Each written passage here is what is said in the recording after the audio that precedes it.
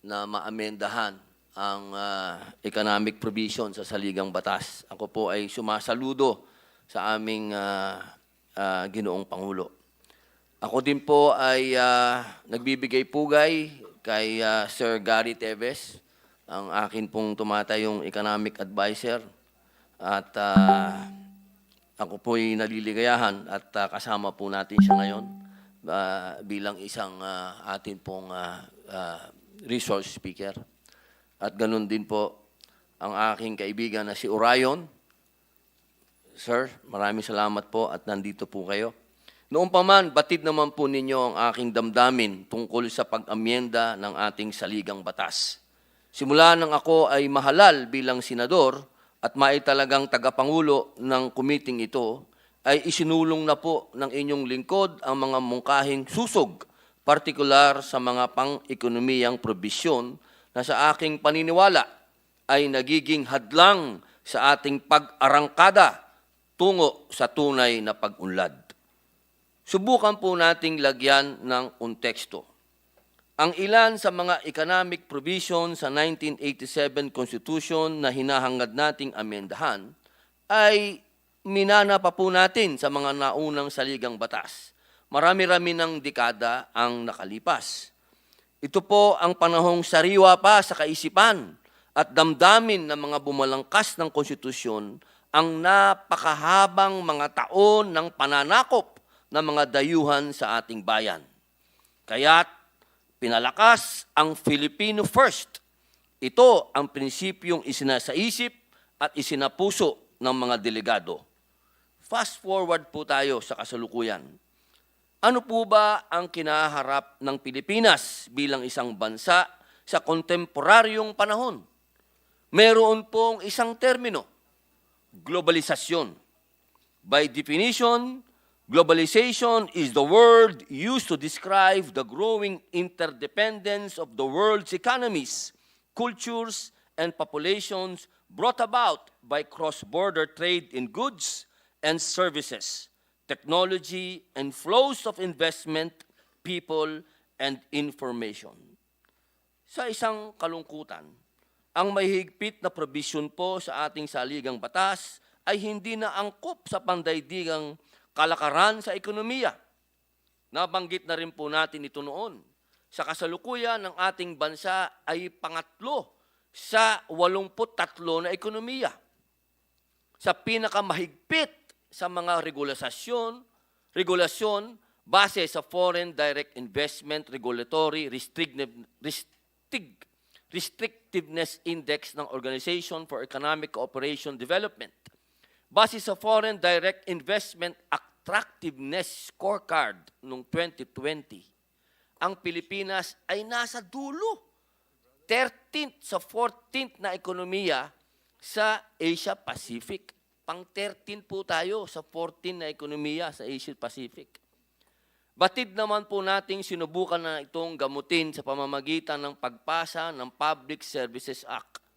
Subalit nga po, nung ating binigyan diin nung nakaraan at binanggit din ng ating Senate President Juan Miguel Zubiri, ang nakabinbing pang-question po nito sa Korte Suprema ay nagbibigay pa rin ng alinlangan sa mga dayuhang mamumuhunan.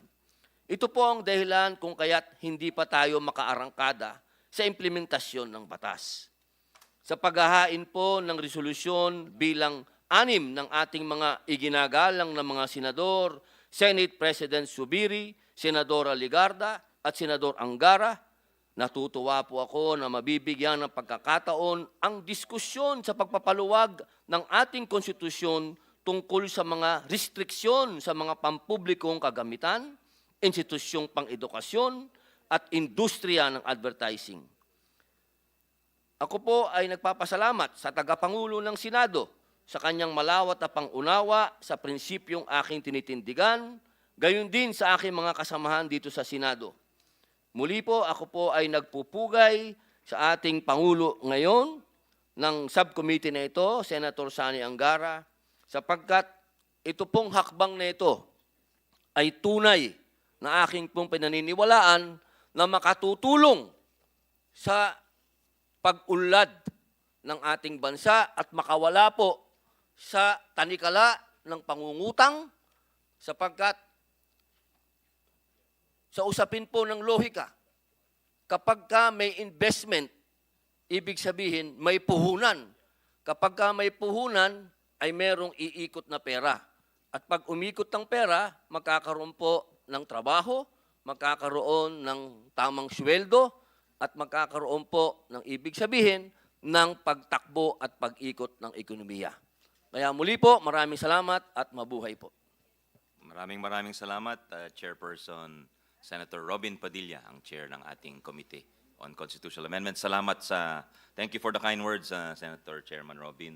At gusto natin kilalanin din po ang ating mga kasamahan na kakarating lang po. Senator Risa Hontiveros, our chair of the Committee on Women. Good morning, ma'am. And the Deputy Minority Leader as well. Senator J.B. Ejercito, our Deputy Majority Leader and the chair of the Senate Committees on Housing and Local Government. And of Senator Gatchalian, our hardworking chair of the Committee on Basic Education and hindi na energy, I always think your energy, Ways and Means. Good morning, dear colleagues. Thank you for your trust and the chairman's trust in having me chair this committee. We'd like to acknowledge our very distinguished guests, and we're very fortunate today to have them with us. We have them in person as well as online. We have no less than former Chief Justice Hilario Davide Jr., who is with us. I think he's come all the way from Cebu. Thank you, sir. We have former Justice Adolf Azcuna, who was also here last week for the suffrage or electoral reforms hearing. And also we have online another framer of the Constitution, Attorney Christian Monsod. Can you hear us, Attorney Monsod? Yeah. Morning, sir. Thank you for joining us, sir. And our legal luminaries, a known constitutionalist, Justice Vicente, or Vivi for short, Mendoza. Good morning, sir. We have from the IBP, or the Integrated Bar of the Philippines, representing President Pido, is Attorney Marlo Distura. Morning, sir. And of course, not just legal luminaries, meron din po tayong magagaling na mga ekonomista. We have Dr. Gerardo Sicat from the UP School of Economics, who was one of the first NEDA Director Generals, if I'm not mistaken, sir. We have, maybe we could say from the opposite side of the spectrum, Sunny Africa, a graduate of, they say it's a good institution, the London School of Economics, and representing the Ibon Foundation. Morning, sir.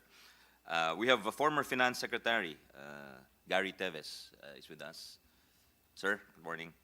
And from the Constitutional Reform and Reunification Movement, we have Mr. Orion Perez Dumdum. Morning, sir. I didn't miss anyone. Thank you. We invited more, but I think some could not make it, and some submitted their position papers, which we will share with the members of the committee and the public. Hopefully, we can post those online as well. So I'd just like to ask, before I turn it over to our distinguished resource persons, tatanong ko lang po sa ating kasamahan, baka meron silang pangunahing gustong sabihin or initial remarks. Your Honors, yeah. Senator Risa, go ahead, ma'am. Salamat, Mr. Chair, at magandang umaga po sa ating lahat. Maraming salamat po sa inyo. Salamat kasi ang hearing natin na ito para sa resolution of both houses, RBH 6, ay tanda na parang suspended rin muna ang diskusyon dito sa Kongreso niyang huwad na People's Initiative. Kaya sana nga yung temporary suspension ng COMELEC ng mga proceedings sa PI maging permanent na rin. Itapon na natin sa basurahan yung PI na yan. In any case, dear colleagues, hindi po nabawasan ang pag-alala ko sa mga probisyon ng saligang batas na nais i-amyenda ng RBH 6. Kaya salamat po sa pagkakataong pag-usapan ito dahil magbabantay talaga ako na hindi tayo mahaluan ng mga panukalang magpapahina lang sa ating demokrasya. I will definitely be one of those not to allow any provisions that will make our critical industries and institutions and our irreplaceable resources vulnerable to foreign takeover and exploitation. Sa bagay, mas madali kasing sisihin ang walang kamalay-malay na dokumento kaysa sisihin ang mga totoong dahilan. Korupsyon, red tape, malabong burokrasya, at mataas na singil ng kuryente ang nagtataboy sa mga lokal at dayuhan na investor. Walang pananagutan ang 1987 Constitution sa mga bagay na yon. Una sa lahat, yung sinasabi nilang restrictive di umano, hindi po yan totoo. Bukas na po ang ating tindahan, ladies and gentlemen. We have introduced numerous legislation that have already liberalized our sectors. Ilan lang dito ang RA 10641 or amendments to the Foreign Bank Liberalization Act, the Retail Trade Liberalization Act, the Public Service Act, the Foreign Investments Act. So much of the Philippine economy is already open to foreign participation. Kung restrictions lang sa ekonomiya ang pag-uusapan, yung ating kapitbahay na Singapore, namamayagpag kahit na may restrictions sa critical industries at public utilities. Ang ibang bansa sa ASEAN, gaya ng Thailand at Indonesia, may kanya-kanya ding industriya na inaalagaan. Tayo? Kulelat pa rin, kahit maluwag na nga ang ekonomiya at marami ng probisyon para makapasok ang pera. Kaya hindi po solusyon ang tsa-tsa.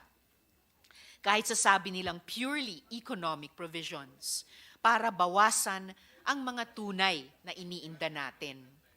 Yung mismong roadmap nga ng pamahalaan sa pag-unlad, ang Philippine Development Plan 2023 to 2028, wala ding nabanggit na dapat mag-tsa-tsa para dumami ang trabaho, puksain ang kahirapan, at pataasin ang kalidad ng buhay ng bansa.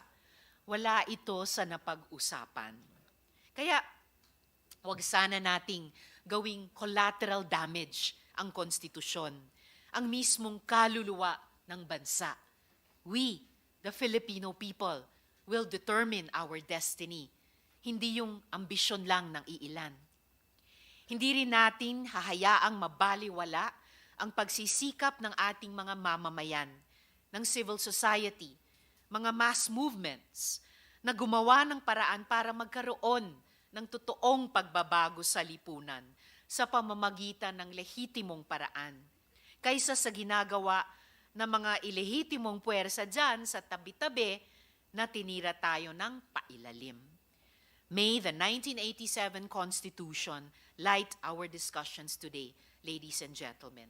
Handa po akong makinig at makibahagi, Mr. Chair. Salamat po. Well said, Senator Risa. I'd just like to, before I recognize Senator Win, we'd just like to acknowledge some of our colleagues who have arrived. The Chair of the Committee on National Defense, Public Order, Senator Ronald Bato de la Rosa, former Chief of the PNP. And of course, our very much in the news, our Chair of the Committee on Electoral Reforms, the favorite sister of the President, Senator Amy Marcos. Madam, good morning. Good morning, sir. Senator Win, yes, please, go ahead. Thank you, Mr. Chairman. Just a brief opening statement. First of all, I'd like to thank the chairman of this subcommittee for hearing my resolution. I actually filed my first version of this amendment to the economic provisions of our Constitution in 2019, which is the previous Congress. And I would like to, gusto ko rin po pasalamatan po ang chairman ng Mother Committee na ito, Committee on Constitutional Amendments, for holding 10 hearings, Mr. Chairman, nationwide, no? From Luzon, Visayas, and Mindanao. Cebu, Baguio, Davao. Yeah. I'd Chairman, like to acknowledge also our majority leader, Yeah. that's Senator Villanueva, and this is Senator Gatchalian. Go ahead, Senator Gatchalian. Thank you. So I'd like to thank Chairman Robin Padilla for starting the ball rolling with 10 hearings. In fact, I read parts of his hearing, I read the parts of the transcript of his hearings, and there were a lot of things covered, and it's good to discuss those items in greater detail in the days to come. But Mr. Chairman, I'd like to flash a few slides, no, that led me to file this resolution. First is the FDI restrictive index that was mentioned by Chairman Senator Robin Padilla. We're second in the whole world in terms of restrictiveness, in terms of opening up our economy. And because of that restrictiveness, the FDI inward inflow in ASEAN, and this is the next slide, we're actually at the tail end of the pack in terms of attracting FDIs. And if you look at Singapore, which is a smaller country compared to us, they're attracting more than 5-6 times more FDIs compared to our country. So, Mr. Chairman, this led me to file this resolution. And admittedly, there are many issues and details that we need to discuss, especially unintended consequences. And I'm here to listen to our panel of experts as to what are the potential unintended consequences that we need to safeguard. But the overall goal of this representation is to create more jobs by opening up our economy, speed up our growth by attracting more FDIs to our country, and hopefully, by amending our constitution, we can attract critical foreign direct investments to critical industries in our country. So again, Mr. Chairman, thank you very much for hearing this resolution. And I thank again Senator Robin Padilla for hosting 10 hearings in this measure. Thank you. Parang sinasabi mo, Senwin, dapat mag-10 hearings din ako. Ha? Baka hindi matuwa yung ating mga kaibigan sa kabilang kapulutan. But thank you for sharing with us those very important facts. Any other preliminary remarks from our colleagues before we go to our Senator Jaime? Yes, very briefly, as your former chairman of Economic Affairs, the truth is that I was in close contact with most of our foreign investors and locators almost daily. And never once did they mention a change in the Constitution. Each time they stated that there was a need for lower rates of electricity, infinitely better infrastructure, less red tape, and a predictable and reliable regulatory framework. At no point did they say that the Constitution needed to be changed. Having said that, I am also puzzled by the list that has been provided for public services, given the many problems we have had with NGCP and the constant investigations here in the Senate. We are all fully aware that basic education, as well as all aspects of private education, are shrinking in revenue, in number, and in employment. So why education will be turned over for foreigners, for our children, also being converted into aliens is a puzzlement to me. Finally, the addition of advertising is also somewhat bizarre, given that the large advertising multinationals are already present in the country, and that advertising involves very little investment at all. Having said that, on the economic aspect, may I also get perhaps some clarity on the manner by which the so-called restrictive economic provision shall be amended. The Senate version, passed by our good chairman, indicates a constituent assembly, without mentioning the name, but clearly stating that 3/4 would be involved. However, the House version calls for a constitutional convention, or at least that's what I understand from what was passed in third reading in March earlier last year. So if we could be elucidated on the process for the CONCON, which would clearly be far more expensive, and which would, in fact, surrender the control of both houses over the subject matter once the Constitutional Convention has been elected and convened. So what safeguards do we have, and what choice do we have between the CONCON and the CONAS, which, once again, is a difference between the two houses? Thank you, Mr. Chairman. Very much, Senator Jaime. Very good questions, very good points, and we will seek clarity from our learned resource persons in due time. Yes, Senator Bato, please go ahead, sir. Thank you, Mr. Chairman. I just would like to state for the record that I am here to support you in this endeavor as our subcommittee chairman, and also our main mother committee chairman, Senator Robin Hood Padilla. And I would like to listen to our highly esteemed resource persons, na yung ibang pangalan ay memorize ko na nung ako'y elementary pa. Memorize ko na sa aking subject na social studies. Thank you, Mr. Chairman. Binima Jo, parang nagpapabata ka daw, sabi niya. Maka-college ka na daw noon, sabi niya. Just joking. Thank you very much for the statement of support, which is very much appreciated, Senator Bato. If there our Majority Leader wishes to, yes, Mr. Majority Leader Chairman, Senator Joel. Thank Yeah. you, and good morning to our dear colleagues, especially to our resource persons. This will be just very brief, just like Senator Bato de la Rosa. I'm here to support our colleagues. First of all, to Senator Robin Padilla, who exhaustively heard so many issues about this particular deliberation, and of course our subcommittee chair, Chairman Sani Angara. I think it is important to note that ang Senado ay tunay na may isang salita, Mr. President. We began our hearing today consistent with our commitment, the commitment of our Senate President to the President to explore and study amendments to the economic provisions of the Constitution. This will be exhaustive hearings. Unlike itong Peking PI, hindi naman ito irarush. We will do it right, and we will follow our timetable, one that ensures that all voices are heard.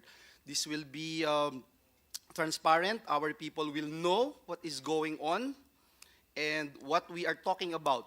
Wala po tayong itatago dito, at higit sa lahat, wala pong kalokohan gaya ng mga nadiskubre ng ating mga kasamahan nung nagpunta sila sa Davao, ni Senator Amy, Senator Bato, and Senator Bongo.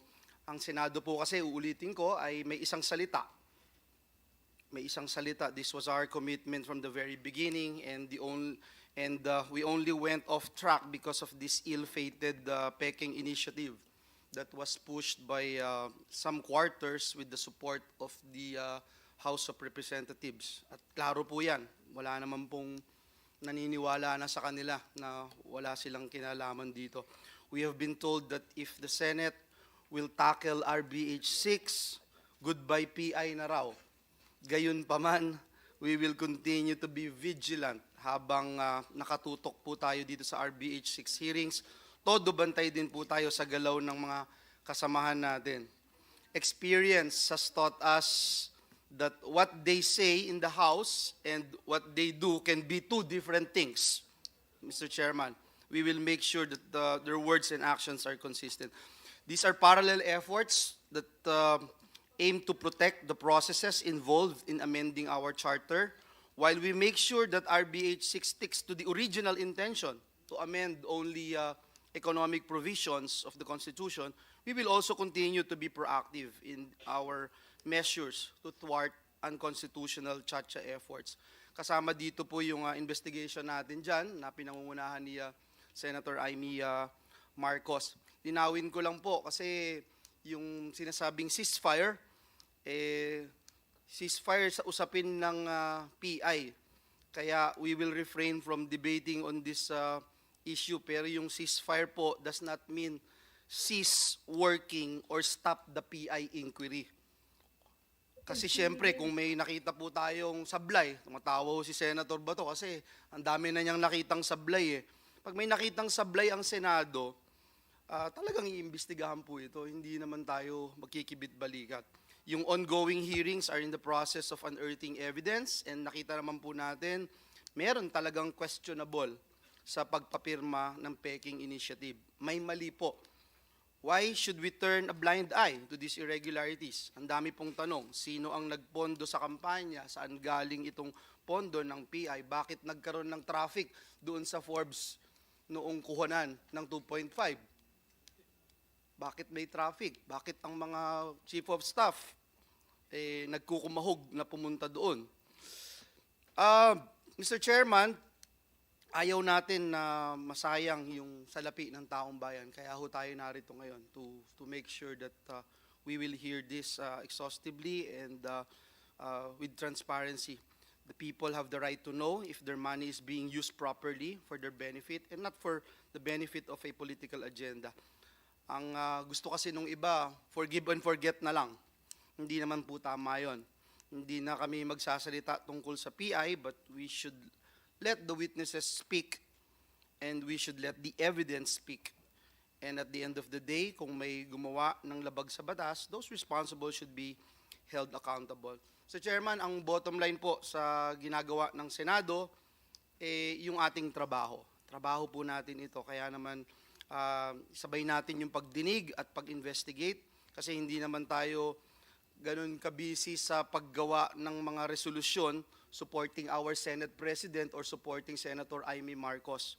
Kasi dito po sa Senado, alam na natin kung ano yung tama at hindi kailangan ng mga ganyan kasi alam naman nila that they have the support of the Senate. Maraming salamat, Mr. Chair. Thank you very much, Majority Leader. Of course, we will take guidance from you as our one of the heads of the institution. Thank you very much. Any others? Senator JV, yes, go ahead. Yes, Mr. Chair, just briefly. Anyway, we're here to listen. Just like to also recognize your efforts so that we could already start the ball rolling and prevent this constitutional crisis, if I may say, and also give recognition to our chair of the Constitutional Amendments Committee, Senator Robin Hood Padilla, for starting this. We are in the democratic society, and as they say, we have all the bright ideas are needed, no, in these discussions. Anyway, Mr. Chair, what we should be looking at right now is on how we will be able to improve the quality of lives of our people. In our efforts here in the Senate, on my part, we already shepherded the Public-Private Partnership Act and will soon sponsor the comprehensive infrastructure for master plan for us to be able to attract foreign investments. But as they say, our Constitution was written in 1987, 40 years, and the world has changed considerably. There was no such thing as globalization, World Wide Web back then. The world has become smaller. And I do agree that we have to discuss on what we will be able to do, on how we'll be able to attract foreign investors. Medyo nakakabahala lang, nakakalungkot tignan yung FDIs that we are getting. Doon sa pinakitang graph ni Sen. Sherwin, we are really lagging behind. But Mr. Chair, we in the Senate, we are not, hindi po ako sang-ayon na hindi tayo nagtatrabaho. In fact, we have mentioned that we have already started hearing on the priority measures that is designed on improving our economy. No? Yung Comprehensive Master Plan, Public-Private Partnership Act, and the rest. Again, we have to look into infrastructure, energy, and a lot more things that need to be prioritized so that we will be able to stimulate economic growth and provide jobs and opportunities to our people. So again, Mr. Chair, I congratulations in advance, no, for having this hearing. By the way, thank you. Thank you very much, Senator JV, for the support and the very good remarks. We have with us, we'd like to acknowledge the head of our institution, no less than the Senate President Juan Miguel Zubiri, sir. Good morning. Thank you very much to my dear colleague, Senator Sani Angara, our chairman of the subcommittee, together with the chairman, Senator Robin Hood Padilla, to all my colleagues, and of course the guests, all our friends from the legal luminaries from the legal community. Thank you for joining us today. And we also have today economists joining us. I know Tito Gary is here and others that are going to assist us in ferreting out the best way possible to remove the possible economic restrictions in the Constitution. We'd just like to put on record that the Senate is working very hard to listen to the clamor of certain sectors to look at and revisit the 1987 Constitution. But we will not be falling into a trap on any deadline because to discuss such an important matter needs time.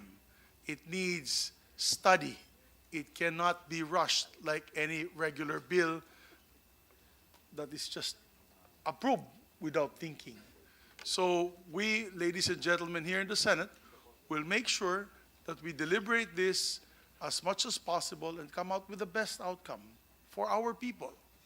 And so with that, I give my full support to our chairperson, Senator Sani Angara. The timeline is in your hands. If you feel it necessary, that we must discuss this with all members of society, not only our learned luminaries here, as well as different sectors that will be affected by proposed amendments to our Constitution. So we leave it all up to you, my dear colleagues, my dear chairman. You have the full trust and confidence of this institution. And again, let us not listen to the noise. Let us be above the fray. The Senate, as an institution, should be statesmen and women that will always look at the best possible outcome for our country, not for our localities, but for our country. And therefore, let us filter out the noise and focus on the work at hand.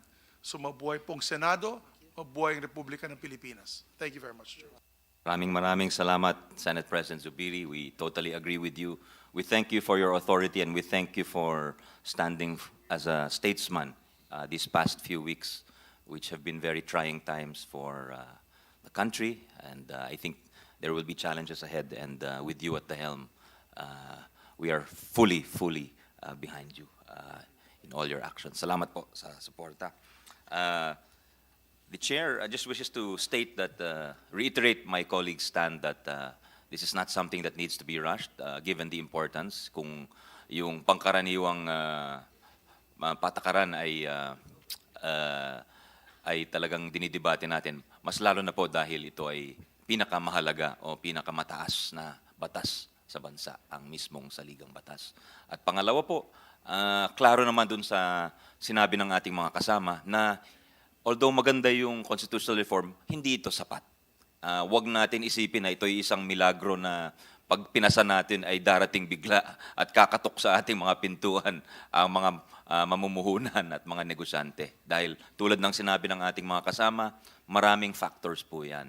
Yung ease of doing business, yung rule of law, yung kasiguruhan na rerespetuhin yung mga kontrata, yung red tape ay babawasan o yung mga kahirapan sa bureaucracia. Ayun, there's so many factors, and we know this because there's so many surveys. And as mentioned by some of our colleagues, hindi naman sa taas yung constitutional reform. Pero hindi naman ito ibig sabihin na hindi makakatulong ang constitutional reform. To the extent that it can, by all means, let us explore the possibilities. And without further ado, I'd like to turn it over to our guests. And with your permission, colleagues, we'd like to start with former Chief Justice Hilario Davide Jr., who was one of the framers of the 1987 Constitution before he became the Chief Magistrate. Good morning, Chief Justice Davide. Sir, we'd like to hear from you, please, on Resolution number 6 regarding the economic provisions of the Constitution. Thank you, sir. You have the floor. How much time would be given me? Well, sir, given the importance of the subject matter, it would be ideal if you could spend... how much time do you need, sir? Probably 15 minutes. Yes, sir. Go ahead, sir. Thank you very Yes. much. Yes, please. Good morning to all of you. I thank the Honorable Chairman and the members of the subcommittee for inviting me to this public hearing on Senate Resolution of both Houses number 6. I am deeply honored. I shall henceforth refer to this resolution as Senate RBH 6. I have some preliminary statements that concern some procedural matters.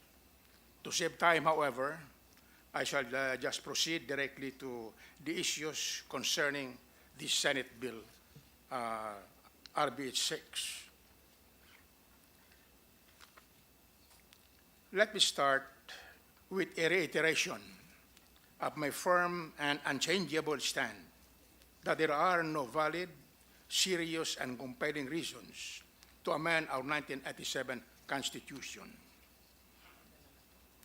What our country and our people need today are not amendments to or revision of the Constitution, but the full implementation of its principles and state policies, solemnly enshrined in its Article 2, and mandatory and provisions in its body.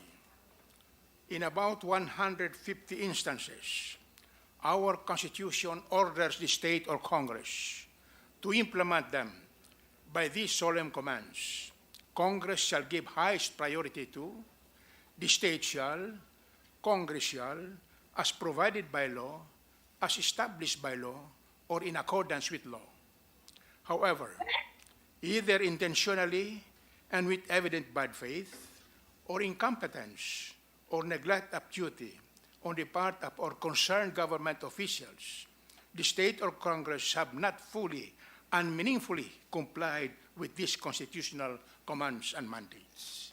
Hence, a vast majority of the provisions, especially on social justice, on economic development, on abolition of political dynasties, among many others, have remained unimplemented to the great prejudice of our people, especially the poor, the marginalized, the underprivileged, or, open quote, the least, the last, and the lost, close quote.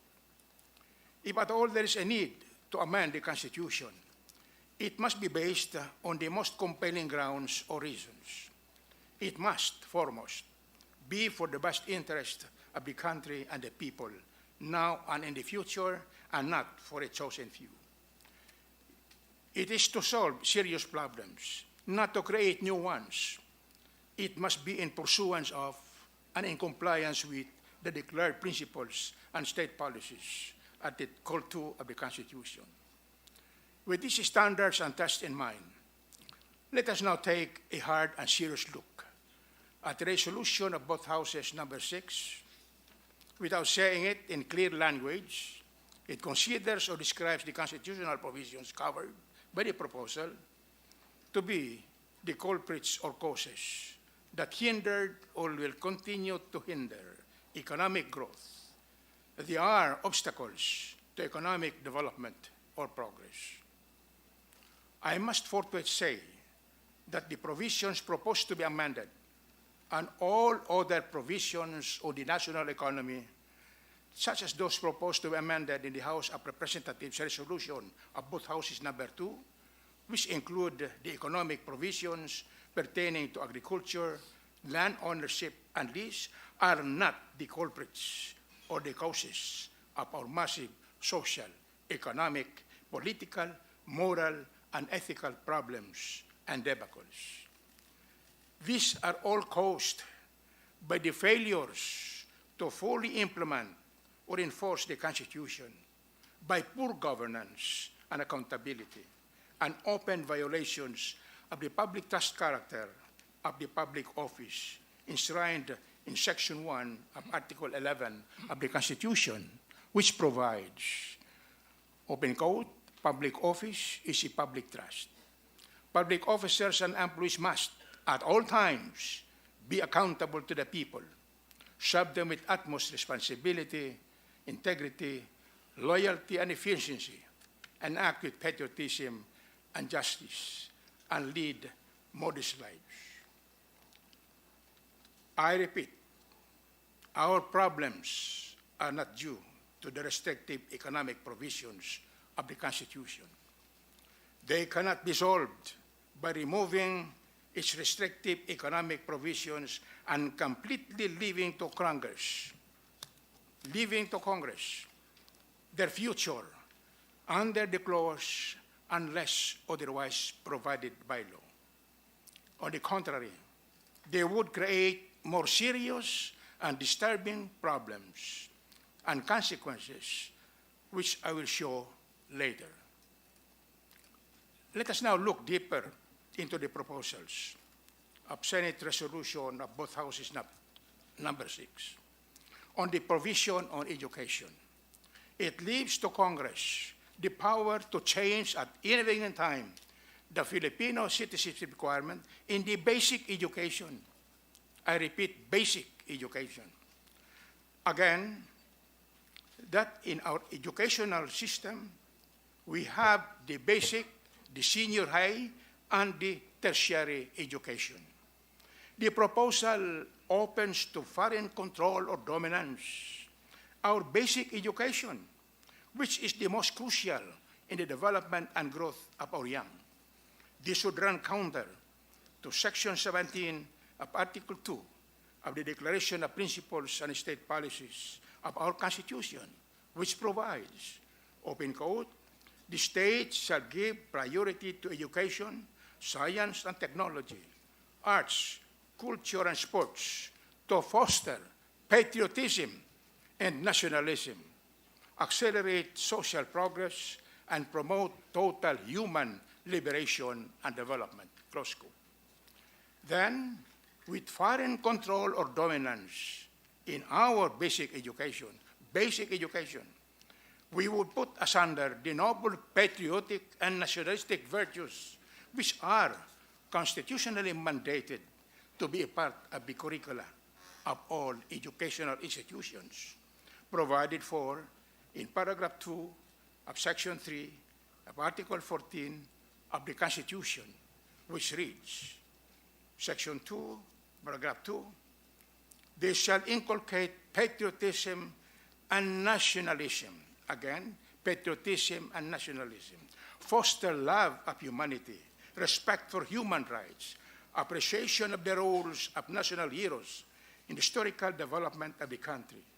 Teach the rights and duties of citizenship, strengthen ethical and spiritual values, develop moral character and personal discipline, encourage critical and creative thinking, broaden scientific and technological knowledge, and promote vocational efficiency, close quote.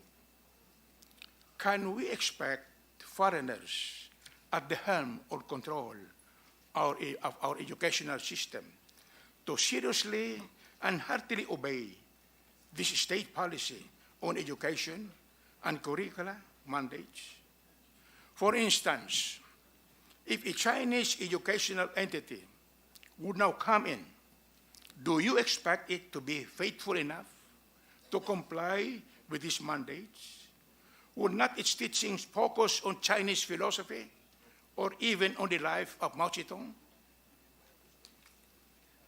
As regards the proposals affecting the provisions on public utilities and the advertising industry, suffice it to say that as to the first, there are already amendments to the Public Service Act. In any case, it would be extremely dangerous, I repeat, extremely dangerous, if we leave to Congress the extent of the Filipino citizenship requirement therein. The day will not be far when public utilities and advertising industry will be under the control or even under the full ownership by aliens. One Congress declares a 100 Filipino. Another Congress a 75-25 Filipino. Another Congress a 50-50 Filipino. Another a 25-75 Chinese. And even perhaps a 100% Chinese. The amendment would be grossly disadvantageous to our local businessmen and corporations or business entities engaged in the public utility and advertising industries. I repeat what I had been asserting before, that relaxing the Filipino citizenship requirement in the economic provisions of the country would easily convert our Congress into a fee, FEE, all capital, market, of lobbyists of foreign countries or businessmen to obtain amendments in their favor. Congress would cease to be a free, FREE, market of noble, nationalistic, patriotic ideals and ideas. Remember that the Senate is the conscience of the Republic.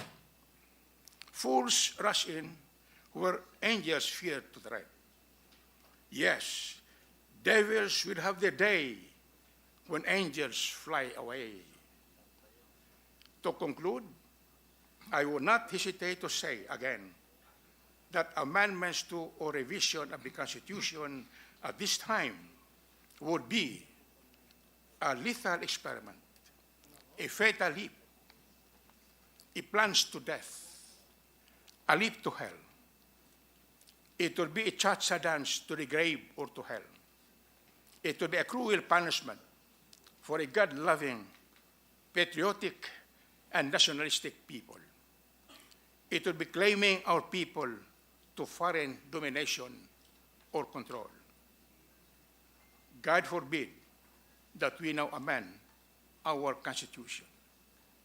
God forbid that we now can no longer proudly and with glorious fervor sing, Land of the morning, child of the sun returning, with fervor burning, thee do our souls adore. Land dear and holy, cradle of noble heroes, near shall invaders trample thy sacred shore. Ever within the skies and through thy clouds, and o'er the hills and sea, do we behold the radiance, feel the throb of glorious liberty. The banner dear to all our hearts, its sun and stars alike, or never shall its shining field be dimmed by tyrant's might. Beautiful land of love, O land of light, in thine embrace its rapture to lie. But it is glory ever when thou art wrong for us, thy sons, to suffer and die. God bless the Philippines. God bless the Senate. God bless the beleaguered Filipino people. Thank you all for your patience. Less than 15 minutes, Your Honors. Thank you very much, Chief Justice. God bless you for your wise words. We just want to clarify, I was conferring with the Senate President and the Majority Leader. The Senate President is the main author of the resolution. We are the co-authors. Regarding the educational institutions, Chief, it's only meant to apply to higher tertiary education, not to basic education, precisely because of the fears you enunciated that perhaps nationalism might be watered down, among others. Thank you, but thank you for sharing that with us. Next, we'll go to Justice Azcuna, also who was here with us and shared his wise words during Senator Imy's hearing, and we very much welcome his knowledge and experience. Justice, you have the floor, sir. Senator Imy, if we could reserve our questions No, it's not a for, question. yes. It's not a question before we proceed to Justice Azcuna, who brilliantly explained the situation in a previous hearing. I would like to also share with my colleagues the really copious as well as bracing position paper that the Chief Justice Davide submitted to our committee for the investigation on signature buying. It's the second time he has helped us, and we'd like to thank him. It will certainly deepen and enrich our understanding and the committee report that will be submitted forthwith. Thank you. Thank you very much. That will be most welcome. Thank you, Senator Imy. Justice Azcuna, please. Thank you very much, Mr. Chairman, Mr. Senate President, and members of the Senate. Thank you very much for inviting me to this very important hearing on the proposal to amend the Constitution to remove some of the restrictive economic provisions therein. The context of the adoption by our drafters of the present Constitution of restrictive economic provisions goes back to 1935. Our 1935 and 1973 constitutions already contain restrictive economic provisions with respect to development of natural resources, ownership of land, and operation of public utilities. These are not new. It's because of this that we are in dire poverty. Don't blame the present Constitution. It's been there since 1935.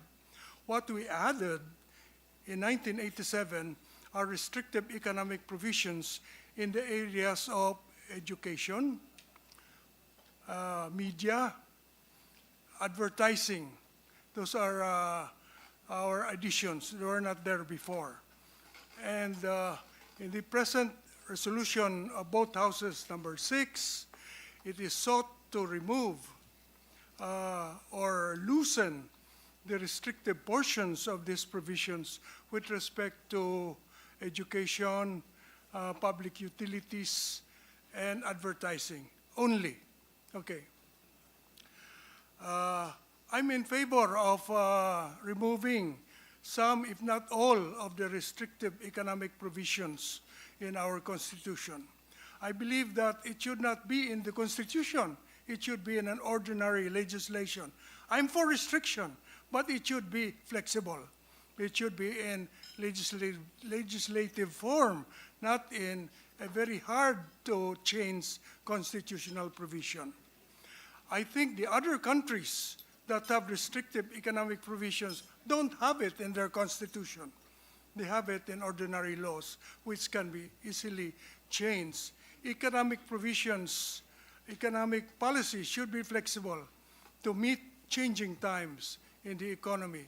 In fact, the best definition of an economist that I've heard, pardon the economists who are here, is an economist who can tell you tomorrow why what he said yesterday did not happen today.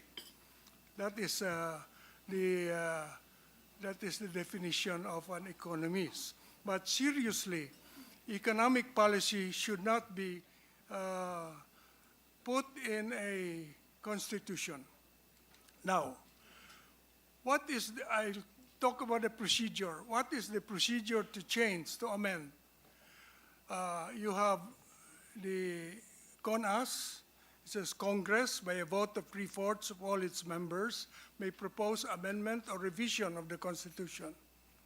You can call for a constitutional convention by a vote of 2/3, again, of Congress. You may call a constitutional convention. Or through a people's initiative, which is much controverted right now, where you have signatures by the 12% of entire electorate, represented by 3% every district. However, this is not what is sought to be done here. What is sought to be done here is CONAS. Congress, by a vote of 3/4 of all its members, may propose amendment or revisions to the Constitution. Okay. So resolution of both houses number 6 is under that, CONAS. It's not a fourth method. There's no such thing as a fourth method. There are only 3 methods. This is the first method, which is through Congress acting as a constituent assembly. They don't have to meet jointly. There's no requirement for a joint hearing. There is no requirement for a joint voting either. We left that, perhaps unintentionally, open, whether you'll meet together in joint session or meet separately. That's up to you. So Father Berna said you can follow the same procedure as making an ordinary law. That is, you can present your resolution in the Senate, another resolution in the House, and then have 3 readings, and if it's adopted, you compare both, and then you reconcile versions, come out with a final version, and then vote 3/4 in the Senate, 3/4 of the House. That is CONAS. That is method number 1. Okay. So that's what we seek to do, CONAS. However, I notice in your resolution of both houses number 6 that you start with saying, be it enacted. Enacted. That is legislation. So don't say be it enacted. Say be it resolved. Because you are not proposing a bill. You are not proposing to make a law. You are proposing to amend the Constitution. And you have to signal to our people that you are no longer acting as a legislative body. You are acting as a constituent assembly. How do you signal it? You signal it by your resolution. Be it resolved by the Senate and the House of Representatives in Congress assembled, and so forth and so on. So that's the first change I would propose to resolution of both houses number 6. Change the be it enacted into be it resolved. Secondly, I noticed that you introduced another word other than unless otherwise provided by law. I was the source of this formula, unless otherwise provided by law, way back when Speaker Belmonte was the Speaker of the House. because I noticed that there was a clamor to change the economic provisions. And I said the best way is just to adopt an amendment that says, unless otherwise provided by law, but strategically placed so that you will not alter the basic principles of protecting our people, but only alter the percentages. So put it where it says 60% must be owned by Filipinos unless otherwise provided by law. Make it changeable by legislation. But in resolution of both houses number 6, you added another word other than unless otherwise provided by law. You added the word basic. Basic. Now I see that's dangerous. Why? Because you are inviting the House to add other words than unless otherwise provided by law. This particular change of the restrictive economic provisions should only contain the words unless otherwise provided by law. Otherwise, you open the gates of changing the very substance of the economic provisions itself. So I would suggest don't use basic. Let the Congress decide what kind of education should be open to foreign investment.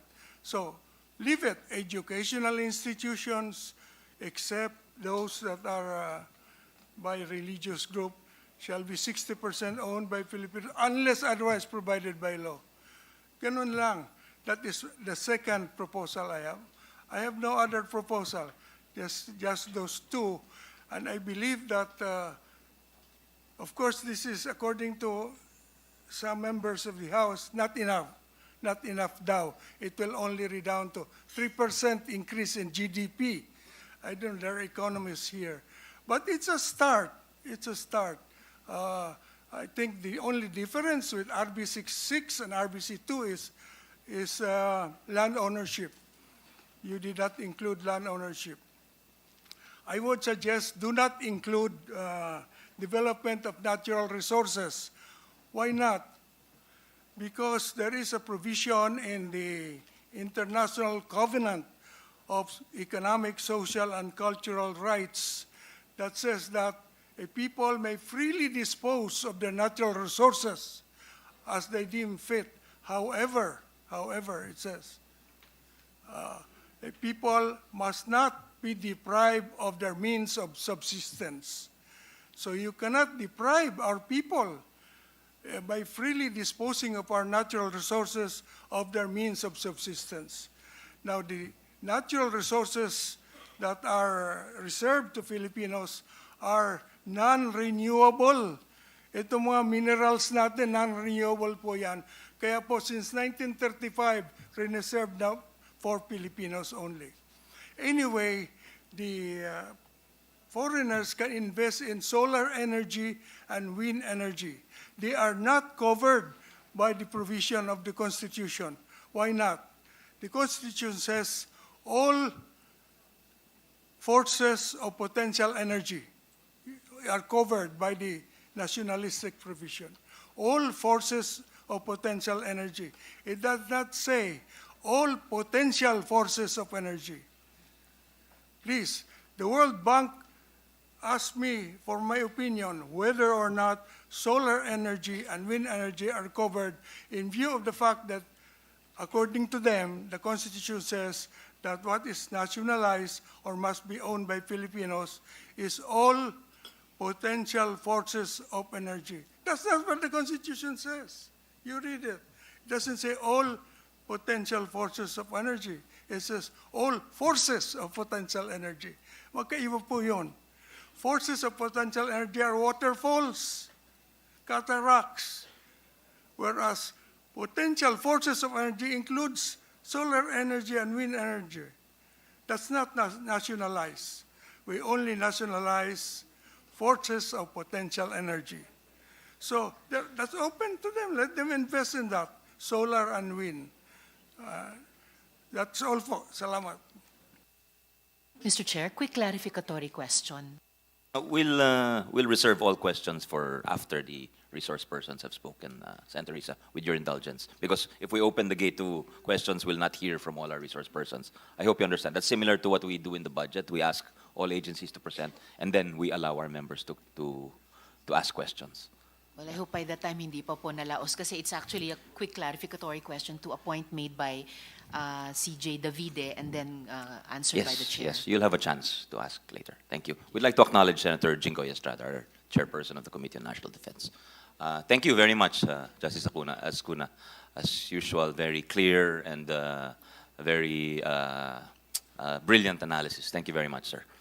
We also have another framer of the Constitution with us online. Attorney Monsod, Christian Monsod, also a framer of the 1987 Constitution, a member of the 1987 Constitutional Commission. Is he still with us? Yes, Attorney Christian Monsod, good morning, sir. Please go ahead and share your thoughts with the body. Thank you for joining us. Thank you very much. Thank you for inviting me. I was asked to comment on Joint Resolution number 6, proposing constitutional amendments with the economic provisions on education, public utilities, and advertising. As to the purpose for the amendments, I quote the President in an interview last January 23rd. Quote, "The 1987 Constitution was not written for a globalized world. We have to adjust it so we can increase the economic activity in the Philippines and we can attract more foreign investors." This is the same president who a year ago said, "For me, all these things being talked about, we can do without changing the Constitution." The president should know better. He is, after all, the chairman of NEDA, which came out about September 2022 with Philippine Development Plan 2023 to 2028 approved by the president. That states that the country is, quote, "open for business," and enumerated the enactment of our Republic Act 11647, Republic Act 11659, and on telecommunications and transportation, as well as renewable energy.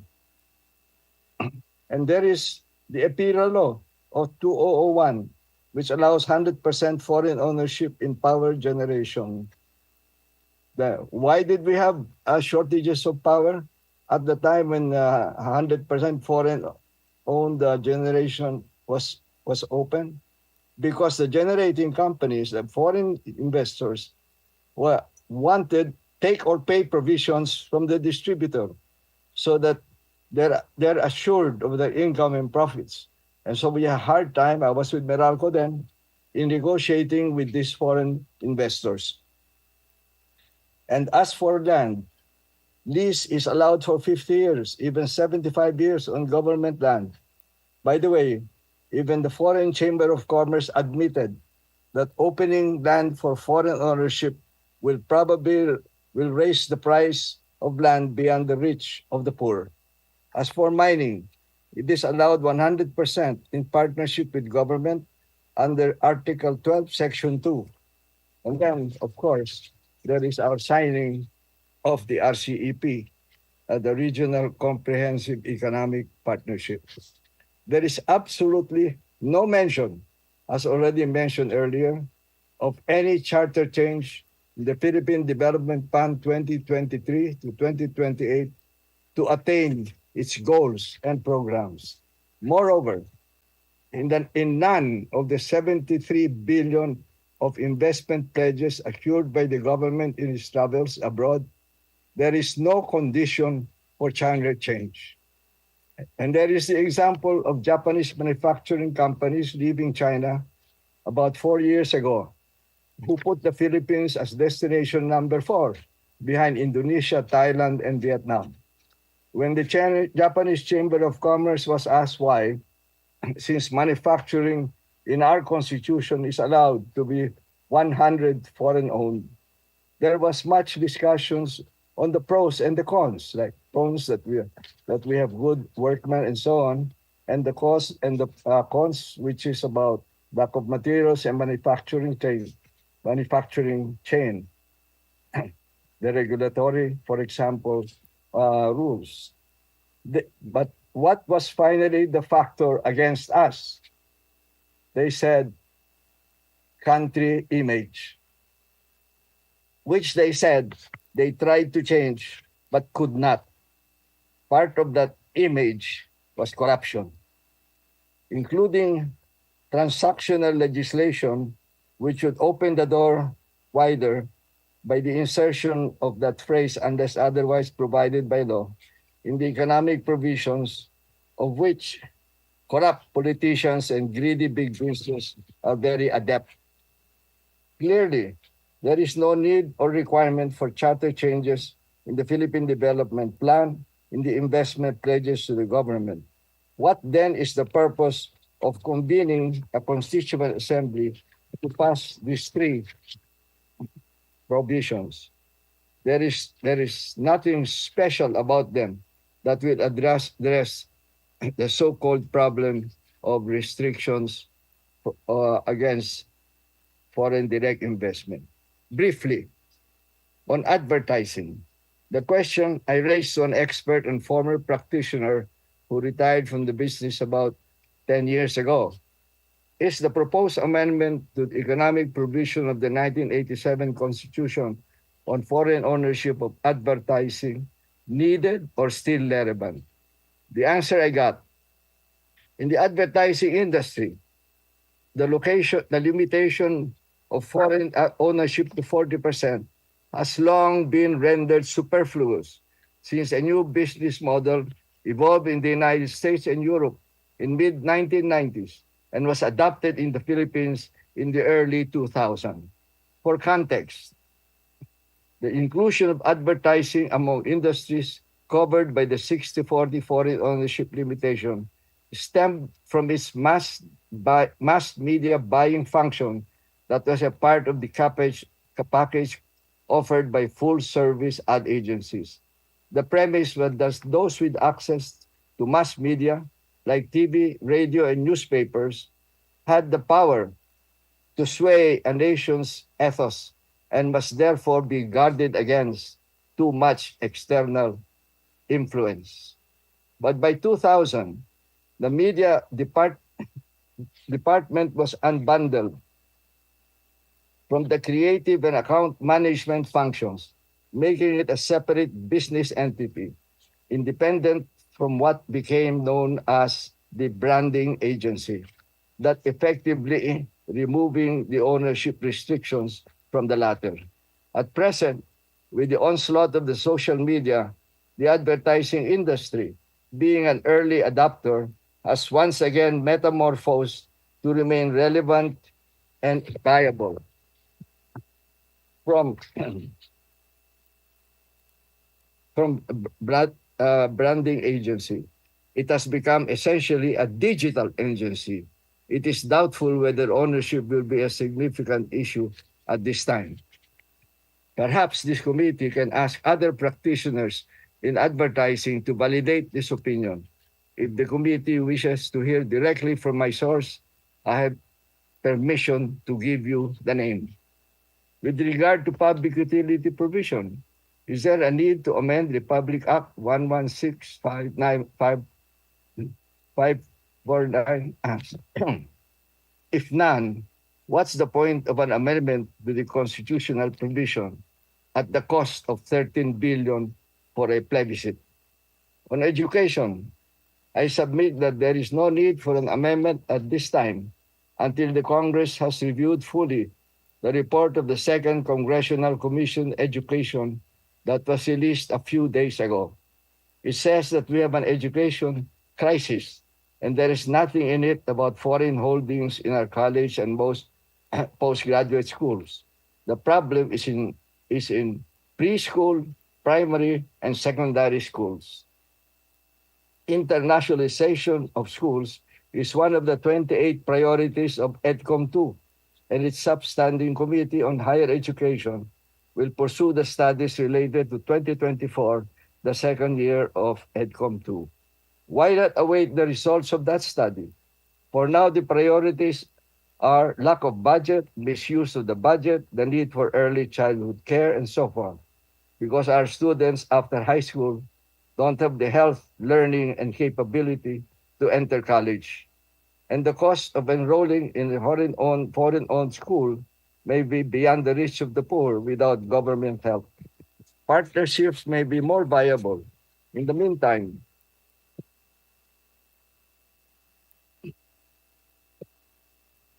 in, sorry, in the meantime, uh, the page 5.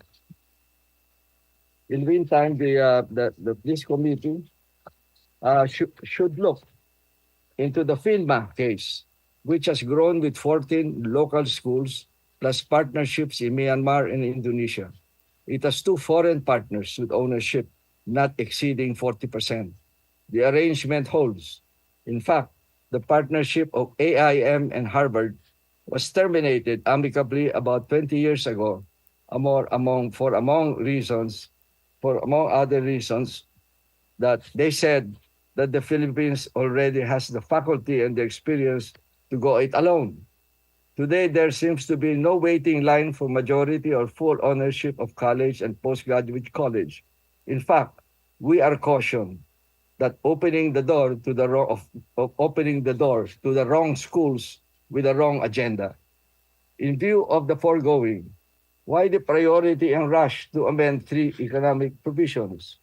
Is it part of a compromise regarding the discontinuance of people initiative in return for some charter change? That may be a fair deal for the Senate, but one does not know if it will hold under this precedent. Or as the saying goes, is this only the thin edge of the wedge that would later allow the real purpose of the House to overhaul the Constitution with major revisions on the structure and system of government, together with provisions toward an authoritarian constitution? The committee might review the various proposals for charter change and also the past bills of the House in this regard, as well as any attempt to amend Article 6, Section 28, related to the issues of the budget today.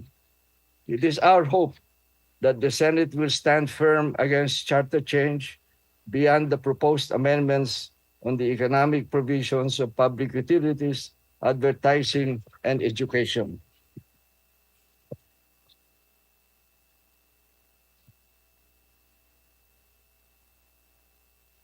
Thank you very And much. I am speaking in the context of what's happening today. In conclusion, may I request the Senate to initiate the passing of an anti-dynasty law, which is long overdue by 36 years, and to amend the party list system that politicians abuse with just 3 amendments: an anti-dynasty provision, remove the limit of 3 congressmen from any party, because it is a system of proportional representation, and third, deleting the phrase, quote, with a track record of advocacy, unquote, that enabled the Forbes Park resident to represent tricycle drivers.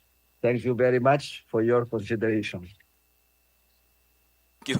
Thank you very much, Attorney Monsod, framer of the 1987 Constitutional Commission, a member of the 1987 Constitutional Commission, and former chairperson of the COMELEC. Salamat po for a very comprehensive commentary. Next, we'll have former Justice Vivi Mendoza, a known constitutionalist. Justice Vivi, you have the floor, sir.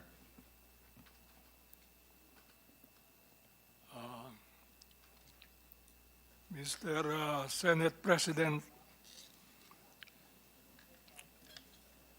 distinguished Chairman of the Senate Committee on Constitutional Amendments and Revision of Codes, Senator Robin Padilla, and Senator Sani Angara, thank you for the opportunity to be heard on this important proposed amendment. I submitted a 3-page position paper as requested by the subcommittee. I'm not sure, however, that copies have been distributed. So I'd like to I elaborate on that paper.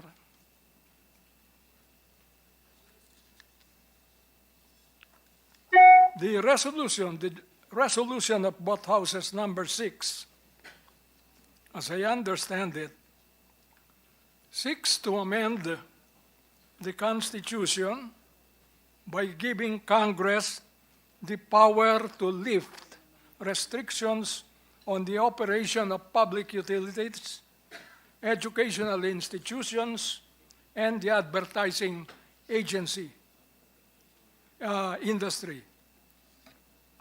For example, Article 12, Section 11 of the Constitution provides that no franchise, certificate, or any other form of authorization for the operation of public utility shall be granted except to citizens of the Philippines or to corporations or associations under the laws of the Philippines, at least 60% of the capital of which is owned by such citizens. Now, the resolution of both houses seeks to amend this provision by inserting the phrase "unless otherwise provided by law," so that this provision will read as follows: no franchise, certificate, or any other form of authorization for the operation of public utility shall be granted except to citizens of the Philippines or to corporations or associations organized under the laws at least of the Philippines, at least 60% of whose capital is owned by such citizens unless otherwise provided by law. The same method is followed with respect to the amendment of Article 14, Section 4, Paragraph 2, regarding the ownership of educational institutions, and Article 16, Section 11, Paragraph 2, concerning the ownership of the advertising agencies and firms and persons engaged in this industry. Now, Mr. Chairman, my observations on this resolution are two. Number one, it will undermine the fundamental principles and policies stated in Article 2 of the Constitution. These fundamental rules and policies constitute our statement of aims and goals on which our republic is founded. The second observation is that it allows the amendment of the Constitution by methods other than outlined in Article 17 by allowing Congress, acting not as a constituent assembly, but as a legislative body, to amend the Constitution by providing otherwise than is provided in the present Constitution. For example, Mr. Chairman, we declare in Article 2, Section 19 of the Constitution that we want a vibrant national economy independent and controlled by Filipinos. The proposed resolution amending the Constitution would contradict this. Number one, by allowing Congress acting as a legislative body, not as a constituent assembly, to amend the Constitution. and allow the engagement or operation of utilities, educational institutions, and advertising to foreigners.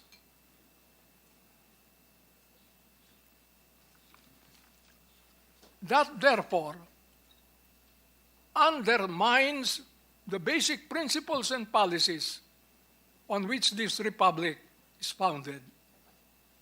Second, we have an amending clause, and it is basic principle that the amending clause of the Constitution is a very important part of the Constitution because it is the alternative to a revolution. Now, if we don't follow the procedures, I would say the wise procedures of Article 17, the amendment clause of our Constitution, we lose the benefits of several procedures. What are they? In my view, they require Congress as a constituent assembly, either to propose amendments to the Constitution, not Congress as a legislative body, or to call a constitutional convention. Now, there are benefits to be derived from such a procedure. Why? Because the two houses of Congress under Article 17 will have to meet as just one body without any distinction whether they are senators or congressmen,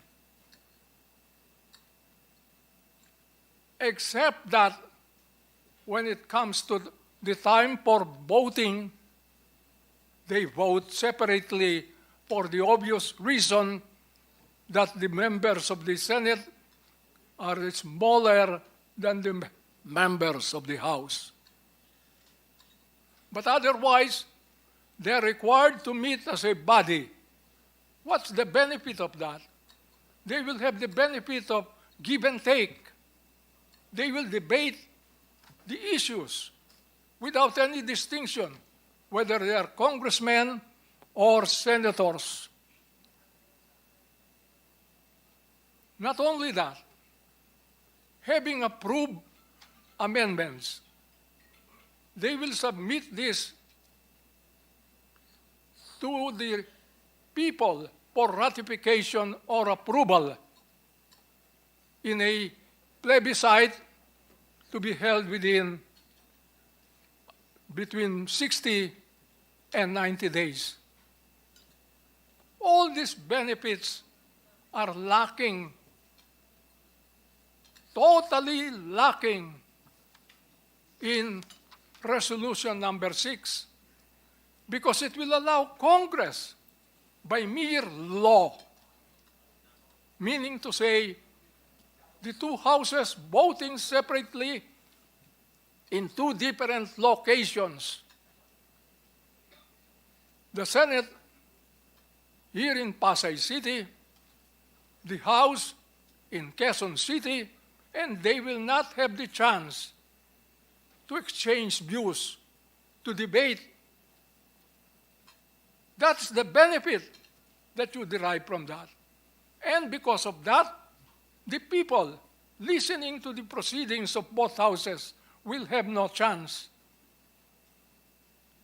to form opinions, so that when the proposed amendments are submitted to them in a plebiscite, they will not be able to vote wisely as they should. That's the reason I'm opposed to that. So that two things, I repeat, Mr. Chairman. Number one, Resolution number 6 undermines Article 2 principles on which our Constitution is founded, our Republic is founded. Number 2, it disregards the basic principle that any change in the Constitution must be made in accordance with that provision, not by Congress as a legislative body. Let me quote Chief Justice Marshall, and he said, we hear it very often said, the Constitution is the fundamental law of the land. The Constitution is the highest law of the land. Any law that is against the Constitution is void. All this we know.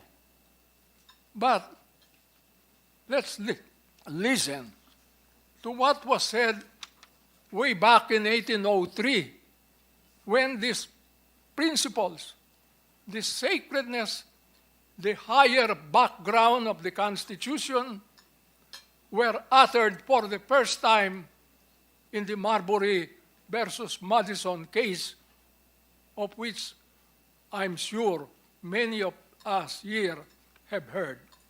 This is what Chief Justice Marshall said in the Marbury case. As a superior paramount law,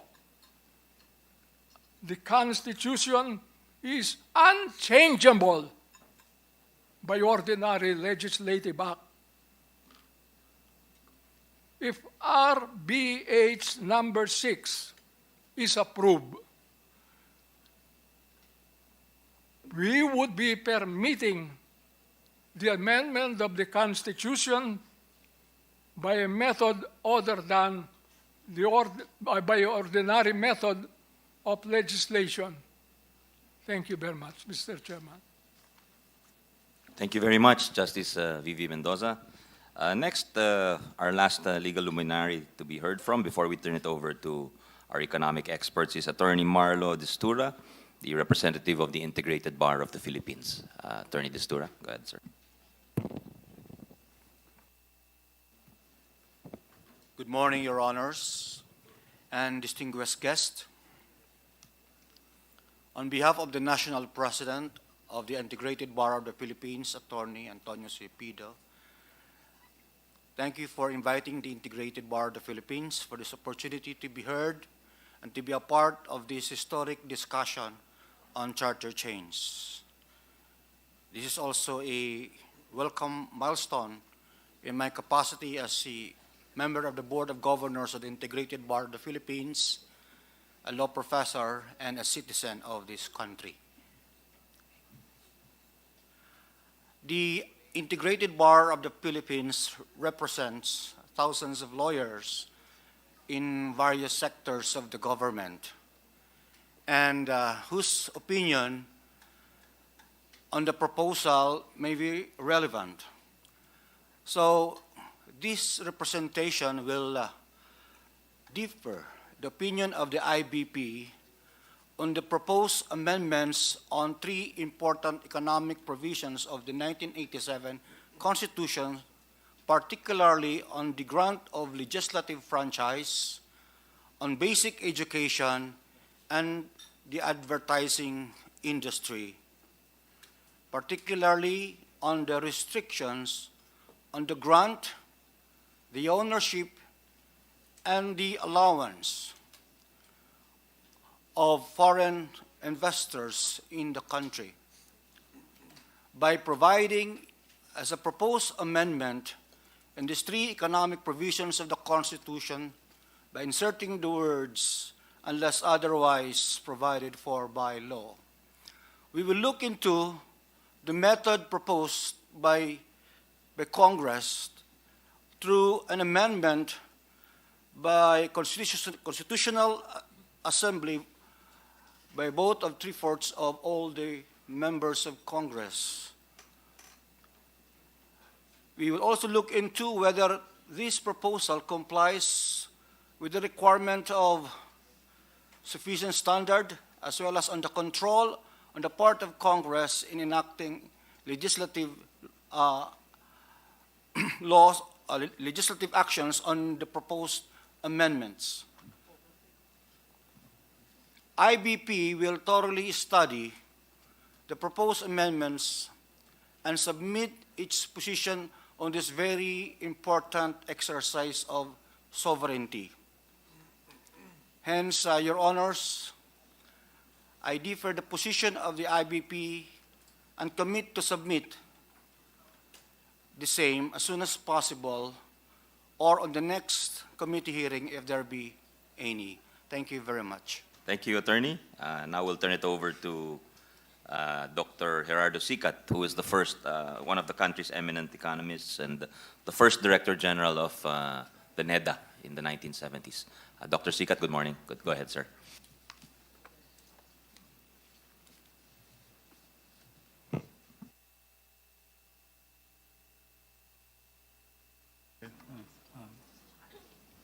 Thank you, Mr. Chairman, for inviting me to this important gathering on the topic that we are now very concerned with.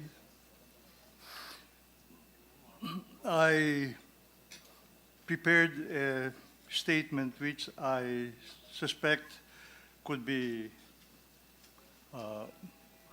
read a little faster so that I can save time for most of us.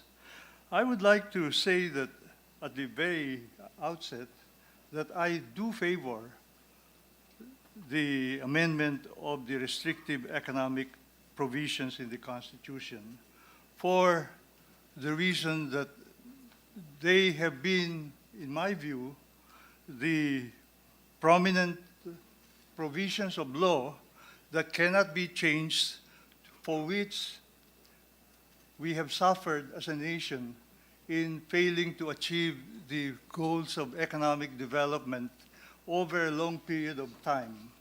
It has made our country more subject to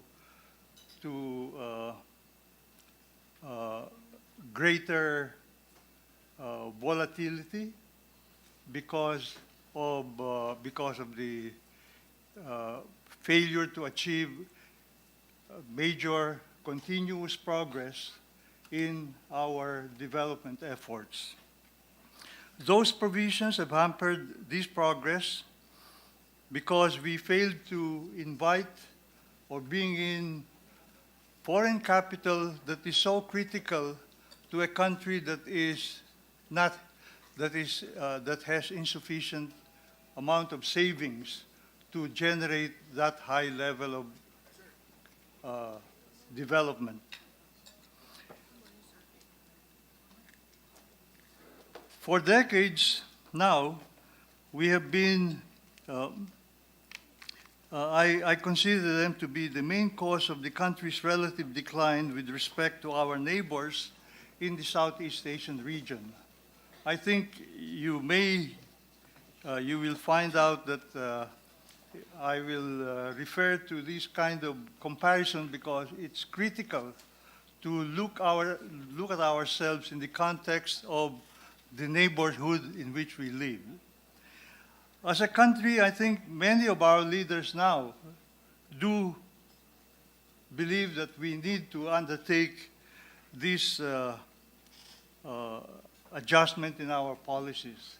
But I can see and hear, and I can hear from a lot of previous words that we have to be very careful about it.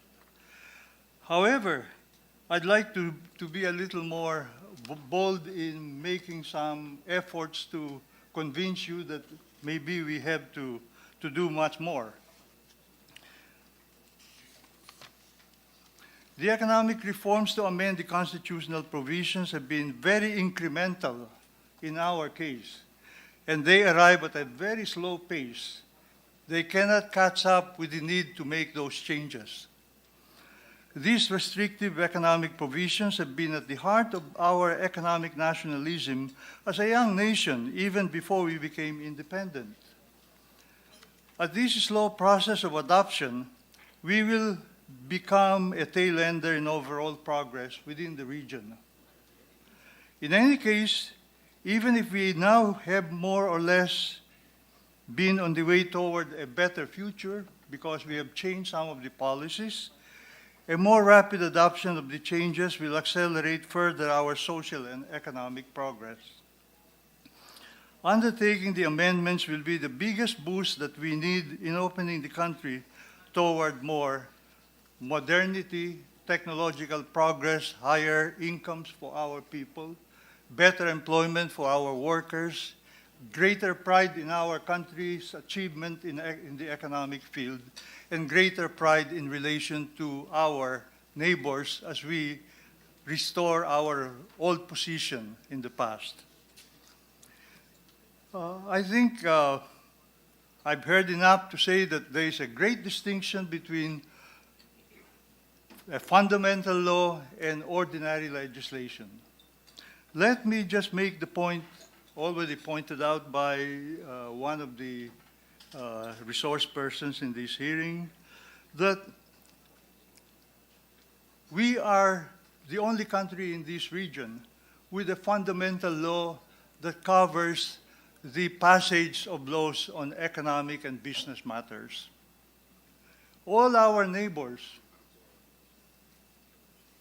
I'll just cite the 5 countries that formed the ASEAN way back in the past. We are one of the 5 countries, and the other 4 are Singapore, Malaysia, Indonesia, and Thailand. These 4 countries did not have anything about sacred or fundamental laws on economic relations. They just have simple, ordinary legislation for all economic and business matters. They have also understood, I think, the need to protect themselves. They're not stupid in that respect. So they have learned how to undertake all the kinds of restrictions that they needed to do. But they didn't have to put it in and set it in stone in the form of a fundamental law. The fundamental law to which we were all gathered to follow have caused us enormous pain whenever we had to undertake a need for change, whenever we have policies that required adjustments, we could not do it. We always look for the second best and the third best solutions. And those second best and third best solutions oftentimes lead the country towards greater bargaining of positions, exchange of favors, and so on. So possibly you can say that all the other things that lead to corruption and all the things that lead to the rent-seeking within the economy are fostered with this. In the other cases, well, you know, they made mistakes. If they made mistakes, ordinary laws are so easy to adjust. And so they can make a mistake and correct them within a year or 2. In our case, we made a lot of mistakes. And 8 decades from now, we realize this after the 5th decade. We made the mistakes. We cannot make the changes. We have 3 decades since the People Power Revolution, when we thought that we had changed the world. And we have not been able to we have not been able to correct them because the nation had become divided on many issues. To me, this is one of our problems.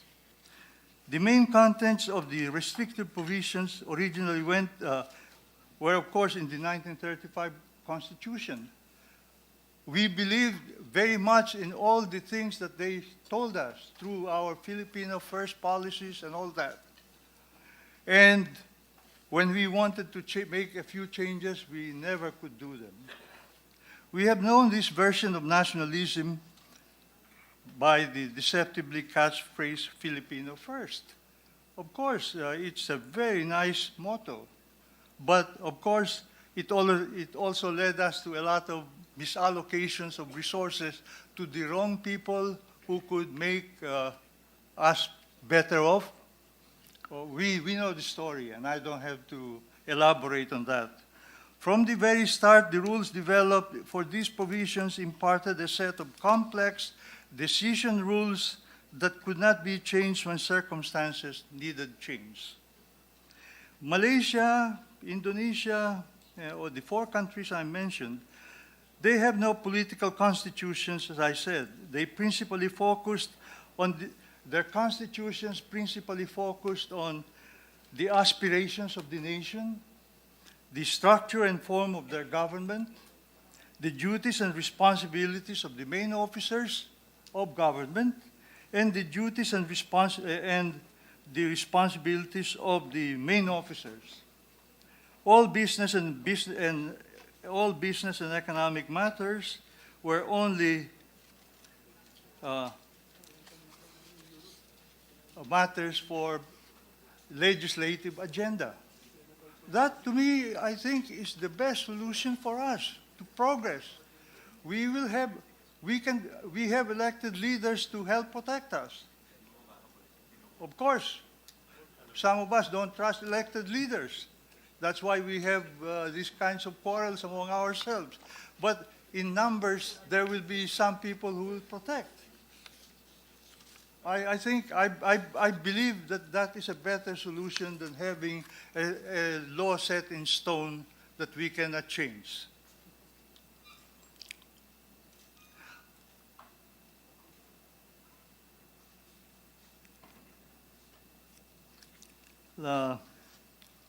Where have I got involved and I could not proceed a little more. But the fact is that the restrictive provision, Singapore, let me see, I got lost.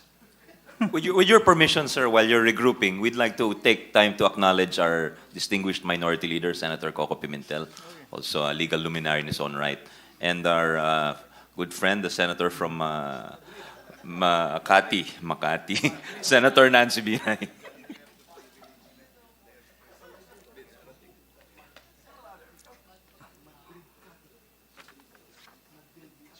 Back to you. Would you like time? We'll recognize you again. I will. What I'll do is just keep on going because what I have said essentially can be expressed by the fact that if under ordinary legislation, if we make a mistake, we can make amends.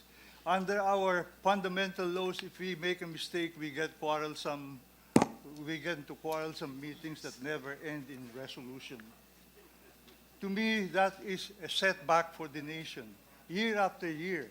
And that's why we find ourselves now behind Indonesia. Indonesia has now entered a stage where they are far above us in making decisions on national economic issues. They have made their mineral industries produce for them. They have made their forestry industries produce the papers that we use to print our boats in the Philippines. They've done a lot in this regard.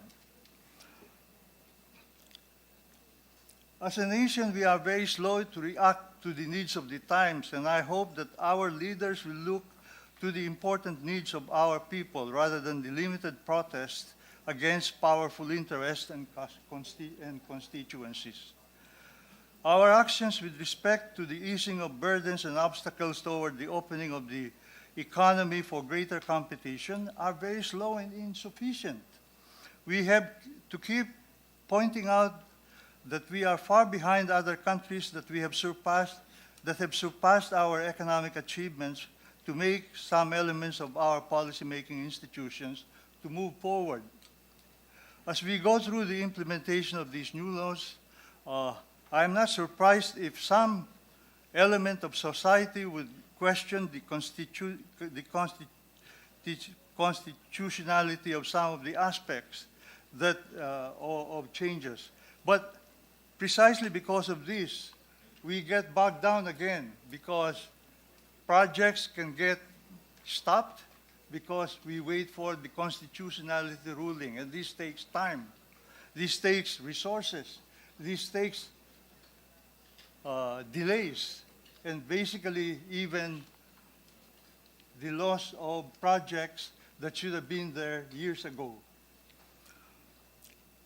In fact, this alone is sufficient to remind us of previous cases in which the stoppage of many projects have happened.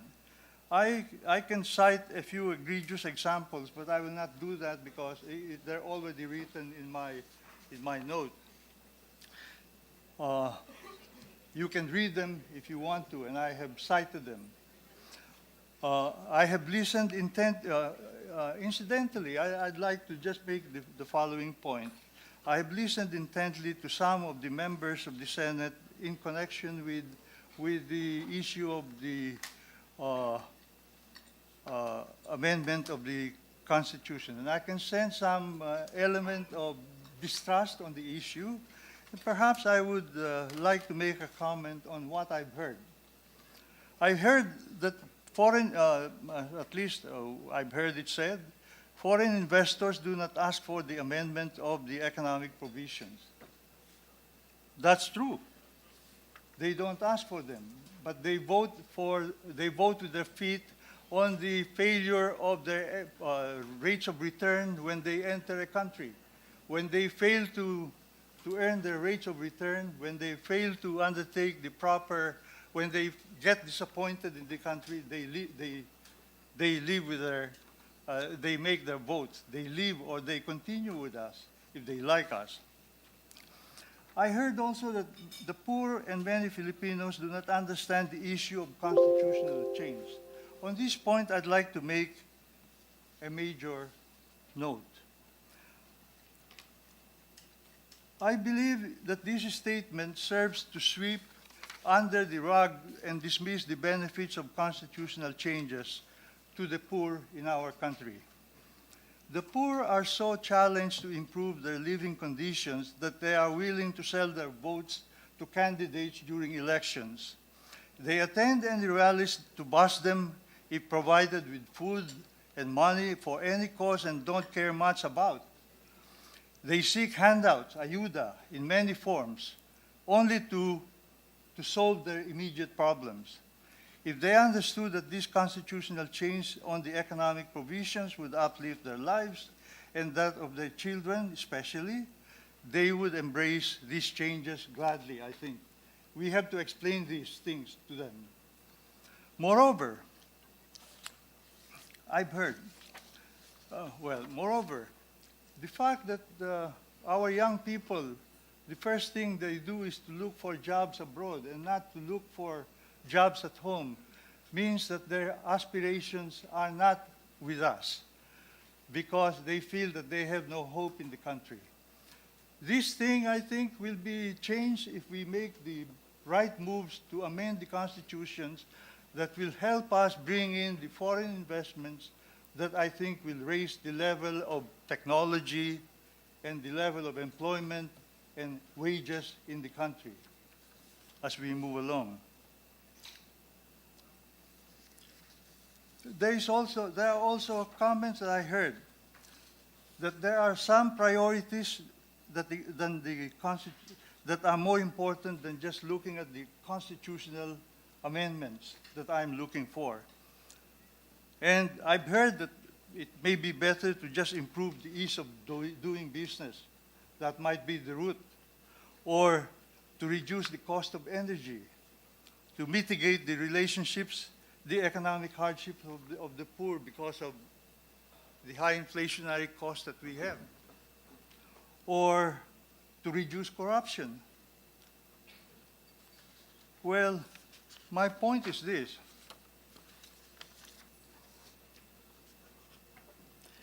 Various activities designed to improve the economy are likely to improve much more if we attend to the most important need that the country needs. Open the economy in the directions that will really bring the new jobs, technology, and opportunities to the people. This means liberalizing many of the aspects of the Philippine Constitution, undertaking the right changes that we need to undertake. I'd like to address the point that we have done enough to undertake reforms to meet some of the changes that we have to do. I don't believe we have done so. I don't believe very much that we have done so. So I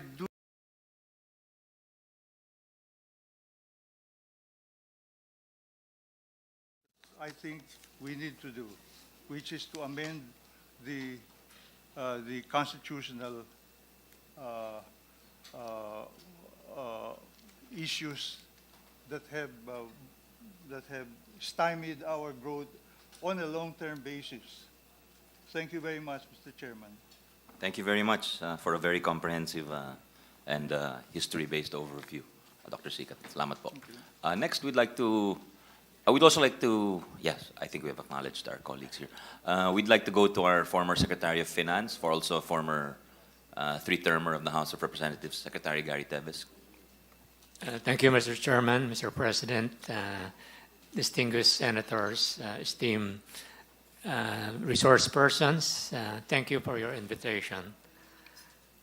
We, the Foundation for Economic Freedom, have been advocating for the lifting of the restrictive economic provisions in the 1987 Constitution that have for decades served as binding constraint to economic growth and development.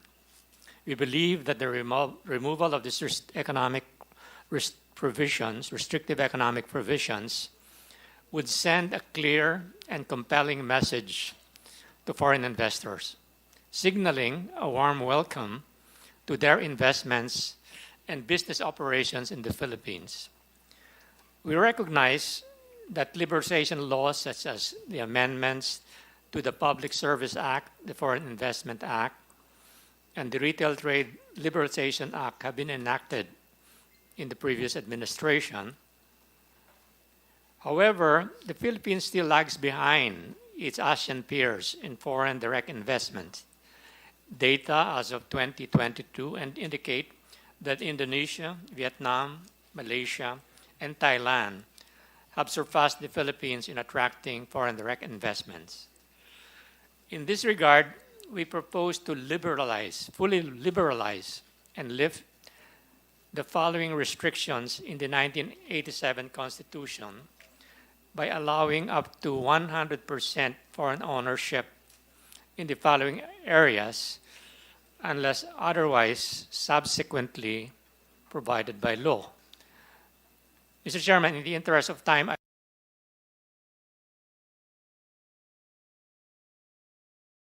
Recording submit our in progress. statement so that this can be useful or be used by your secretariat. These are sections 2, 3, 7, 10, 11 of Article 12, Mr. Chair. Section 4, Article 14, related to education, science, technology, and arts and sports. Section 11, Article 16 on general provisions related to ownership of mass media and advertising.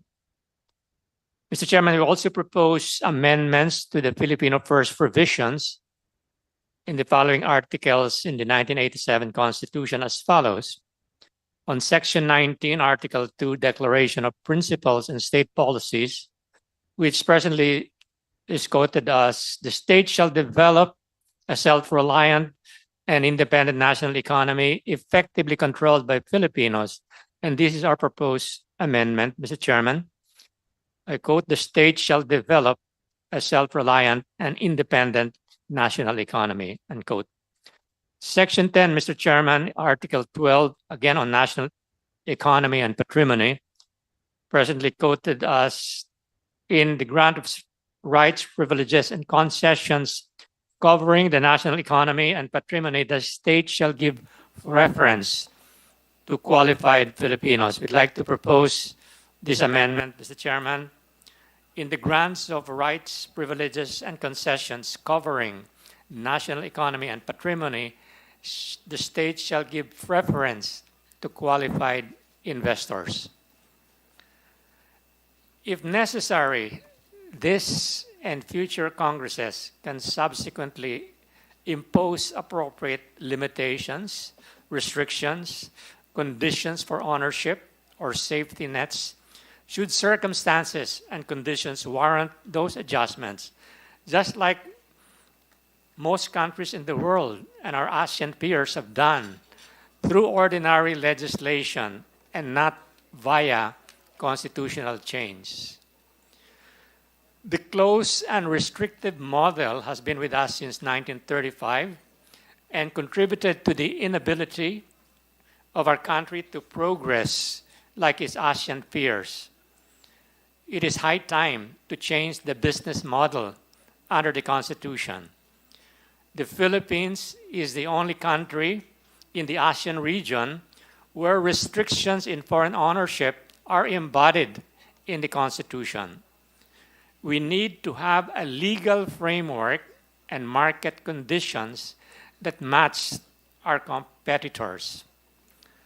Increased foreign investments in the currently restricted areas would generate higher quality, higher paying jobs, boost incomes, provide greater opportunity for more inclusive growth and development for our people and the country.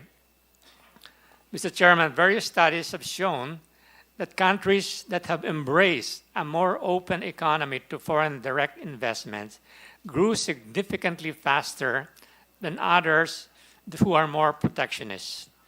There is a direct enhancement in terms of technological levels that foreign direct investment brings, which allows for the local labor force to learn from technical sources. To create a more competitive economy, the Philippines needs further adaptation to new and appropriate technology to reskill and upskill Filipino workers. And the influx of foreign direct investment can help the government in pursuing this endeavor.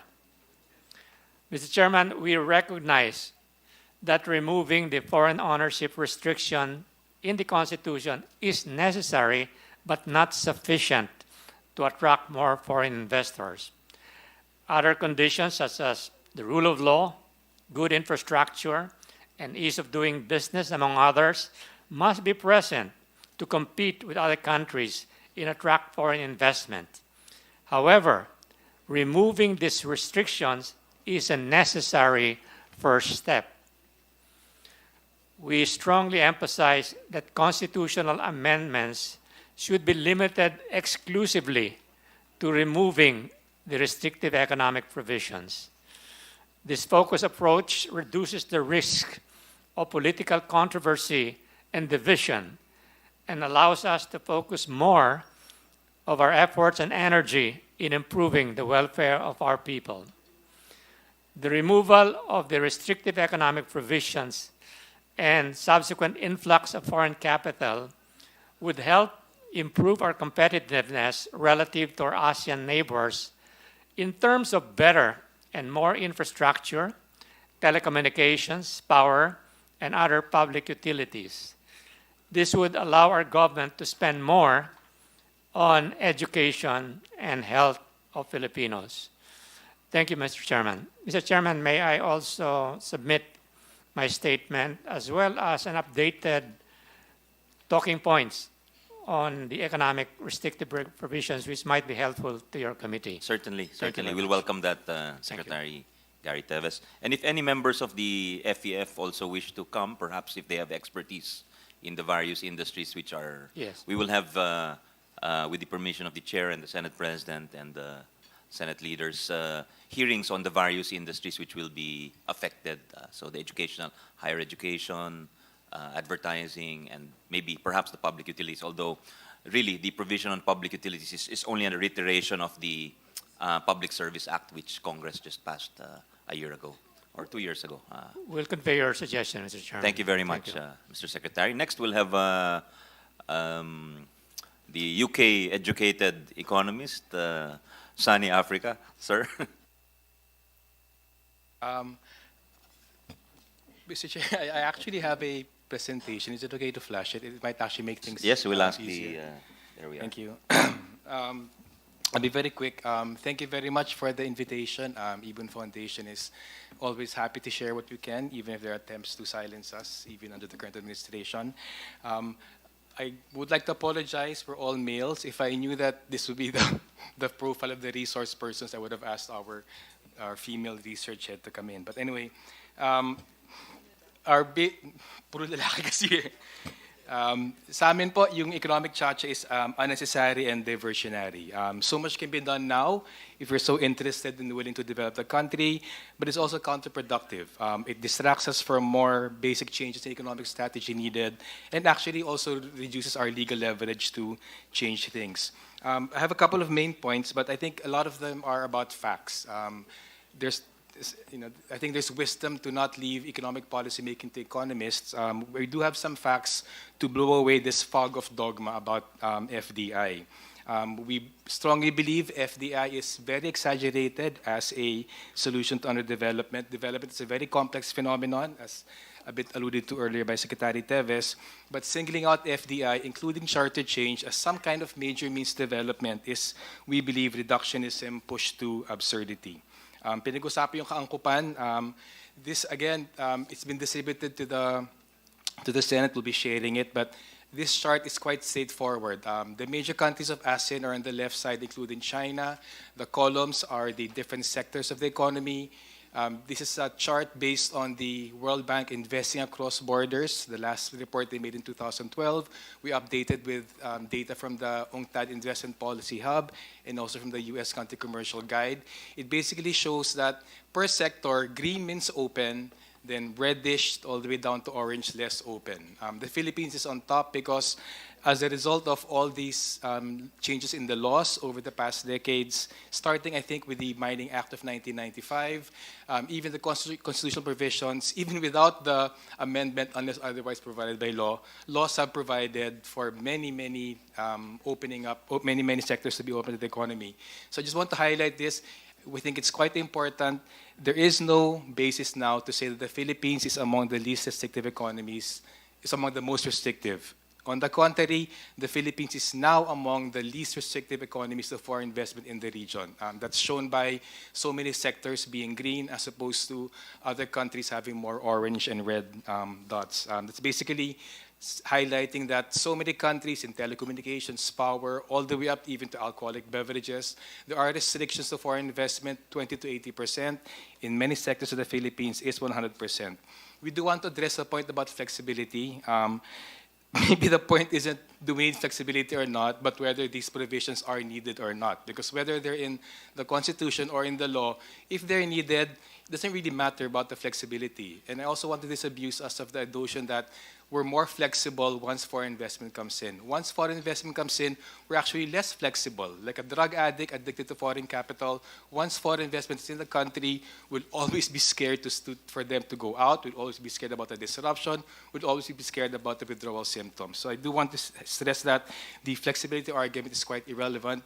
The point is, do we need these restrictions or not? So many other countries in the region feel they need stronger restrictions than we have right now.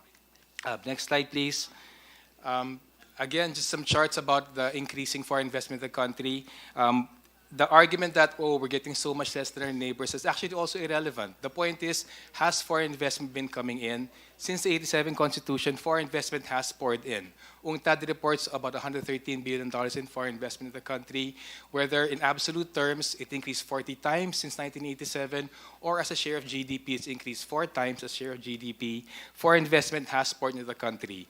There's no point saying, oh, we're getting so much less. The bigger question is, when this foreign investment has come in, has it developed the country? And clearly it hasn't. So in the parang first place, third place. Next slide. This is a very stylized way. It just shows the economic structure of the country since 1947. you'll notice, I want to highlight three main points.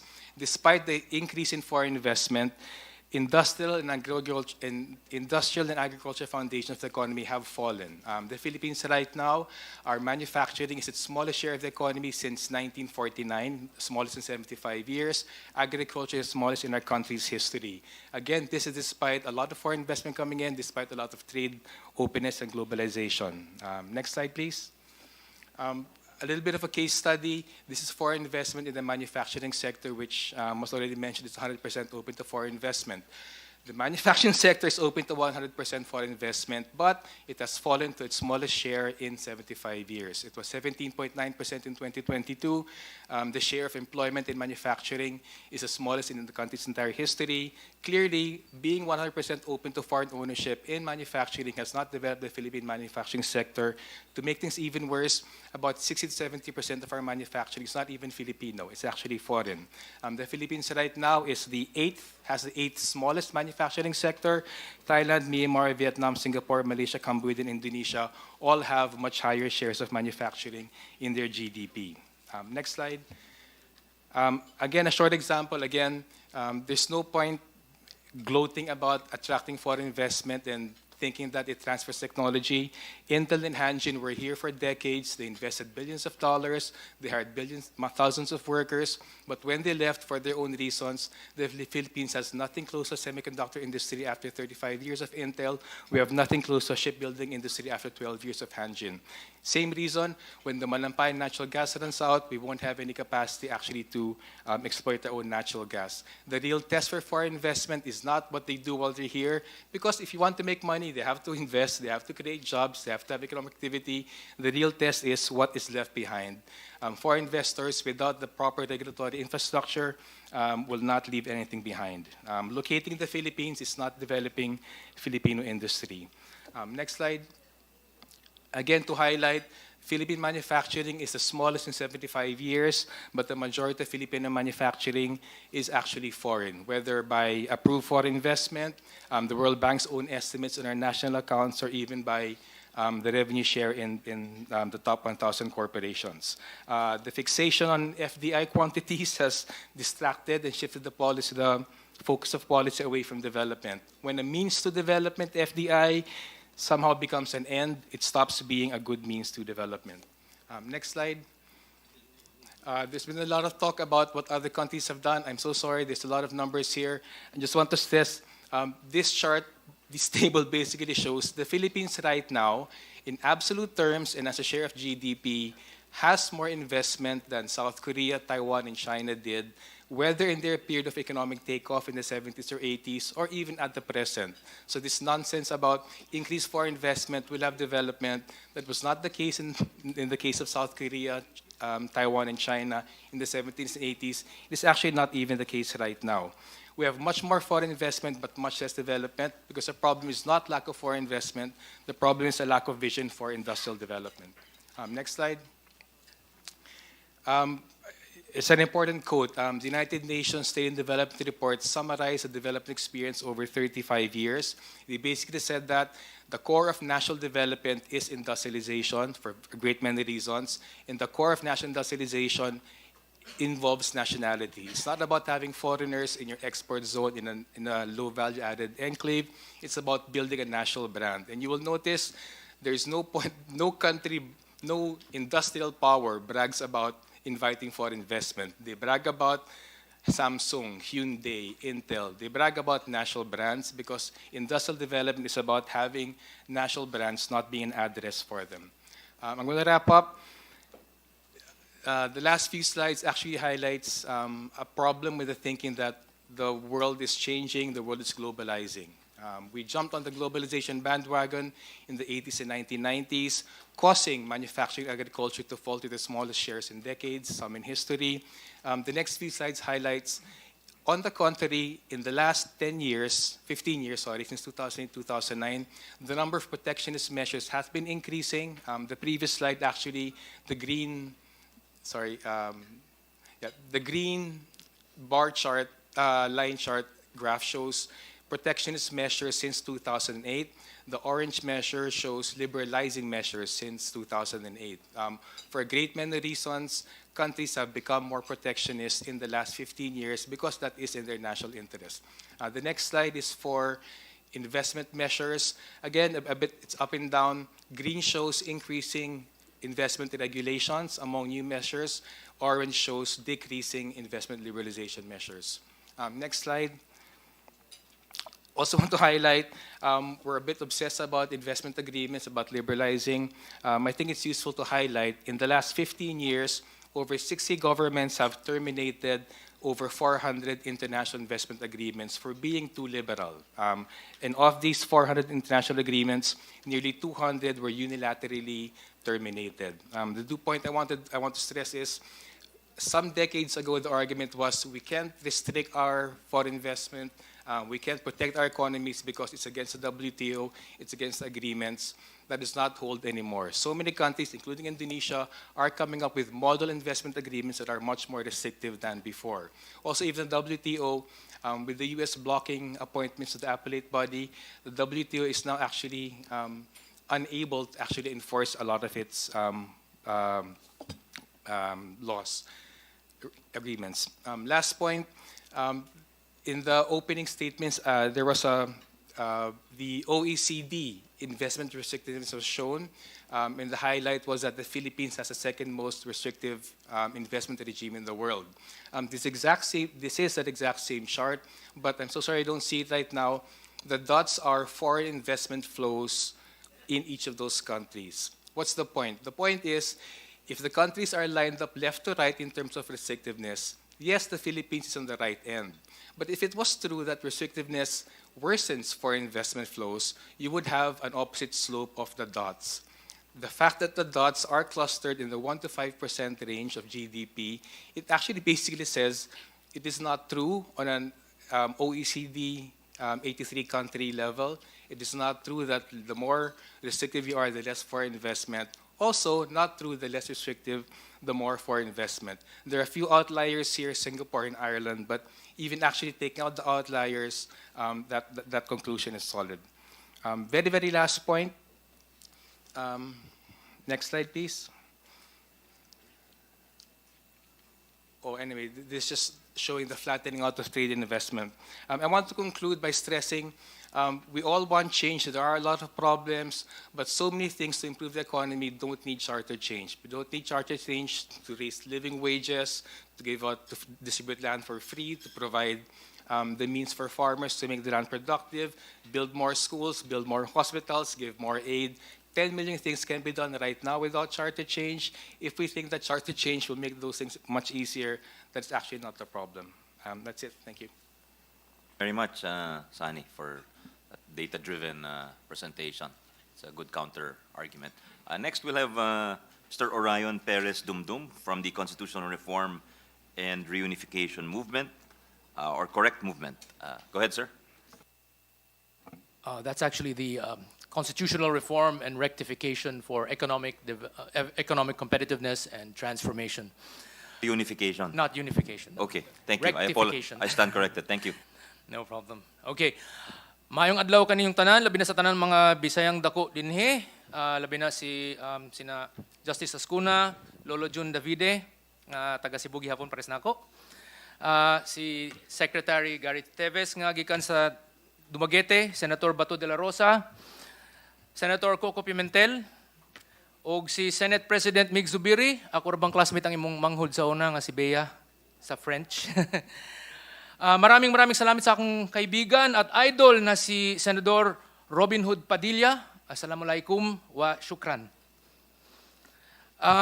And to both Senators JV Ejercito and Senator Sani Angara, pailawin ang ilaw, luce at lux. Mga schoolmate ko yan dati. And to all senators and resource persons, greetings. All right, let's go to business. Whether or not we agree with the proposals made in RBH number 6, it is extremely necessary, in fact, long overdue, to at least amend or at best revise or even completely overhaul the 1987 Constitution, because the 1987 Constitution contains some flaws as it was unfortunately quite hastily put together at a time when the Filipino people and many of those tasked with drafting the Constitution were a little way too in a hurry and emotional about certain topics, and as such, any full rational analysis, careful and comprehensive research, and full deliberation on the advantages or disadvantages of adopting or rejecting certain options and features was unfortunately not possible at the time. The end result of these flaws has been that the Philippines has been very visibly and obviously hobbled and hindered by the flawed 1987 Constitution from achieving the economic and societal success that we so desperately need, because some of the systems that we adopted were incorrect and have been proven to be incompatible with the kind of success that the Philippines deserves. If asked as to what we in the correct movement would describe to be the ideal type of constitution setup for the Philippines, we would describe it as follows. We need an open to FDI economic system with a constitution that is totally devoid of any restrictions against foreign ownership of businesses, as this would represent the most ideal scenario for a Philippines in which job-creating international investors and global companies can easily come in and set up operations in the Philippines to create millions of jobs that would hire millions of Filipinos, so that we would no longer need to become OFWs separated from our families. In addition, we need a constitution that features an evolving federalism that would empower the regions to set up the appropriate policies that they are aware of, that they are knowledgeable with, that they know are appropriate for them, that could aggressively attract investments into their areas and thus spread out these jobs and economic opportunities to the rest of the country and decongest the already overcrowded and overcongested national capital region of Metropolitan Manila. We all talk about traffic, right? And overcongestion, so many squatters. Well, let's spread out the development to the rest of the country, not only Metro Manila. Federalism does that. We also need to have a parliamentary system set up nationally, as well as parliamentary systems set up regionally, to ensure more effective, efficient, and high-quality governance with real-time monitoring by a shadow cabinet coming from the opposition, regularly watching over every move of the government, also known as the administration, and calling out any anomalies discovered before they could ever cause major problems to arise. I did want to say, additionally, the 1987 Constitution was written back in 1986. And at the same time, back in 1986, the Vietnamese government enacted their Doi Moi reforms. Doi Moi means renovation, which moved their country away from communist, Marxist-Leninist central planning, and they went with full-on capitalism, or at least they did so incrementally, and they started to get rid of any restrictions against foreign direct investments. And look at the effects. In late 2021, the Philippines was overtaken by Vietnam in terms of GDP per capita. Ayan, naungusan po tayo. And I've been to Vietnam, and I was so envious of their progress. I've worked with the Vietnamese in my projects when I was working in Philips in Singapore. So I've seen how dynamic they are and how they can actually speak very good English now because they need this skill to be able to work in foreign companies that are coming in droves in their country. Now, I mentioned a lot of reforms, right? But because next year, 2025, is an election year, we know that we do not have much time. So let us, for the sake of being, of time, concentrate first on removing the anti-foreign direct investment restrictions. All right, so constitutional restrictions against FDI, the Philippines is first to be eliminated. Our economic system is one that is characterized by a parochial and autarkist protectionism, resulting largely from a misguided form of nationalism that is incompatible with the realities of the Philippines, including but not limited to its lack of local technological and scientific innovation, lack of an indigenous business culture, low savings rate, low capital accumulation rate, weak culture of entrepreneurship, and many other systemic factors that have caused the Filipino first policy to fail and cause suffering for a greater number of our people.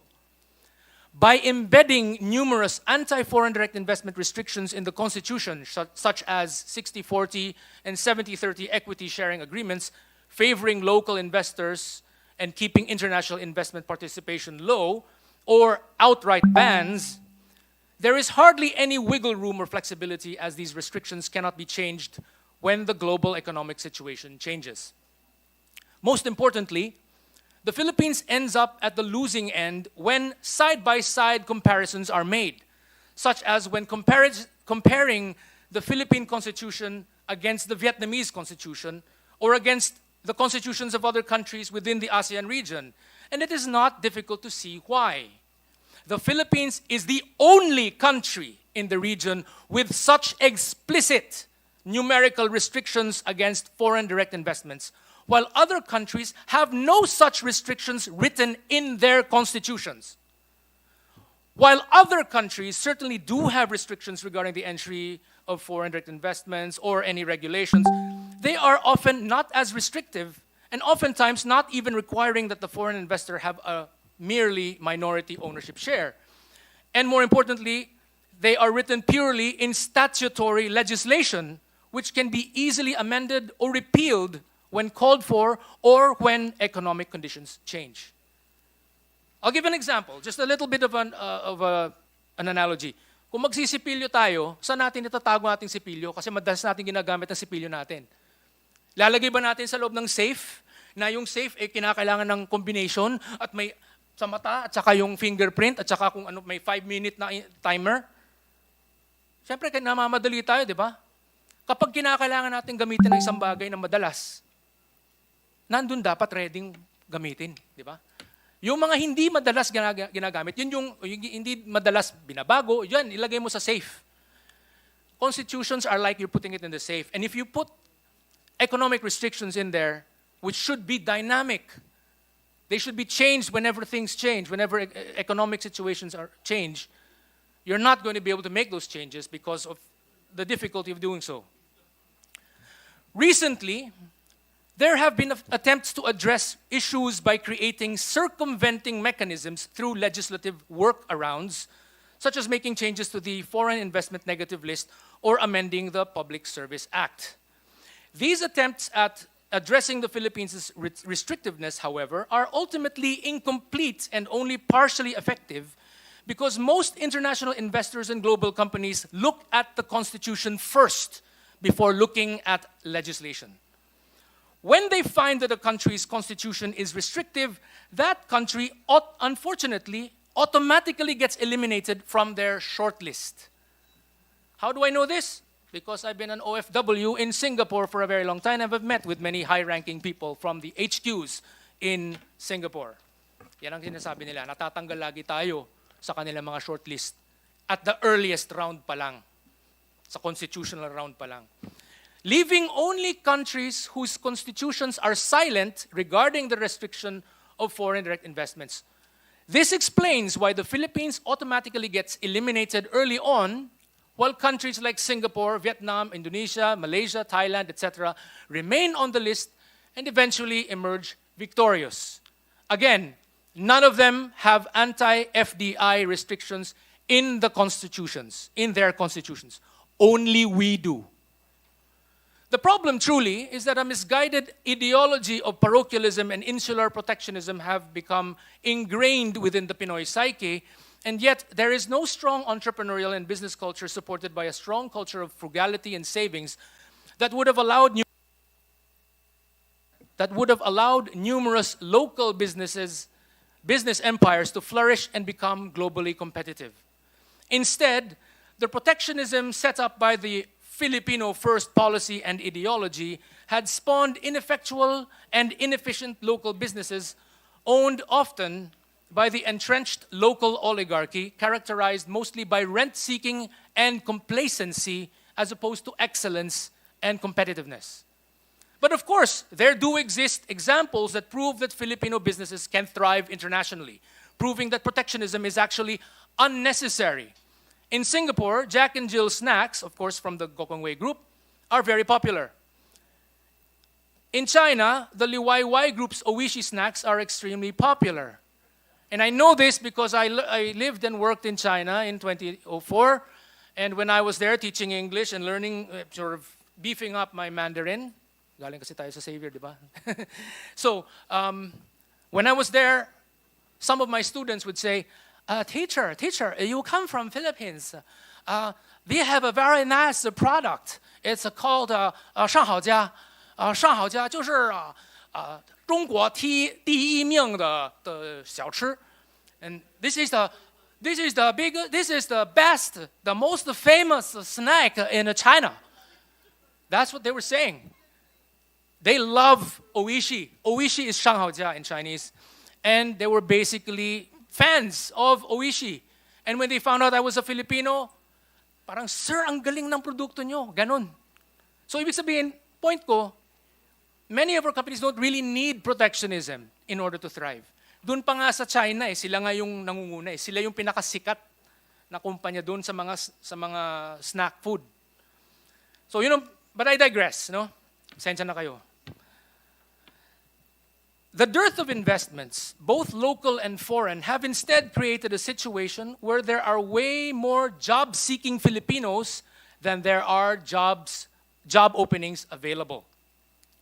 Thanks to the law of supply and demand, it is easy to see why average and median salaries in the Philippines are extremely low, as job seekers bid salaries downwards just to have a chance at landing a very scarce job. Jobs in the Philippines oftentimes serve no other purpose than to act as a stepping stone towards overseas employment, as the very low salaries mean that most Filipino wage earners will never really meet their most basic needs, and becoming an OFW in countries where job openings far outnumber job seekers ends up becoming the only way for Filipinos to feed their families. Okay, here's where I tell my story.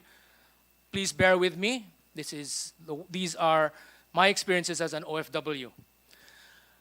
I myself became an OFW since the late 2000 when I had made an internal transfer from having worked in Microsoft Philippines and transferred to Microsoft Singapore, doing the exact same thing. Okay, I had the same position, same job scope, but instantaneously ended up with a 4-fold gross salary increase. Gross yun, gross. And once we factor in the higher income taxes and deductions in the Philippines versus the lower income taxes and lower deductions in Singapore, my net income was actually a 5-fold increase in terms of the net monthly salary. And many costs in Singapore, at least back then, were almost the same as what we paid for in the Philippines. Sa Enterprise Center, where Microsoft was in 2000, chicken rice cost 90 pesos. When I moved to Singapore, when the exchange rate was 30 pesos to 1, I go downstairs from the office of Microsoft Singapore and go to the food court downstairs. It's $3. Pareho. Same price. So, pero ang laki ng sweldo ko sa Singapore kumpara sa sweldo ko sa Pilipinas. And I was already earning quite better than most peers. Now, it is sad that salaries are often much better abroad than in the Philippines. But this also often means that millions of OFWs and overseas Filipinos tend to be away from their families and loved ones, in some cases visiting only once within several years. And the environment of the host country will not always be as welcoming, as I myself recently learned after I defended a fellow Filipina, Miss Zoe Gabriel, also based in Singapore, who was maligned and cyberbullied by a few cyberbullies in Singapore, including the very infamous Serene Ho, who happens to be part of a very small group of anti-Singapore government operatives who seek to exploit the situation of the growing number of foreigners in Singapore in order to try to cause resentment to brew against foreigners, including Filipinos, among Singaporeans, and thus blame the Singapore government for this influx of too many foreign workers and expats. What happened there? They were trying to say mayaman daw sina Zoe Gabriel. And I stepped in to say, actually hindi, because the cost structure for foreigners is higher because we do not get subsidies Okay? School system sa Singapore, hindi katulad ng US, Canada, Australia, where everyone is free sa education. Sa Singapore, if you are a foreigner and you have children, you want to send them to a local public school, you have to pay 20 times what the local pays if you are a permanent resident, and you pay almost 40 times that, 40 times what the local pays if you are a foreigner.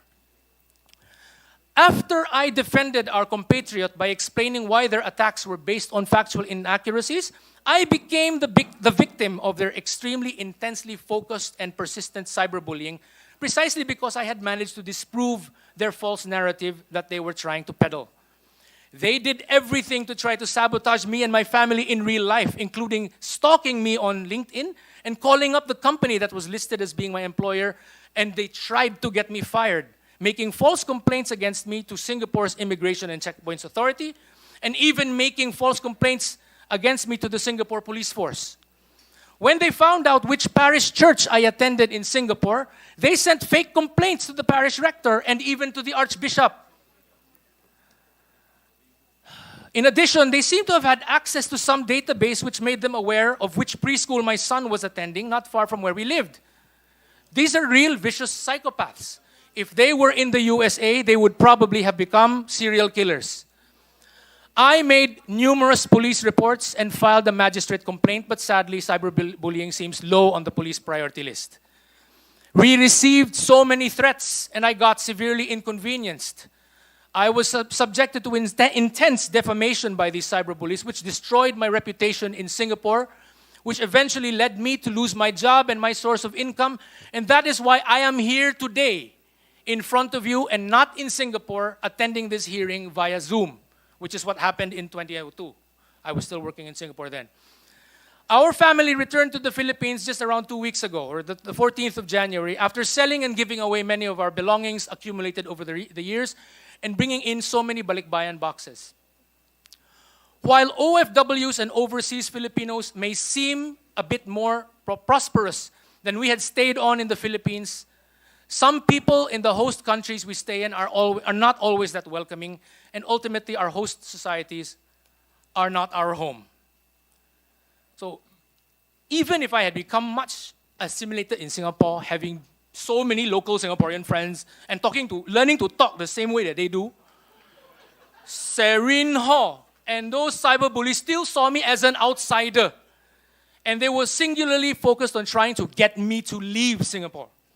So, what is my point? Ba't ang haba-haba nito? We cannot forever keep on depending on sending out OFWs to work abroad and be away from our families to send money back home. We need to find ways to bring lots and lots and lots and lots and lots of decent paying jobs from abroad to come to the Philippines. How do we do that? We should bring in more international investors and global companies. After all, we OFWs don't care who own the companies we work for. I myself worked for American and Dutch companies while I was living and working in Singapore. So let's bring them into the Philippines in huge droves. Okay? Now, by removing all anti-FDI restrictions from the Constitution, the Philippines can at the very least have a fighting chance in being able to remain on the short lists of foreign companies seeking to invest within the ASEAN region. Eventually, if we play our cards right, the Philippines will succeed in doubling, tripling, quadrupling, or quintupling the amount of job-creating foreign direct investors that we bring in. Begging your indulgence, Mr. Dumdum, you've taken 20 minutes already. Oh, so sorry. if it's all right with you, could you wrap up and submit the rest of your Okay. recommendations? We appreciate the passion and Okay. the love of country. Thank All you. right. So, it was a necessary thing for me to show that we cannot continue relying on sending out OFWs. Let's bring the jobs in. So, I wanted to say that we in the Correct Movement therefore agree that RBH number 6 is on the right track as far as attempting to make the Philippines more open to foreign direct investors. Unfortunately, we wish to state very strongly our position that the use of the phrase "unless otherwise provided by law" while better than the original scenario where such a clause is missing, does not quite achieve the intended effect of telling the international business community that the Philippines is serious about opening up to foreign direct investments, and is sadly a compromise suggestion that was concocted during the Noynoy Aquino administration's term as a means to attempt to placate his emotional attachment to his mother's constitution by somewhat defanging such anti-foreign direct investment provisions without deleting them. Mr. Chair. Deletion Mr. Chair. is the only way to go. Okay? Now, I'm almost done. Point of order, Mr. Chair. I'm almost done. Senator Risa, yes? Thank you, Mr. Chair. All of us, members of the committee, have with the chair listened respectfully to the input. I, however, do not appreciate the very personalistic criticism against a former president in relation to the Who can no longer answer. Constitution. Who can no longer Who can, you know, it's not humanly possible for him to answer in relation to his mother, also a former president. And I would just like to seek the chair's support in perhaps removing that from the record and gently reminding our resource person Is to... that a motion? Yes, Mr. Chair, Senator to Risa? observe the same mutual respect all of us around the table, members of the Senate and all our esteemed resource persons have been observing since 10 a.m. Thank you, Mr. Chair. Thank you very much, Senator Risa. Could you state the words you wish stricken, the specific remark you wish stricken off the record? Well, Mr. Chair, if the phrase simply referring to former President Noynoy Aquino, his mother, former President Cory Aquino, in relation to the 1987 Constitution about sentimentality. I cannot remember the exact words. I do remember the sentiment, and I feel it is inappropriate to the seriousness of our hearing. Thank you, Mr. Chair. And I move to strike it from the There's record, a motion. Mr. Chair. They're seconded by the Majority Leader and the Senate President. Any objection to the motion to strike off the record the remarks regarding the late former president, the two late former presidents, Aquino? Hearing none, the motion is carried. So Thank we'll you, ask Mr. Chair, SB and Thank you for that. The stenographers will take note. Go ahead. Good. Okay, thank you. Please wrap up. Okay, Sir we're almost Dundon. done. So, RBH number 6 proposes at best a mere half measure that will not be very effective. So right now there are 3 areas that are being proposed, but in reality there are actually 6 areas. 6 areas in the Constitution that actually are related to foreign direct investment restrictions.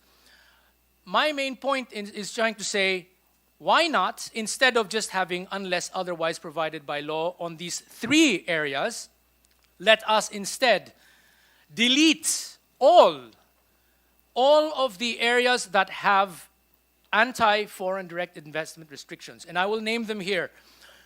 Article 12, Section 2, which is about resource extraction and production sharing. Article 12, Section 10, the general 60-40 clause hanging over every sector. Article 2, Section 11, Public Utilities 60-40 clause. Article 14, Section 4, Paragraph 2, for the 60-40 for education. Article 16, Section 7, Paragraph 1, the ban on foreigners owning media. Article 16, Section 11, Paragraph 2, the 70-30 for advertising. This does not mean that we will not have restrictions. I am just saying, just like my colleagues who have said over and over again, that these do not belong in the Constitution. We can do what everyone else in the region or around the world is doing, which is to put these restrictions, if we need them, in mere legislation so that we can change some of the wording or some of the numbers when things change, when global situations arise that force us to change things. If we put in our Constitution words about pager companies, facsimile machines, telegraphs, don't you think that we would be absurd seeing that these no longer exist today? Wala nang mga pocket bell, di ba? Wala nang mga pagers, wala nang facsimile, wala nang gumagamit ng facsimile. I mean, things have already been overtaken. Even DVDs na nga, nawawala na eh. CDs na Sir, are you wrapping up? So, yes, Because, I'm just saying. It seems you're taking another Yeah, no, road. no. I'm just saying, Could we? I'm just saying. Is the finish line in ito na sight? yun, ito na yun. Is the finish line in yes, sight, yes, sir? yes. Okay, thank you. Sinasabi ko lang, ito yung mga nagbabago lagi. Nagbabago sila. And if we put them in stone,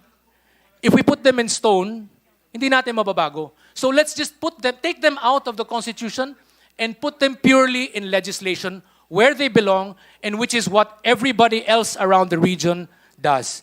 Yun lang po. Daghang salamat sa inyong tanan. Thank you very much. Maraming salamat po sa lahat ng mga tao Thank dito. you very much, Mr. Dumdum. We appreciate the input from an actual OFW and from your personal experience. Salamat po. With the permission of the Senate President of the body, we'll open it up to the body for questions. Of course, we'll respect we'd like to acknowledge our Senate President Pro Temp and also one of the authors of Resolution number 6, the beauteous Senate President Pro Temp, Lauren Legarda. Good afternoon, ma'am. Who just celebrated her birthday, her 50th birthday a few days ago. 49th pala. So we'll respect the hierarchy of the Senate officials. Yes, Senator Pimentel. No, although I came in late, Mr. Chairman, if I may be allowed to raise my issue first, because this is not about the substance. We're in the question. It is about the. Is it a point of order? Yes, go our ahead. Go ahead. procedure. If it is a point of order, please go In ahead. effect, it's a point of order. Yes, in please. Effect. Food for thought na lang po sa atin ito. What procedure are we following? Right now, we are gathered here as a subcommittee. But is this a subcommittee of the Senate as part of Congress in its lawmaking function? Or are we treating this as a subcommittee of Senate as part of Congress as acting as a constituent assembly? Kasi iba po talaga, yun lang naman yung main difference nun lawmaking versus amending the Constitution. So, I'm raising the issue of our procedure. If we notice our rules, we have specific rules when we are acting as an impeachment court. Then we have rules when we are acting as lawmakers. We don't have specific rules when you're acting as a constituent assembly or a part of one half of a constituent assembly or a part of a constituent assembly. So, are we proceeding now as lawmakers and then at some point in time there will have to be a formal break when we will declare our gathering as already Congress acting as a constituent assembly? Do we do that later or do we do that as early as this moment, Mr. President, Mr. Chairman? If I may, Minority Leader, I think it's a very good point procedurally, but I think it's clear that we are acting with our constituent power already because we are actually dealing with an amendment to the Constitution.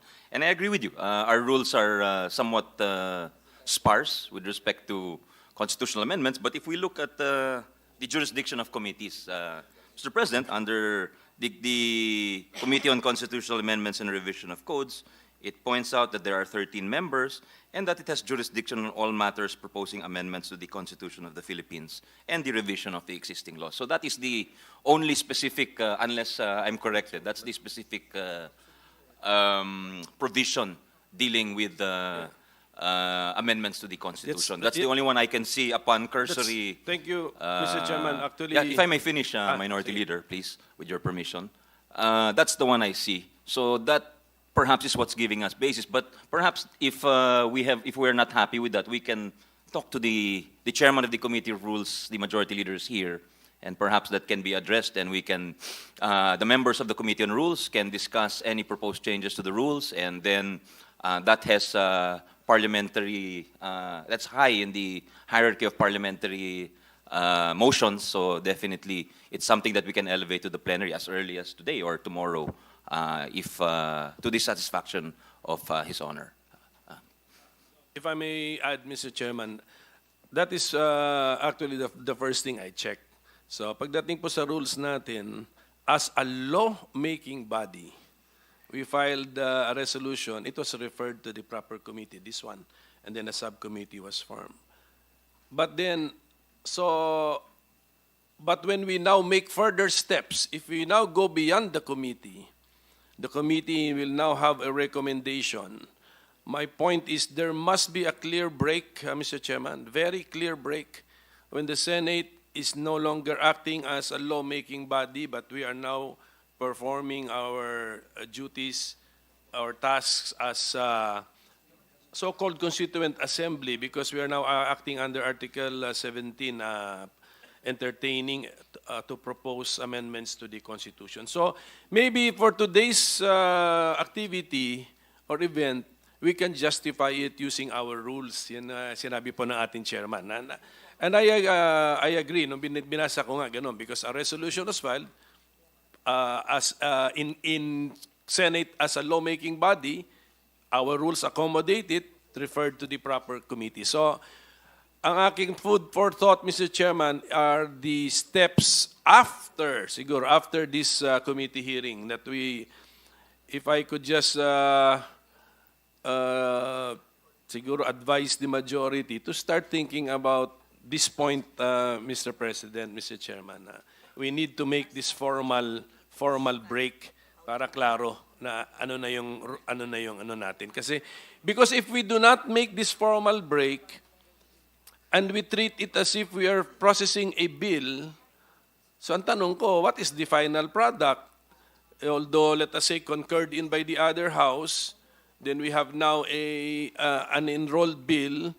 We are treating it like it's a law, and we all know a law cannot amend the Constitution. So that is the danger, Mr. President. So just an advance food for thought, Mr. President. Thank you. Thank you, Minority Leader. That's a very good point. I think maybe at the start we should have already said that we are exercising our constituent powers under the fundamental law rather than ordinary legislative power. But since you've raised it already, perhaps it's apropos to say also that the vote requirement is different, and the vote requirement will be as indicated in Article 17 of the Constitution, which is 3/4 of all of the members, meaning 18 of 24 senators. So that's one of the differences that you're perhaps alluding to. And on the decision naman to whether to propose more specific rules, I leave that to the leadership of the Senate, who's here listening intently to you. Is that, can we settle that perhaps in the Committee on Rules? Pero one more point, para lang may ano na rin po yung input. There is also a kind of law ito ordinary law, where there is also a different vote requirement. Diba? I think this is the exemption from tax laws. So, that's majority. So, yes. Majority So vote, yes. ibang majority doon per the Constitution, but that is a law. But, yes. So kaya nga, so let us not look at the vote requirement na as if that is because 3/4 ang na-achieve, yun na, we are already compliant. At the point where... Yes. Basta ang point ko, meron din kasi doon sa, ano ba yung sa... We're saying we must be clear in which, Yes, in which capacity we are exercising yes, our power. yes. And in that sense, I agree with you, Your Honor. Yes. Actually, nung nag-impeachment court tayo, we also made it a point to wear robes. Just to highlight to the people that we are performing a very different function, no longer lawmaking, but as senator judges. Ito naman, we have to do a formal. I'm not proposing that we change. I don't know. We have a dress code, but there must be a formal break between our Senate as part of Congress, the lawmaker, into Senate as part of Congress as the Constituent Assembly. Formal break po, not an informal. I-assume na lang natin that we did it. So, yan lang po, Mr. President. Thank you, Mr. Chairman. Thank you for those inputs from our legal and constitutional luminary. Mr. Chairman. Before I recognize Chief Justice Yes, David, I would like to ask Senator Bina if she has any comment on the suggestion to wear robes. No. Anyway, we'd like to recognize Chief Justice David. Permission of the Go ahead, sir. Chairman. I submitted a position paper, and the preliminary statement, which I not read anymore kanina, practically includes the points raised by the Honorable former Senate President Coco. Thank you, Chief Justice. Senate President Zubiri. Thank you very much to the subcommittee chair. We take note of the manifestation statement of our good minority floor leader, and we had a huddle with the majority floor leader. We'll take it up with the Committee on Rules and come up with specific procedures and rules for once all the discussions on the committee level is done, once probably you have your committee report ready, Your Honor, we can move towards that particular particular meeting as an assembly. It's on the part of the Senate, on the part of the Senate. So we can come up with the rules at the proper time. We can adopt it on plenary, and it could be adopted rules of the Senate. So yun lamang po, just for the information of the body. But nothing in the rules will prevent you, Your Honor, Mr. Chairman, from discussing amendments, possible amendments and refinements to the Constitution, as it's been done during the time of Senator Kiko Pangilinan when he was chairman of the Constitutional Committee on Constitutional Amendments, as well as Senator Robin Hood Padilla, who's had already several hearings on this topic. So once the committee report and will be taken up in plenary be done, we'll have a set of rules ready for the implementation of an assembly. Thank you very much. Mr. Chairman. Thank you very much, Senate President. Now Majority Leader Villanueva. Thank you very much, Mr. Chairman. Just to put on record our sincerest thanks and gratitude to our minority leader for pointing out the importance of ensuring that there's jurisdiction indeed with this subcommittee, and I refer to Rule 10 of our Rules of the Senate, Section 18, and I quote that membership of the permanent committees, including the respective chairperson, shall be chosen by the Senate. The chairperson of each committee may be designated, the vice chairperson or such vice chairpersons of the committee, and create such subcommittees as may be deemed necessary. I think it is important to note also what we have heard this morning, Mr. President, Mr. Chairman, as mentioned by no less than our esteemed retired Justice Adolfo Azcuna with regard to the track and path that we are treading upon at this point in time. And what we can say, Mr. President, Mr. Chairman, is that in the light of what we will be discussing in this subcommittee, we are ready to settle all of this in the Committee on Rules so that we can further discuss this issue. So we thank the Minority Leader for raising this very important aspect of this procedure. Thank you very much, Mr. Chair. Thank you, Majority Leader and Senate President and Minority Leader. Now, if we could open the period of questioning of our resource persons, and we thank our resource persons. With your permission, may we work through lunch. Of course, we'll respect the hierarchy in the Senate. So, Senate President Zubiri, would you like to ask any questions from our resource persons? I'd like to waive and listen to all the sides of this issue, and I'd like to waive my time to other colleagues. Thank you, Senate President Zubiri. Senate President Pro Temp Lauren Legarda, you have 10 minutes, ma'am. Please. Thank you very much to our subcommittee chair, and greetings to my colleagues, Senate President and Majority Leader. Thank you. Very basic questions, and I address this to any of our esteemed justices and former justices of the Supreme Court, our legal luminaries. So let's go back to basics. What are we proposing for amendments under the proposed resolution, which is authored by the Senate President, Senator Angara, and this representation? The proposed amendments to the three economic provisions of the Constitution pertain to the nationality requirement for participation in public utilities, basic education, and advertising. That's very clear. Only three specific economic provisions, no political provisions. While the proposals do not fix the level of participation of foreign nationals in the industries, the relaxing of the nationality requirement is expected to be achieved with the insertion of the clause which we included, which you mentioned earlier already, some had comments, unless provided by law. So far, I think it's clear I've laid the predicate of where my questions are going to. So may I ask Chief Justice Davide, sir, Justice Adolfo Azcuna, and our other esteemed guests. What is the effect of the insertion of the clause unless provided by law? because under the proposed amendment, the extent of the participation of the foreign investors in the industries is not determined at the time of the introduction of the amendments to the constitutional provisions. Obviously, it's just a phrase. Instead, the relaxing of the nationality requirements will be determined by the legislature, voting separately as a constituent assembly at some future time in the exercise of our lawmaking power, which will eventually amend the Constitution. In effect, the amendment grants the power to the legislature to modify only the nationality requirement on the industries covered, which I mentioned, which are 3, without the more rigid requirements of amending the Constitution.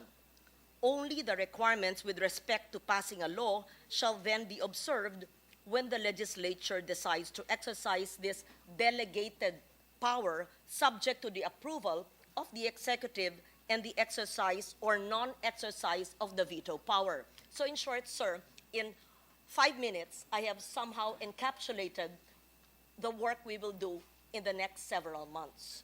What it covers, the 3 economic provisions, the simple phrase that we're adding, unless provided by law, and what it will do eventually, and the delegation of power to the legislature. I therefore ask our esteemed justices, are you in agreement with our humble understanding of the RBH, or the resolution of both houses, which 3 senators had authored? What are your perception, comments, thoughts on this? And I have a short follow-up question after that. If my understanding is correct, can you kindly critique the method and the 3 provisions which we included?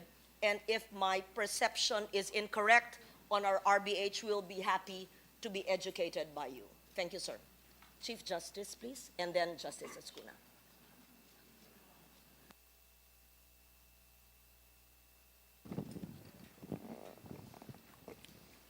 Resolution of both houses number 6, as I observed in my preliminary statement, is not very clear whether it is calling for a constitutional convention or whether, rather constitutional assembly, CONAS, or it is simply trying to pass its ordinary legislation by vote of 3/4.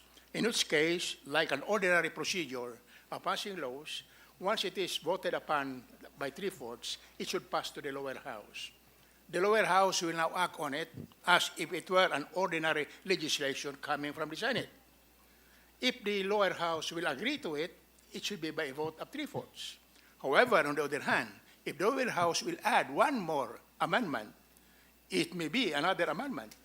You remember that right now in the lower house, you have the lower house resolution of both houses number 2, which would include practically all of the economic provisions. The lower house can now include that.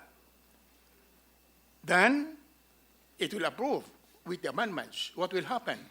The Senate and the lower house will call for a conference committee, and that is where the fight, well, probably the end of the fight will come in. On the other hand, if it would be a CONAS, it would be by a joint resolution. You have to follow the rules on how to call a joint Congress, in Congress in joint session. There must be an agreement between the lower house and the upper house to call for a joint session, precisely to act as a constitutional assembly. Thank you for that, sir. May I have your views, Justice Azcuna, please?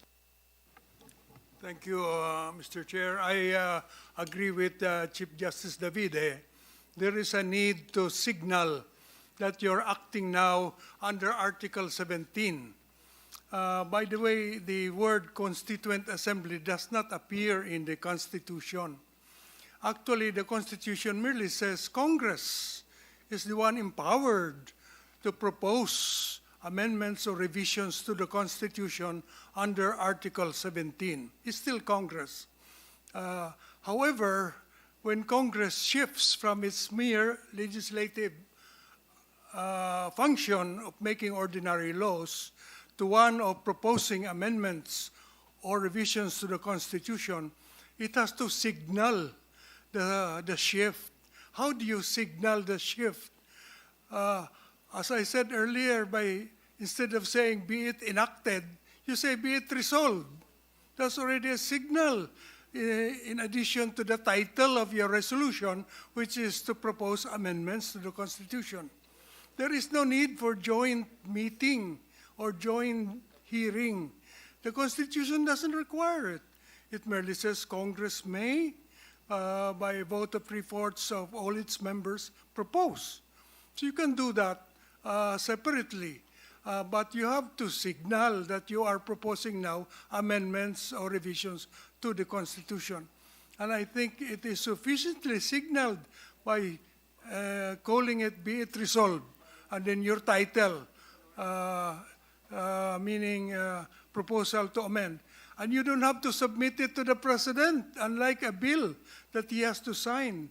In amending or revising the Constitution, the President has no role whatsoever. It's just Congress plus plebiscite, the people themselves. And then, Mr. Chair, in the case of resolution of both houses, number 6, however, you do not merely put unless otherwise provided by law, but you change the wording of Article 14 by adding basic to the word education. In other words, you acted as if you are revising the Constitution by changing the wording. The effect, I know, is to limit the nationality requirement to to basic education and allow foreign investments in higher education. But you're already doing what Congress should do later on. Just say, unless otherwise provided by law. So, just word it this way, educational institutions, etc., unless otherwise provided by law, shall be owned by Filipino citizens. Later on, Congress can pass a law saying that basic education is not, foreign investment is not allowed in basic education. That's how you do it. Don't change the wording of the law of the Constitution, except to add unless otherwise provided by law. And then you can even put that in the title, a proposal to amend the restrictive economic provisions of the Constitution, Articles 12, 14, and 16, by adding the words unless otherwise provided by law. Ganun lang. What is the effect? The effect, if approved by 3/4 of the Senate and 3/4 of the House, it becomes a proposal submittable to a plebiscite. And you submit it to the COMELEC for COMELEC to hold a plebiscite within that 60-day, 90-day formula. And if approved by the people in the plebiscite, then the amendment is carried. The provision in the Constitution is now amended to read education, etc., shall be owned by unless otherwise provided by law. So it's still prohibited, but a law can be made to change it, to allow foreigners.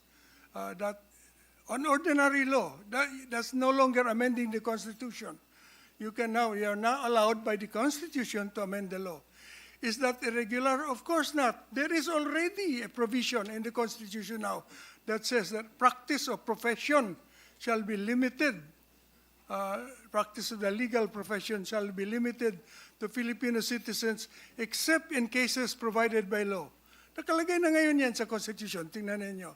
So that formula is already in the Constitution, accepting. So there's nothing wrong in saying that advertising shall be limited to Filipino citizens except as may be provided by law or unless otherwise provided by law. It makes it changeable by legislation. That's all it does. Thank you, Madam President. Thank you, Mr. Thank President. you. With your indulgence, Senate President Pro Temp, the Senate President wants to intervene. Really quick on the ideas of course, Chief Justice Davide and Justice Azcuna. We discussed it also very quickly on the side on the amendment of our rules.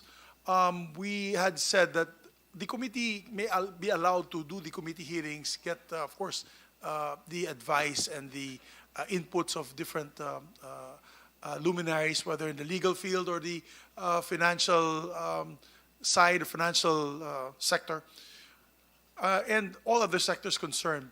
But at the end of the day, we were discussing with the majority leader what would trigger the creation of a Senate counterpart, Senate Constituent Assembly, was basically the submission of and you can add to our suggestions when we craft our rules, is the submission of the committee report by the committee signed by the majority of members, meaning it can be taken for plenary action. So that could be a signal. Once that is done, then we can come up with a constituent assembly on the Senate's part. We're actually thinking about the idea not to have it during plenary session at 3 o'clock, but earlier in the morning, so it'll be treated as a separate entity, a separate assembly, and we can discuss, and I think the Minority Floor Leader agrees with me, because we'll be part of the rules making when we come up with the final amendment to our rules. And then we could make the decision wherein the amendments can be voted upon individually. Let's say there's on issue on national patrimony, education, and all. It can be done 3/4 vote per amendment. And the reason why I say that is I foresee a problem in the future wherein the House may stick to its guns and add more, 7 amendments or even political amendments. And so definitely that is where I see a bit of a difficulty, because we're going to have to look into a bicameral setup wherein they will submit to us their version, an amended or the approved version of the House, and we will also submit our approved version, and eventually that will be up for discussion. How, I think that is what I foresee is going to be the problem there. How do we reconcile these two documents? Of course, if the Senate refuses to agree to the amendments of the House, then nothing is passed. In other words, we have no amendments to the Charter. So that is how we're going to craft our rules for the information of everyone, and that's the suggestion we made to the head of the Rules Committee, which we'll be discussing lengthily now with the Minority Floor Leader and the members of the Rules Committee. But more or less, that's acceptable, Your Honors. I presume that that is an acceptable proposal on the rules. So we will be meeting outside of plenary session, because this is not legislation. This is amendment to the Constitution. And how the rules will be done on approving each individual amendment will be discussed there, as long as it is 3/4 vote approved by each this Constituent Assembly, headed on the part of the Senate. So yun lamang po, Chairman, and I think actually that's exciting. We'll be discussing that, and the Rules Committee will assist the Majority Floor Leader on crafting the specific rules on this particular topic on amendments to the Constitution. Thank you, Chairman. Thank you very much, Mr. President, and back to you, Mr. Chairman. Senate President Pro Tem. Senator Nancy? Just additional inputs dun sa sinabi po ng ating Senate President. Kailangan po bang simultaneous, if we call as a joint assembly, should the House counterpart file a similar rules, or dapat din ba silang mag-convene as an assembly? They have their own rules of procedure. If that's my initial impression, of course, I could be corrected by the. Would that constitute a constitutional assembly when only one house declares an assembly? Well, Diba? clearly we cannot pass any amendments if. But no, let's address it to our resource persons. Ask for our any of our resource persons can. Mr. Chairman. Pwede po bang one-sided? Mr. Chairman, this problem has really been a vexing problem since the adoption of the 1987 Constitution, all because of an oversight. You see, the beginning of this problem was this. The Constitutional Commission, which drafted the Constitution, was working on the basis of a unicameral Congress, National Assembly, as it was called. At the very beginning, there was a debate whether the legislative department should be bicameral or legislative or unicameral. So this problem hang until the end of the session of the Constitutional Commission. With two houses, you have a problem. How are they going to meet? As you are now experiencing the problem. The chairman, if I recall, from my reading of the records of the commission, was the late Commissioner Suarez. The question was, what are we going to do? On what assumption are we going to work on?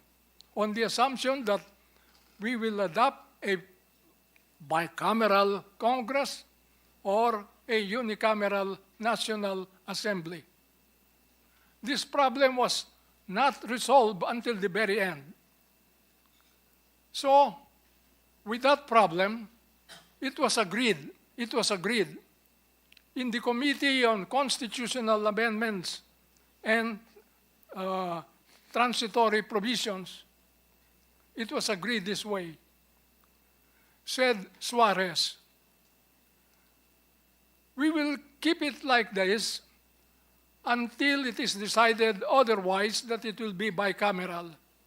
In what way? He was talking with Commissioner Regalado. And what would it be? In the event that we adopt a bicameral Congress, we will insert the word joint assembly, the votes of the two houses counted separately. On that basis, so all the provisions of the Constitution, the draft of the Constitution, based on a unicameral National Assembly, were put on suspensions. Then finally, Commissioner Rosales, the chairman of the executive department, said, we have agreed it will be a bicameral Congress. So all provisions of the constitutions were amended so as to reflect this. And so you have several provisions of the Constitution. For example, when the vote for president is counted, the two houses meet in a joint session to proclaim the president and the president-elect.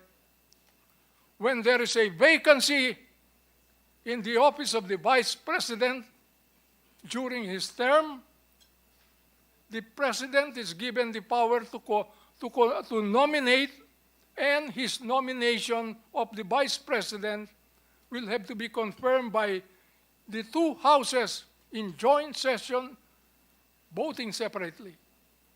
All voting separately. Number three, when there is a problem, is the president disabled from performing his official duties, and his cabinet believes he is disabled, but the president insists that he is no longer disabled. Who resolves the problem? It is Congress in joint session again, voting separately. When martial law is declared, and the proclamation of martial law or the suspension of the privilege of the writ of habeas corpus is suspended, who can revoke that? Congress. But how can Congress act? It is only here where Congress, although meeting again jointly, vote as a whole, but otherwise meeting jointly. In all of these instances, Congress is required to meet in a joint session but the votes of the two houses are to be separately counted as a consequence of the decision of the executive department to have an executive department committee changing these provisions. Now, Mr. Chairman, I should say, these are non-legislative functions of Congress. The main function is lawmaking. These are non-legislative functions. The amendment of the Constitution is not the work of Congress. It is also a non-legislative function. It is just as important as the declaration of war or a state of war, which requires Congress to meet jointly as one assembly and vote separately.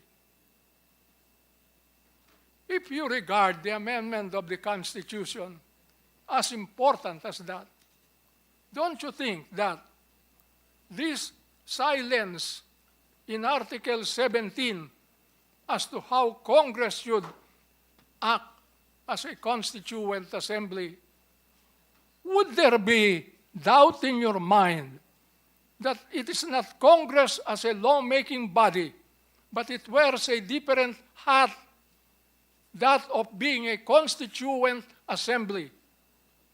And in two decisions of the Supreme Court, Tolentino versus Comelec, Gonzales versus Comelec, the Supreme Court said, when they act as an assembly, they do not act with any distinction whether they are senators or congressmen. They are as one assembly, members of a constituent assembly. Therefore, I submit, Mr. Chairman, that this body is not a constituent assembly, nor a part of a constituent assembly. Because to become a constituent assembly, by resolution, my opinion is that the two houses must first agree to sit together and then pass a resolution to constitute themselves into a constituent assembly. It is only from then that you have a constituent assembly contemplated in Article 17, Section 1, Paragraph 1. Otherwise, no. That's it. It was an oversight, and I think it behooves Congress. I've been raising this problem because many times I've been invited to testify before Chacha committees, both houses of Congress. And in both instances, I've insisted on that. Otherwise, to say that they must vote separately, you are disregarding the fact that Congress is not acting as a legislative body. Congress is acting as a constituent assembly. Isa lamang po, isa lamang assemblea, not Congress. Because when we speak of Congress, we speak with the two houses. We imply the House and the Senate. But when we speak of a constituent assembly, we call on the Congress to wear its other hat, that is, as a constituent assembly. Thank you. Point of order, Thank you, Mr. Chair. Justice Mendoza. Yes, what's the point of order, Senator Risa? Mr. Chair, thank Yes. you. And with thanks to the indulgence of the Senate President pro tempore, I think that Justice Mendoza is raising a prejudicial question. And so my point of order would be until we agree upon and comply with the proper constitutional procedure, I would move, Mr. Chair, to suspend these hearings. Yeah. I so move, Mr. Chair.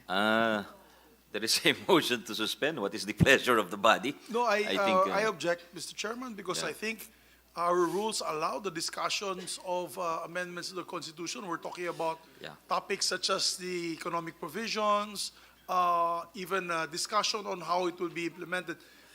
We do this every administration, every Congress. So if that's just, the prejudicial question will be taken up each time there's an amendment proposed and filed to this committee, then this committee will cease to exist. It will have no function whatsoever. So with due respect to my dear colleague, Senator Risa Hontiveros, I object to her motion. Yes, I second the motion of the Senate President. Clearly, we have a standing committee on constitutional amendments and are free to discuss it, particularly with such able and distinguished resource persons. Thank you. Thank you, Senate Yeah, President. let me Senator also Amy. put on record, Mr. Chairman, my Majority Leader and objection Senator Bato also. de la Rosa for an orderly proceeding. Yes, go ahead. I Majority would Leader. just like to put on record my objection as well as Mr. we have Chairman. already put in the records. With of your this permission, paper. Justice Mendoza, there are some, we must settle the point of order before we go to the discussion. With your permission, yeah. Thank you, Mr. Chairman. As this representation already read into the records the basis of the jurisdiction of the committee, including the subcommittee, Mr. Chairman. Thank you. Yes, it may be, yes, Senator de la Rosa, yes. Yeah, Mr. President, I just would like to manifest my support to our Senate President because right now, as we speak, we are not yet wearing our second hat. We still have no hat right now. So I thought you were wearing a hat. I thought you were wearing a hat. we have to wear our second hat later, maybe, Mr. President. Right now, there's no prejudicial issue right now. So, Next guy. thank you, Mr. President. Senator Escudero, yes. It's Senator Bato who might need a hat, Mr. President. May I, to educate us as well, may I ask my former professor, Justice Vivi, yung pag-uusap po ba sa pagitan ni Commissioner Suarez at ni Commissioner Regalado na kailangan joint session, voting separately, kapag ka ang napagkasundoan ay bicameral, ay nasa record ng Constitutional Commission o pribadong pag-uusap po ba yan? It's in the record, Mr. Chairman. And I can cite the record if you give me time. If it's in the record, Mr. Chairman, I think there is good reason to proceed with it cautiously because all of these proceedings might be for naught. Because as we know, the debates in all of the laws that we pass form part of the intent of Congress. And insofar as the Constitution is concerned, the debates too would form part of the intent of the framers of the Constitution. And if that is what they intended for it to mean, then we might be treading on questionable, to say the least, waters if we proceed in this manner.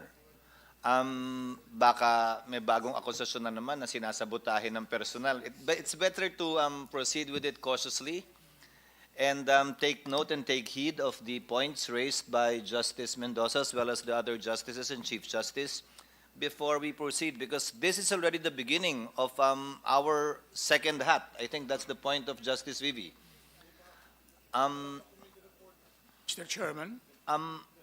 Again, we don't know yet, and the committee report will be the product of this proceedings. So perhaps we can proceed with the hearing and hear out all of our resource persons. And for today, until we decide on the matter and be guided accordingly. Para naman hindi masayang yung hearing today. Yeah. I appeal to Senator Risa for at least for this afternoon. Thank you, Senator Cheese. Mr. Chair. Senator Lauren was also raising her hand. I think she wants to speak. And then the Minority Leader, I think, wants to speak also. So, Senator Actually- Lauren, Senate Pro Tem. Actually, I have not utilized my time, so. Yes, but there's Yes, a point correct. of order, and in the Yes, rules, point of I- order takes precedence. Your I Honor. know. Are the, So let's settle the point of order so we can go back have to you you. settled it already? We've or- not. We've not. Not yet. We are hearing the Okay. arguments Okay. for and against, Your Honor. Yeah. May we settle the point of order, Mr. Chair, then I proceed with my questions for the justices. Yeah. Yes, but please, After. that's why. If we can settle this, then we can go back to you. Senator Minority Leader, yes. Well, as I understand the point of order to be, it's not really a permanent suspension. It was just a temporary suspension of the committee hearing. State PRO, Your Honor. So that we can digest the inputs given to us. But I think the movant wants to add something. So Back to the movement, Senator Risa. Thank you, Mr. Chair and dear colleagues. So just to reiterate, as the minority leader said, my motion was to temporarily suspend the hearings until we answered what I believe is a prejudicial question being raised by Justice Mendoza, until we determine and comply with the proper constitutional procedure. But and as part of, as the minority leader said, digesting what has been brought up so far, also through reviewing the records of the deliberations of the Constitutional Commission. But in the meantime, in response to the first objection of the Senate President and the request of Senator Cheese, and having clarified the intent of my point of order, because I feel, most of all, Mr. Chair, I feel what Justice Mendoza has raised is a prejudicial question. But for now, I submit to the objection and the ruling of the chair. So I For think today, Mr. you're not Chair. insisting Thank on you, the Mr. motion for today. Yeah. I am submitting Yours, to the your- objection, Mr. Okay. Chair. Thank you. Thank you for graciously doing so. That allows us to proceed. And of course, we want to place it on record. Justice Mendoza's opinion is one of many. And earlier we heard a contrary opinion from Justice Azcuna, who was a member of the 1987 Constitutional Commission. So even the best lawyers, this shows the public that even the best lawyers can disagree sometimes. Mr. Chairman. Yes, sir. Yes, Chief Justice Chairman, David. Just to add a little on the controversy, it is just to correct the part of the statement of Justice Mendoza on what happened in the Constitutional Commission. The fact of the matter is I happen to be the chair of the Legislative Committee, and my good friend Adolf here was the vice chairman of that committee. The committee recommended a unicameral body. And at the time that the transitory provision, rather the article on amendments and revision to the Constitution and transitory provisions were taken up, it was based precisely on the assumption that what would be adopted eventually would be as recommended by our committee, which was unicameral. Unfortunately, during the plenary session on a voting as to the form of government, whether bicameral or the form of the legislature, whether bica or uni, by one single vote, the committee lost. And it was the motion of Delegate Villegas who voted that we adopt the bicameral assembly.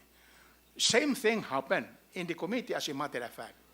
The committee actually voted for a bicameral body originally. As chair, I voted to break the tie in favor of uni. So that is exactly what happened. But you don't have to worry about it, because if you read the commentary of Justice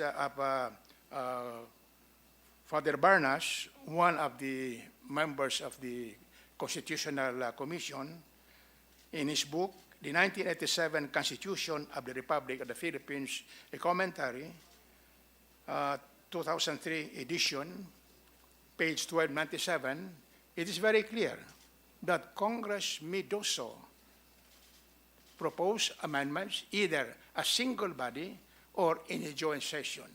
If it were in a single body, each one can propose.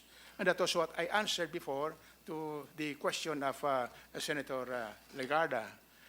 What Congress can do in the first instance would be a simple legislation, proposing an amendment. So the Senate can do that, propose an amendment. Or, once it is approved, the proposal will go to the lower house. The lower house, in the regular process of legislation, will act on it. There may be debates. As earlier, there may be amendments, and several amendments may be proposed. On deck, for instance, is the resolution of both houses, number 6 now, in the lower house, authored by Congressman Salceda. It will open up the entire provisions on the national patrimony and economy.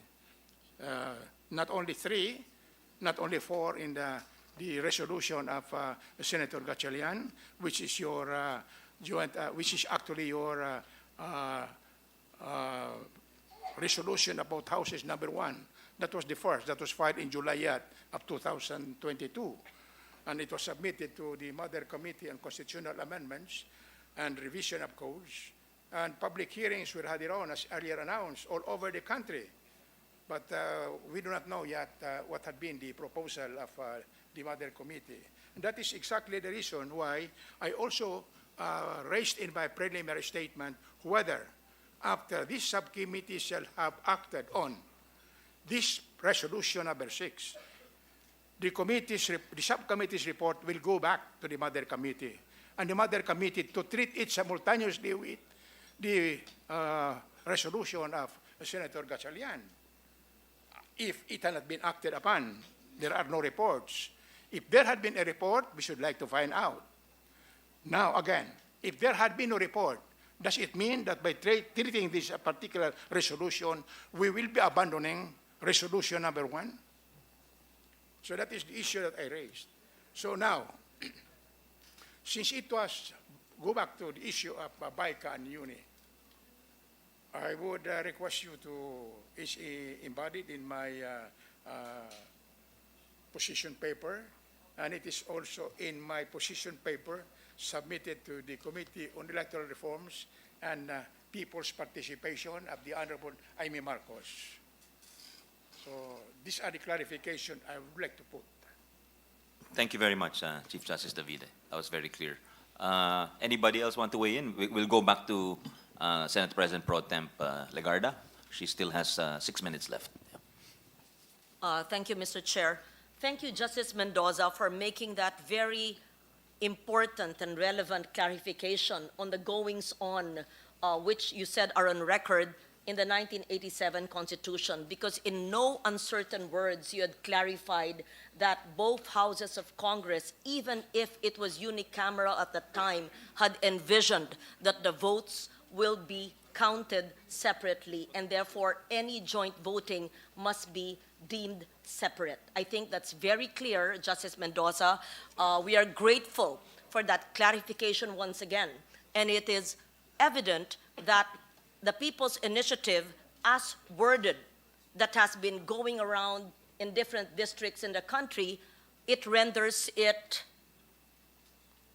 illogical or an aberration based on the statement you made on the intent of the framers of the 1987 Constitution. Thank you, sir. It's very clear. Now I go back to my questions on the inclusion of the clause unless otherwise provided by law. The addition of the clause unless otherwise provided by law, while giving us, the legislature, both houses in this case, the power to modify the nationality requirements in the future by legislation, should be read together, obviously, with other provisions of the Constitution, including Section 10, which you mentioned, Article 12, on the national economy and patrimony, which has been discussed in the past several weeks, because we know that we're only amending Articles 12, 14, and 16. I will not read the whole section into the record, but perhaps Section 10, when it says, Congress shall, upon recommendation of the Economic and Planning Agency, when the national interest dictates, reserve the citizens of the Philippines or to corporations at least 60%, and we know that. And at the end, it says, the state shall regulate and exercise authority over foreign investments with its national jurisdiction and in accordance with its national goals and priorities. So my question is, because we are amending through our RBH number 6, only Articles 12, 14, and 16, and we are not amending the national economy and patrimony provision, how can we be aligned without touching this provision? Will we be consistent with other articles of the Constitution if, unless otherwise provided by law, is only instituted in Articles 12, 14, and 16? Will it be, in short, will it be consistent with the national economy and patrimony provision of the Constitution, several lines of which I read into the record? Thank you. I address this to Justice Azcuna, Chief Justice Davide, and Justice Mendoza. Thank you, sir. Mr. Chair, may I answer that question? Go ahead, It's true- Justice. It's true that under Article 2, Section 19, it provides that the state shall establish a national economy that is independent, resilient, independent, and effectively controlled by Filipinos. Effectively controlled. Now, if we amend sections, Articles 12, 14, and 16, to make the economic restrictions on the percentages changeable by legislation, it does not mean that it will result in an economy no longer effectively controlled by Filipinos, because you can still provide, for instance, 51-49, 51 Filipino, 49 foreigner, is still effectively controlled by Filipinos. It doesn't have to be 60-40. In Spain, it's 51-49, and the foreign investors are happy with that. They don't like 60-40, but they are acceptable to 51-41, so 51-49. So it's still effectively controlled by Filipinos. So it's not inconsistent, Mr. Chair.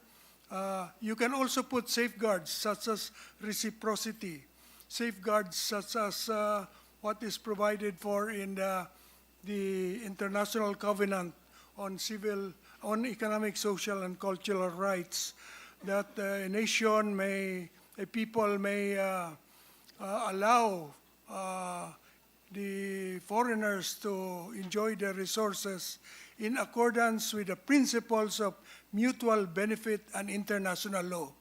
So you can introduce that. So when you say it's subject to legislation, number one, the restriction continues until legislation provides otherwise. Number two, the legislation should take into consideration the framework of investments under the rest of the Constitution, which is that it is supposed to be an economy effectively controlled by Filipinos. So it has to be consistent with that framework, and the entry of foreign investment must be for our mutual benefit. That's why I believe, Mr. Chair, that we should not remove the restriction with respect to non-renewable resources, because that would imperil the effective control of Filipinos over the entire economy. So advertising, even education, and public utilities will not necessarily remove the effective control of Filipinos from the entire economy. Thank you. The views of both Justices Mendoza and Davide, please. Thank you. Perhaps? Justice Mendoza.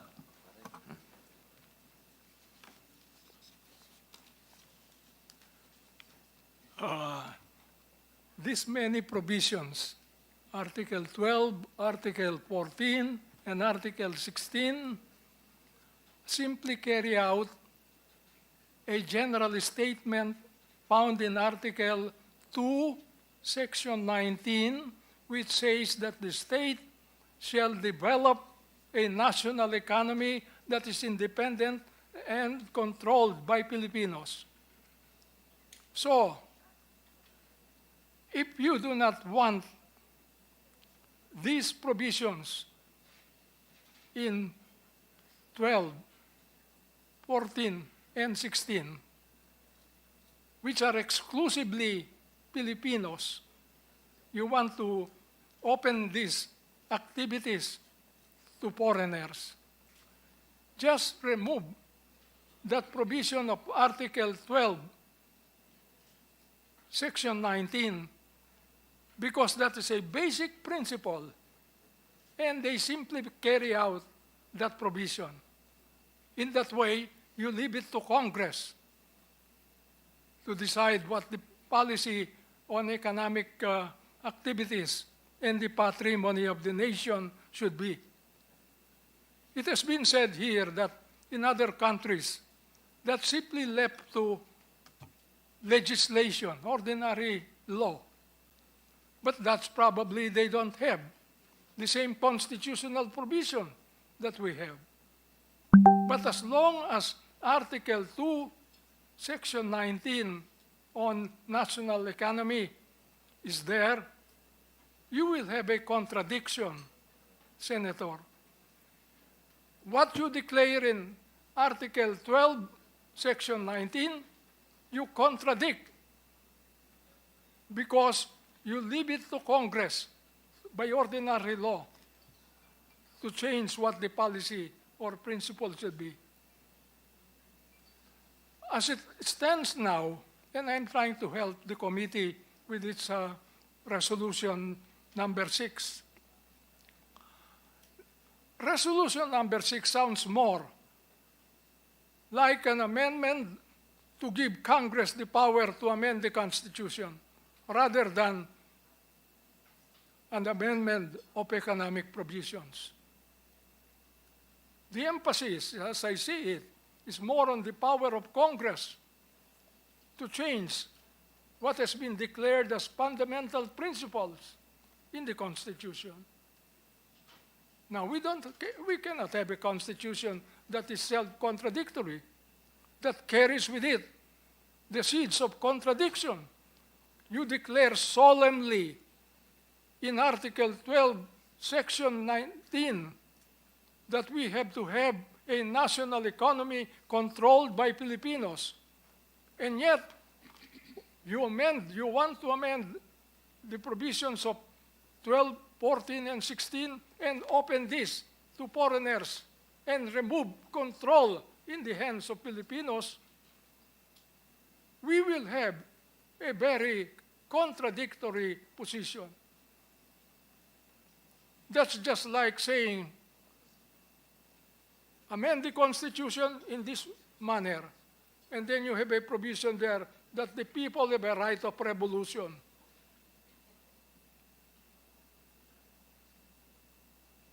Thank you for that, Justice Mendoza. That was actually the crux of the matter, my question, because we're amending 12, 14, 16, but focusing on the article or the section on national patrimony and economy, where it says that the economy will be run by Filipinos. My question answered it very distinctly. Is there an alignment or is there a need to look at a broader view? Because we may amend certain articles, but it may be inconsistent, which you said it could possibly be. So thank you for giving me clarity, but it also brings me more questions, but I may not have the time now. I would like to have a session with the three of you, and perhaps at another time on the second round, ask and persist on that question. But you have validated my thoughts that there could be some non-alignment or inconsistency, but that's something to be studied about. Thank you so much, Justice. Chief Justice, please. Yes, I am glad that this matter was taken up because at the end of the day, what would be actually amended would be two sections of Article 2 of the Constitution on state principles and policies. The first would actually refer to education. The state, that's Section 17 of Article 2, the state shall give priority to education, science and technology, arts, culture, sports to foster patriotism and nationalism. I read that earlier. Accelerate social progress and promote total human liberation and development. The second is what Justice Mendoza had said, but it is actually Section 19. The state shall develop a self-reliant and independent national economy effectively controlled by Filipinos. Now, these are the fundamental state policies which are actually supposed to be implemented by way of specific provisions in the succeeding articles. Consequently, the succeeding articles cannot be amended by any guise whatsoever if it would affect the fundamental state policy. Now, if you are going to amend education public utilities or advertising or media on the other parts of the economic provisions, you will in fact be amending Section 2 of the Constitution. When you amend Section 2 in the Constitution, which relates to state policies and fundamental policies, it would mean, therefore, not just an amendment, it is a revision of the Constitution. Now, a revision cannot be done by this time. You have to open the entire Constitution. And now, this is what I will say. Any proposal to adopt the parliamentary form, the federal system mentioned by Resources Speaker Mr. Dumdum, even in the matter of the economic emancipation proposed by our former Secretary Gary Teves, will open actually the Constitution to revisions, not merely amendments. Are we prepared for a revision? There are again two ways, according to Section 1 of Article 17. What shall we do right now? Shall we call for a constitutional convention? We should open the entire Constitution, not only what is being desired today, probably adopting a parliamentary form or a federal system. You can do that, but it should be by revision. I am not prepared for a revision. As I mentioned earlier, I am against any kind of amendment to the Constitution. When I voted for the draft of the Constitutional Commission of 1986, on the final draft, I said that this is the Constitution I am willing to die for. Why? Because actually, this is now the time that I could say it. Why did I say? It is the only constitution in our country, and even in the whole world, that is pro-God, pro-life, pro-Filipino, pro-people, pro-poor, pro-social justice, pro-human rights, pro-family, pro-marriage, pro-environment, and I will add now, pro-youth, pro-women. Shall we amend? Shall we revise? Thank you very much. Thank you very much, Justice. You have 2 minutes left, Madam Pro Tem. I have longer questions, but I will yield my 2 minutes, Mr. Chair, to the others who may ask on the second round or the second hearing. Thank you, esteemed justices. Thank you, Mr. Chair. Thank you very much, Senate President Pro Tem Legarda. Next is Majority Leader Villanueva, and after that, Minority Leader Pimentel, then Senator Chairperson Robin Padilla, then Senator Risa Hontiveros. Thank you, Mr. Chairman. Let me put on the records how grateful and blessed I am as a member of this august chamber to be here this morning, this afternoon, Mr. Chairman, and listen to the great minds of our justices, economists present here today. I cannot overemphasize, Mr. Chairman, the overwhelming joy and gladness that I am feeling, that I am here with you sitting in special ringside tickets, Mr. Chairman, listening to our idols, our legal luminaries. I just have some few points, Mr. Chairman, that I'd like to raise, considering that this representation is the chairperson of the Senate Committee on Rules, and the Senate President made mention about the direction that we are about to tread after a series of hearings, probably, and when we come up with a committee report. Just to put on record, Mr. Chairman, I'm here to listen, and I have yet to make that decision on whether or not I am for or against charter change. And it's such a great privilege to be in that position, to have this opportunity to listen to experts. May I just ask our legal luminaries, Justice Azcuna, Justice Davide, Justice Mendoza. The Senate President made a statement a while ago that after these hearings, series of hearings, the subcommittee, this mother committee would come up with a committee report. And once we have the committee report, can the Senate actually enter its function as a constituent assembly? And with that, we will be, as Senator Bato mentioned, we will be by then wearing our second hat.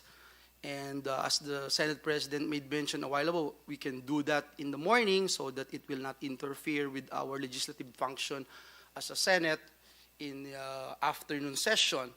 I also wanted to know if, based on the records of the Constitutional Commission, what should be the next steps for the Senate to formally assume the function as a member of a constituent assembly and not merely as legislators?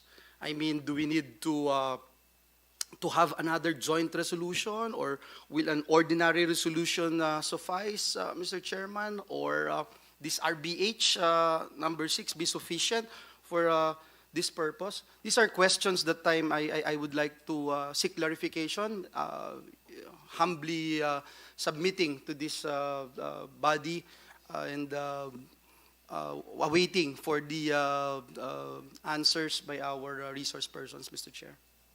Yes, anybody can weigh in from our legal experts, since it's a procedural question. Anyone care to answer from our three justices? Justice Azcuna, yes, I see you reaching for your mic, sir. Permission of the chair, I respectfully submit that the Senate can act first or independently of the House in proposing amendments, as long as it's very clear that they are acting under Article 14 and not under Article 6. There's the ideal way is to have resolution of both houses worded the same way. That's why it's called resolution of both houses. It should not differ. And it should be approved in the same way, with same wording. That's why a joint hearing is not necessary, but you should caucus together. Perhaps it was better before when there was only one legislative building, when the Senate was upstairs and the House was downstairs, and it was very easy for you to get together. So now, but with communications like that, you can also get together and informally agree on the joint resolution, so that your joint resolution will really be joint. No need for joint hearing, but the joint resolution should be identical, so that there's no conflict. If it's approved by 3/4 of the Senate and approved by 3/4 of the House, then you submit it for a plebiscite already. Yan po ang solution. And not necessarily, of course, a joint hearing is ideal, where you meet as one body, but vote separately. That is not prohibited, but to me, it's not required. The advantage of that is you can hear each other. The congressmen, the representatives can hear the senators, senators can hear the representatives. But as I said, with modern media, you can hear each other also without having to jointly meet. So ganun po, maybe your rules can clarify that. You don't have rules on how to conduct proceedings to amend or propose the Constitution. As I had recommended earlier, you should amend your quorum. Right now, your rule on quorum is only majority, 12 plus 1. You should amend it so that if you are considering proposals to change the Constitution, your quorum should be 18, because that's 3/4. That way, even if joint voting is required, you have to require 18 senators to be present in the joint voting. So the Constitution says each house can adopt its own rules. So you are free to adopt your own rules pursuant to the Constitution itself. So you can adopt rules on how to amend the Constitution. I respectfully submit there's no need for a joint hearing as long as you signal that your activity is now under Article 14 rather than Article 6. Maraming salamat po. Thank you very much, Justice Azcuna. Did I get it right? You were saying we don't need another resolution other than RBH 6 if we conduct ourselves or constitute ourselves as a constituent assembly when we finally deliberate on the committee report. As you made mention a while ago, the word "be it enacted" can also be replaced by the word "be it resolved." So that is already a signal to the other house that we have indeed constituted ourselves into a constituent assembly. Is that a correct? My own view right now. Please, Justice. I do not know if the Senate rules provide for the calling of a joint session. I do not know if the Senate rules also provide for the calling of a joint session. Now, if there are none in both, probably the Speaker and the Senate President may agree to call for a joint session, precisely to consider this. Otherwise, you have to go to the other way around, meaning to say you submit it as a single proposal as if in ordinary legislation, with in mind, however, according to the suggestion of Justice Adolph, that it is really intended for amendment to the Constitution. I hope, however, that the Senate and the lower house can agree on some amendments to the respective rules, precisely on the matter of calling for a joint session. The Constitution is very clear that you have a joint session for the SONA, for instance, that is a joint session. And in the provision on martial law, the lifting of martial law, you have a provision regarding a joint session. So probably that could be settled. Thank you. Thank you very much, Chief Justice Davide. In fact, we just exercised this particular rule that we were talking about when we called for a joint session to listen to the keynote speech of the Prime Minister of Japan, Prime Minister Kishida. But not to vote jointly? Yes, definitely. Definitely. Not to vote. Thank you. I just wanted to... Mr. Chairman, if I may just say a few words. Please, please. Justice is finished? Tapos na po. If Okay. Chief Justice Go ahead. David is finished. Go ahead, Justice Mendoza. Yes, yes. I think what should be done here, and this is a precedent, you see right after the war, the Congress that we had was the Congress of the Commonwealth government, which was a bicameral Congress.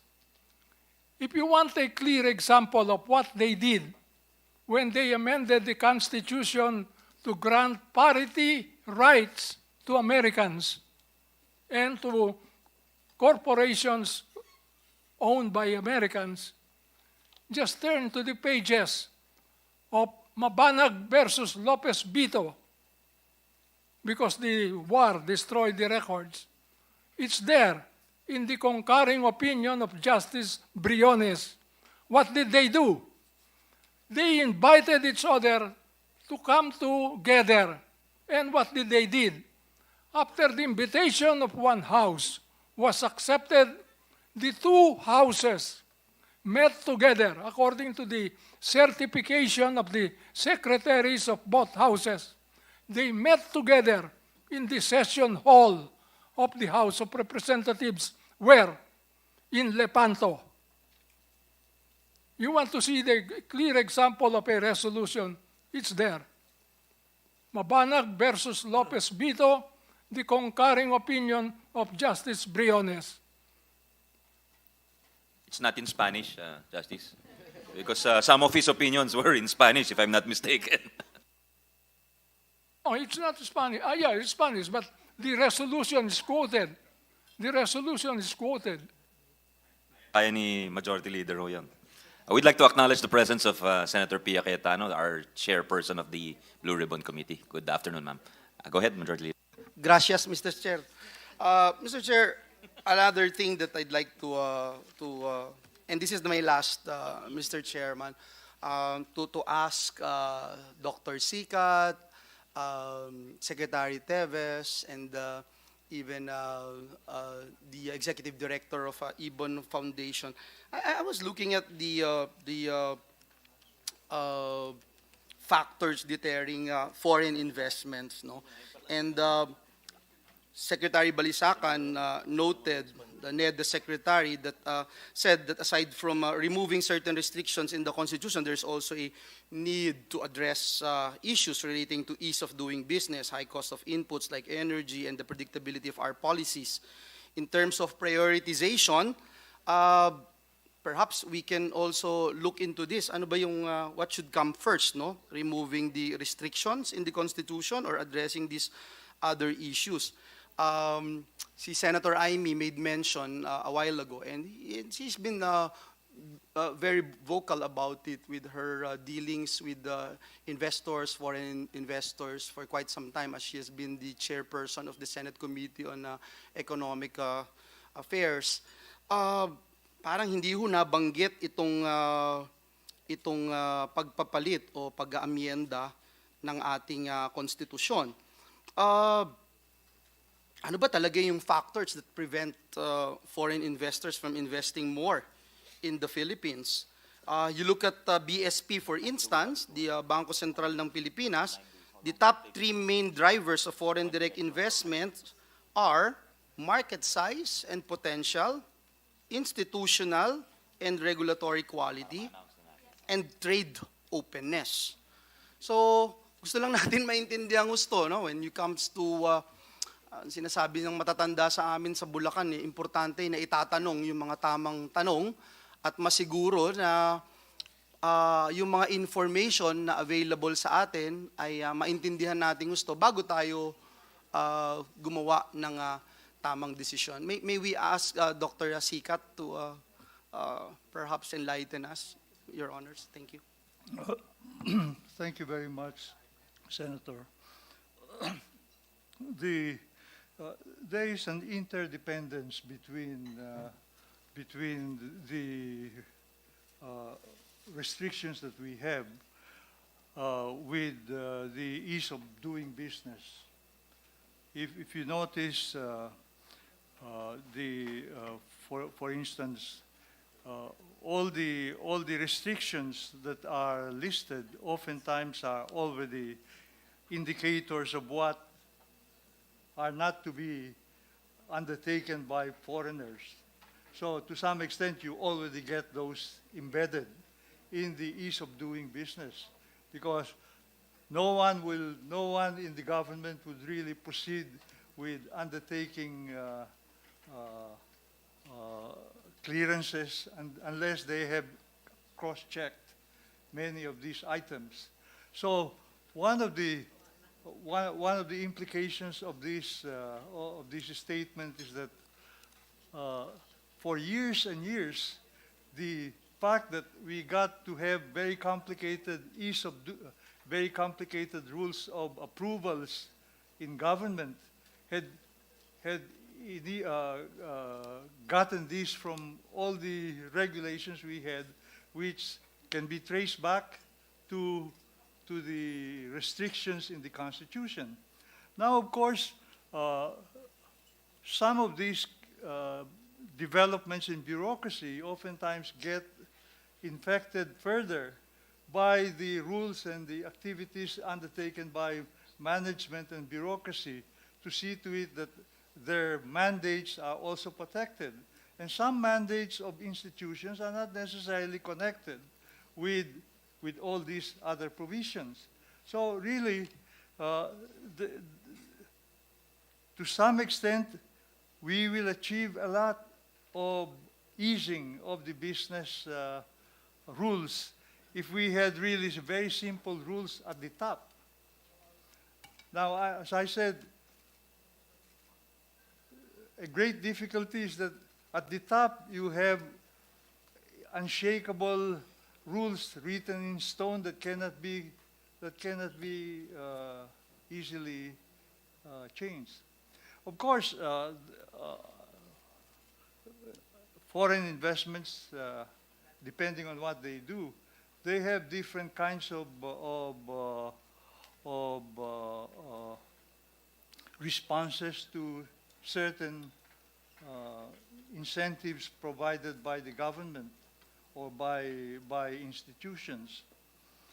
The main point, of course, is that their main concern, I think, is essentially living with the hosts when they are inside, but seeing to it that their borderline, their rules about what they do on rates of return and so on should be also respected. When those things get violated, they move out of the system. Thank you, Director Sicat. Siguro I'd pose this question as well to Secretary Teves, who made mention a while ago that with this, and can we just focus on the amendments based on H6?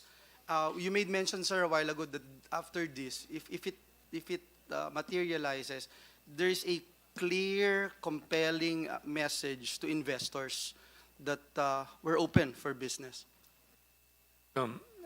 Majority Leader Villanueva, I hope I can explain it in this manner, Senator. Generally, there are two types of investors. No? One would be the group who would know us already. They're dealing with us despite all the limitations imposed in our Constitution. The other would be a group of investors that are not yet familiar, they don't know much about the Philippines, but they have excess funds and they'd like to put it somewhere. So normally, when it comes to, let's say on my left, let's say these are the potential investors who are not familiar with the Philippines, they would start with conducting what we call a table survey, Mr. Senator. Putting, for example, what's the legal framework in the Philippines compared to Thailand, Indonesia, Vietnam, etc.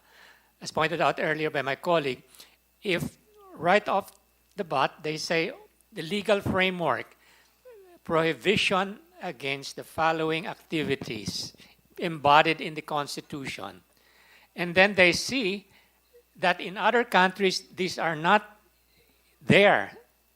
So the instinct of the potential foreign investors who are not yet familiar with the Philippines is to say, I'd rather than look at more seriously the other countries. So we're losing potentially that group of investors if they realize that up to now we're still putting those restrictions in the Constitution.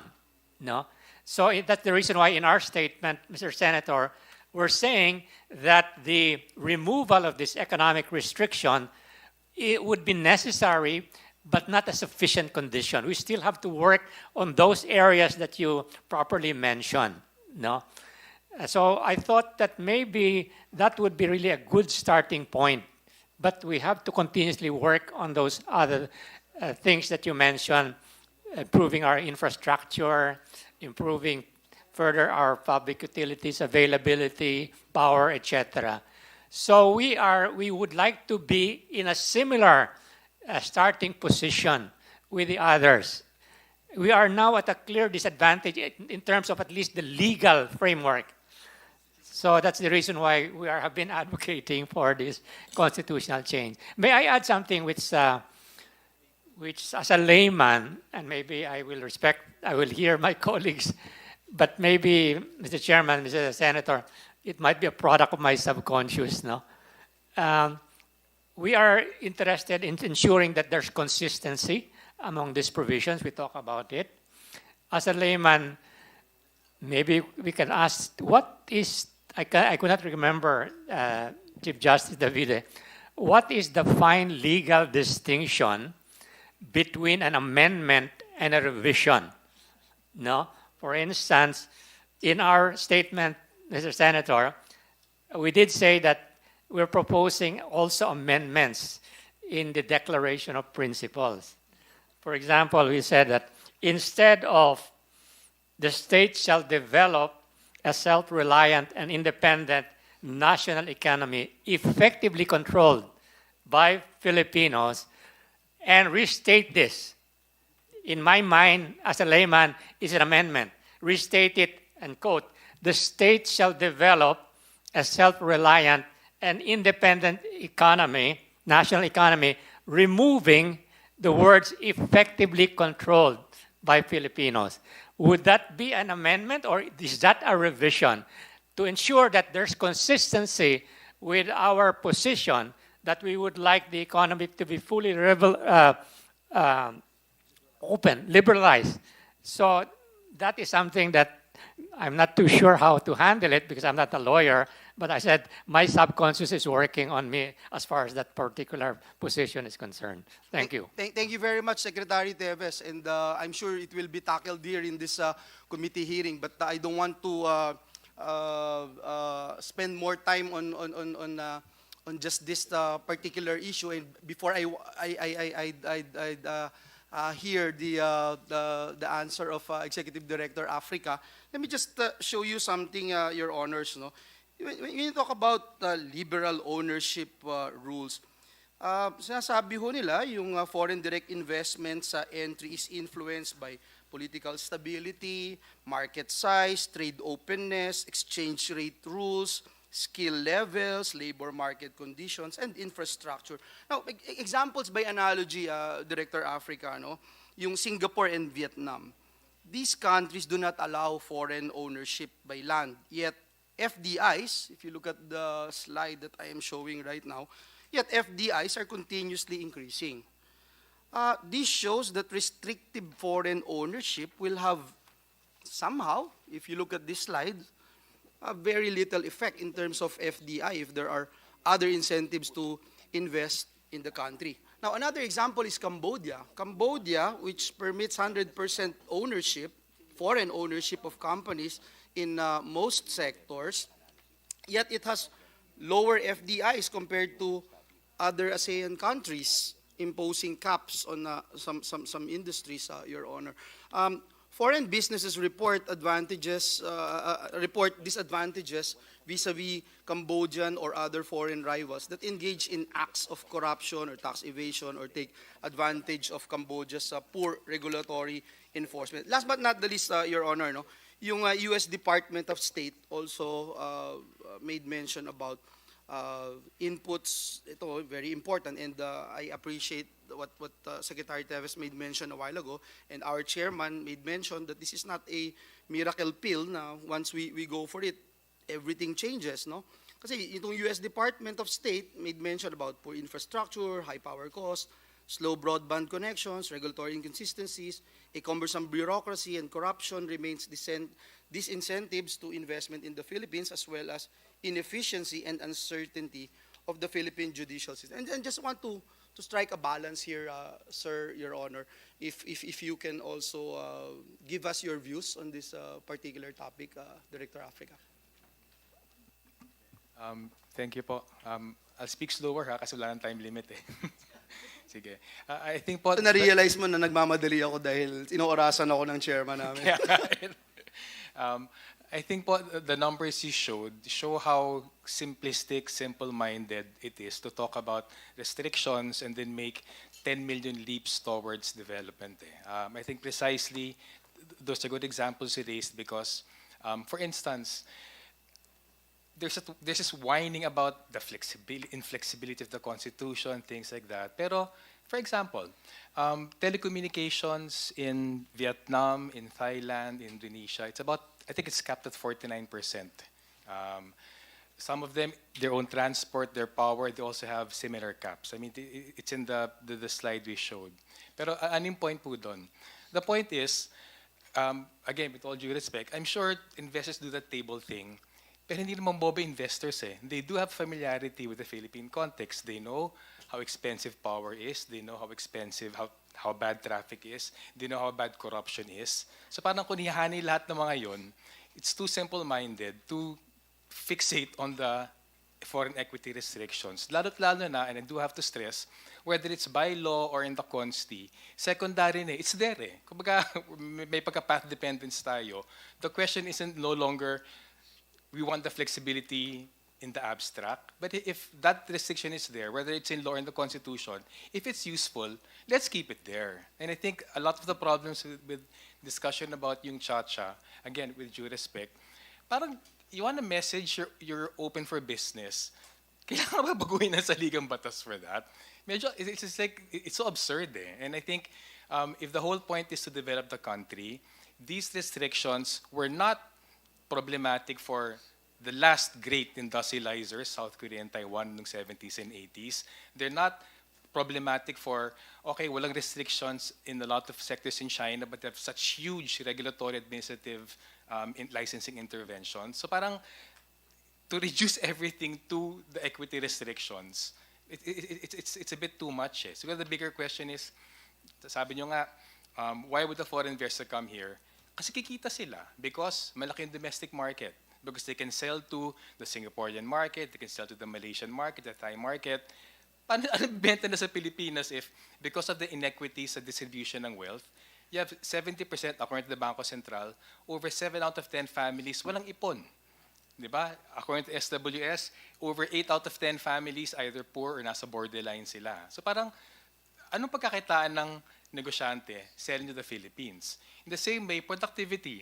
How can you be productive kung ang baba ng educational system mo, ang baba ng standards ng quote-unquote human capital, ang baba ng productivity nila, ang mahal ng kuryente, grabe yung corruption. May nakusap ako quite recently, natawa nga ako eh. It was a Korean lamenting about yung problem ng corruption in Korea. At he picked this up from, I forgot some textbook I read before. Sabi, it holds today.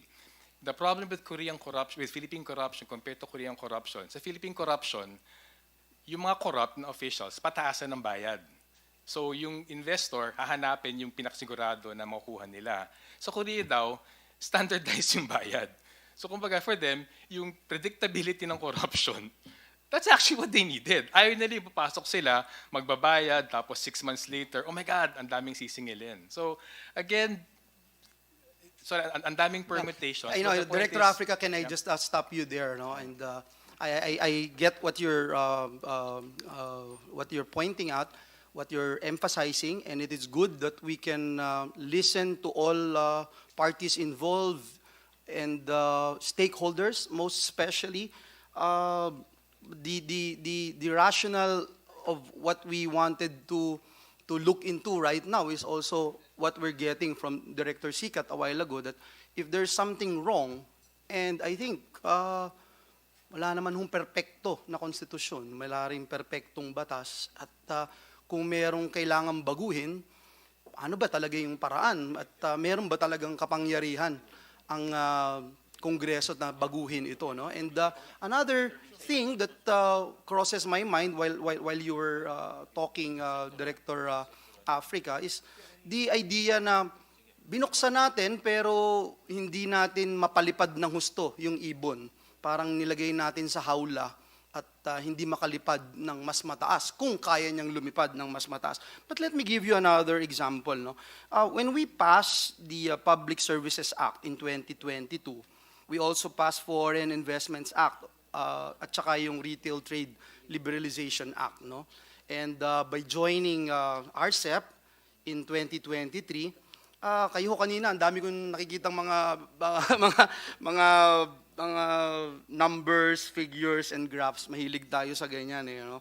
And I just wanted to find out, based on your monitoring and assessment, since their enforcement, no, ano ba yung respective impacts nitong mga foreign direct investments? Because if you look at the foreign investments approved on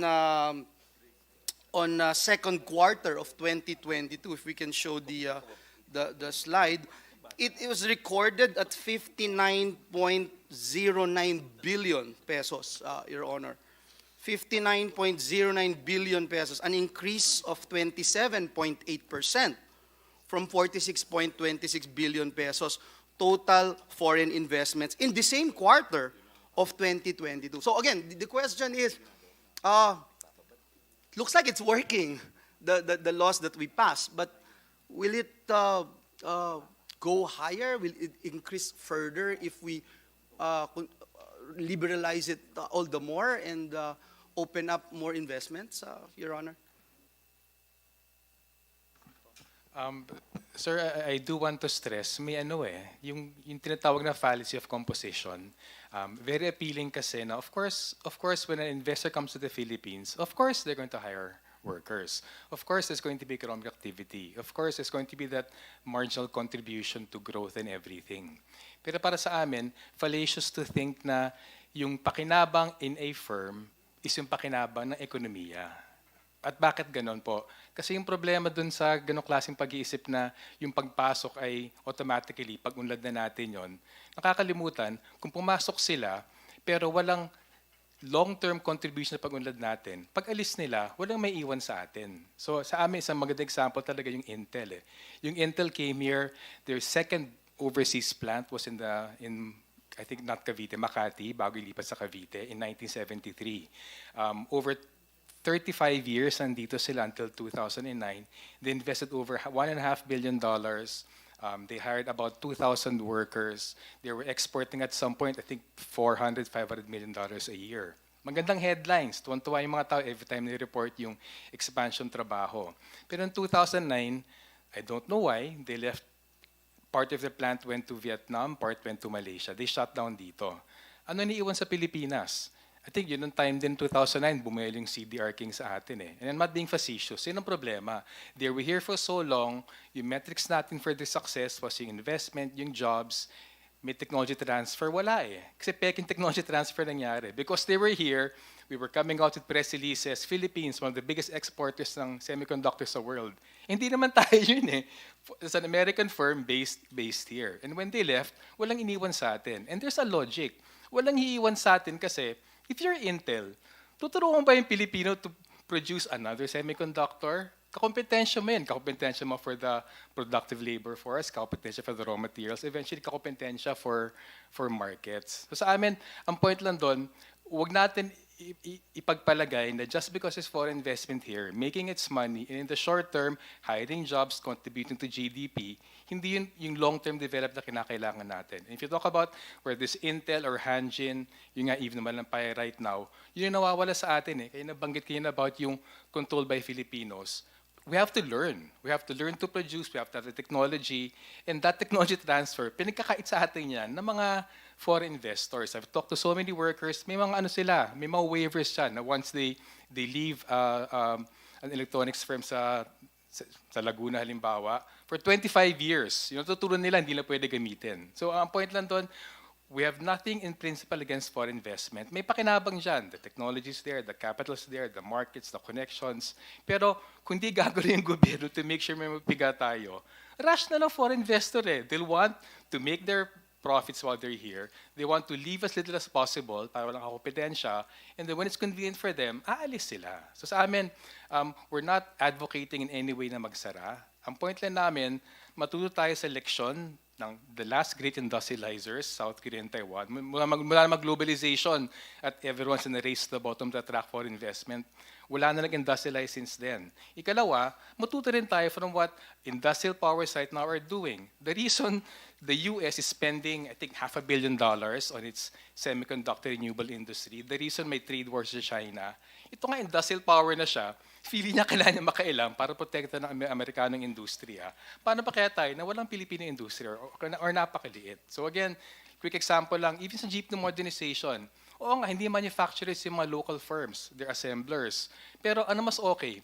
May assembly na may dagdagang trabaho dito, or we import ng buong buo, most of the trabaho is dun sa Chinese firm, Japanese firm, Korean firm, American firm. So sa amin, hakbang-hakbang talaga yan, pero kung wala yung orientation, kung wala yung vision na pagpalakas ng lokal na industriya, binibigyan natin lahat sa dayuhan. At yun nga, doon nawawala yung control natin sa ating ekonomiya, sa ating rekurso, sa ating lakas paggawa. Thank you, Director Africa. I know I have no more time, Your Honor. Thank you very much, Mr. Chair, for allowing me to ask questions. Let me just end by saying I thank God that we are all here today I can see the chairperson of the EDCOM 2 Commission. The commissioners are here, Commissioner Pia Cayetano, Commissioner Sani Angara. And it's really important that whatever, yeah, I already mentioned the chair, no? And whatever we do, and let me stress that in the passage of Public Services Act, Foreign Investments Act, Retail Trade Liberalization Act, this representation would keep on emphasize and pound on the idea of a working technology transfer. Not because I am a former TESDA chief, but I think it's very important, and that's why even in the idea of liberalizing our education sector, I would love to see not only in the higher education, but also in the technical vocational education para talagang maging world-class yung ating mga tinitrain na workers. Maraming salamat, Mr. Chairman, for giving me extension. I think some of our colleagues would like to ask questions na, kaya thank you. Thank you very much for the very pertinent and practical questions, Majority Leader. Now we turn it over to our committee chair, Senator Robin Padilla. Idol. Maraming salamat po. Ikaw po ang idol ko. Chairman, gusto ko lamang pong ibigay yung oras ko kay Sir Orion Perez, Sir Dumdum. The senator's time is only 10 minutes, Mr. Dumdum. I'll be fast. Go ahead, sir. Okay. So doon po sa sinabi kanina nung mabuting senadora galing sa Ilocos Norte, yung tungkol sa yung mga locators, mga kumpanya na natanong po niya, sinabi po niya na wala sa kanilang nagsasabi na may isa doon sa mga issues daw nila yung mga restrictions. Ngayon, sasabihin ko po, ang problema po dito ay yung tinatawag nating survivorship bias. Kasi po yung mga natanong po niya ay yung mga nakapasok na sa Pilipinas. Yung mga nakatagal na sa Pilipinas. So never naging issue nila yung restrictions dahil pasok sila. Pero yung dapat tinatanong po natin ay yung mga naandun lamang sa Singapore o sa Hong Kong na tumingin sa Pilipinas pero di na pumasok. Dahil siguro ay nakita nila yung saligang batas natin na napakaraming mga restriction at dun sila nawalan ng gana. So yun po yung kinakailangan natin gawin. Huwag po tayong nagtatanong lamang sa mga sino yung nandito sa Pilipinas na mga kumpanya, kundi sino yung mga maraming kumpanya na gustong-gusto talagang mag-hire ng mga Pilipino. Ako po, dahil doon ako sa Singapore, marami po mga headquarters po doon. At lagi kong nakakausap yung mga matataas na rango. Dahil meron po akong sideline dati. Nag-host ako ng mga events, nagsa-stand-up comedy ako paminsan sa mga corporate events. Nakakausap ko po yung mga matataas na rango doon. At talagang bilib sila sa mga Pilipino. Sobrang bilib nila sa atin. Pero ang problema, kahit gustong-gusto nilang mag-hire ng Pilipino, nahihirapan silang pumasok sa Pilipinas dahil nga dun sa mga restrictions natin. At paminsan, ang problema ng mga restrictions natin ay hindi mismong actual na issue. Ito yung mga tinatawag nating impression. Parang natatakot sila na dahil dun sa Article 12, Section 10, parang natatakot sila na, okay, pasok kami ngayon, yung industriya, yung sektor namin, pasok ngayon, baka next year magkaroon ng bagong amendment sa Foreign Investment Restricted List at biglang mapasok yung kumpanya namin dun sa listahan yan. At paano na kami? Parang ganun yung issue ng policy stability is what you're adverting. Yun po. Yun po. Your Takot Honor, sila Mr. doon. Chairman, if I may just very quickly. Yes, of course, Majority Leader. I'm very interested on what Mr. Dumdum is talking about. What do you have any ballpark figure or something? Kasi tama ho ito magandang mapag-usapan natin yung hindi pa nakakapasok dito, no?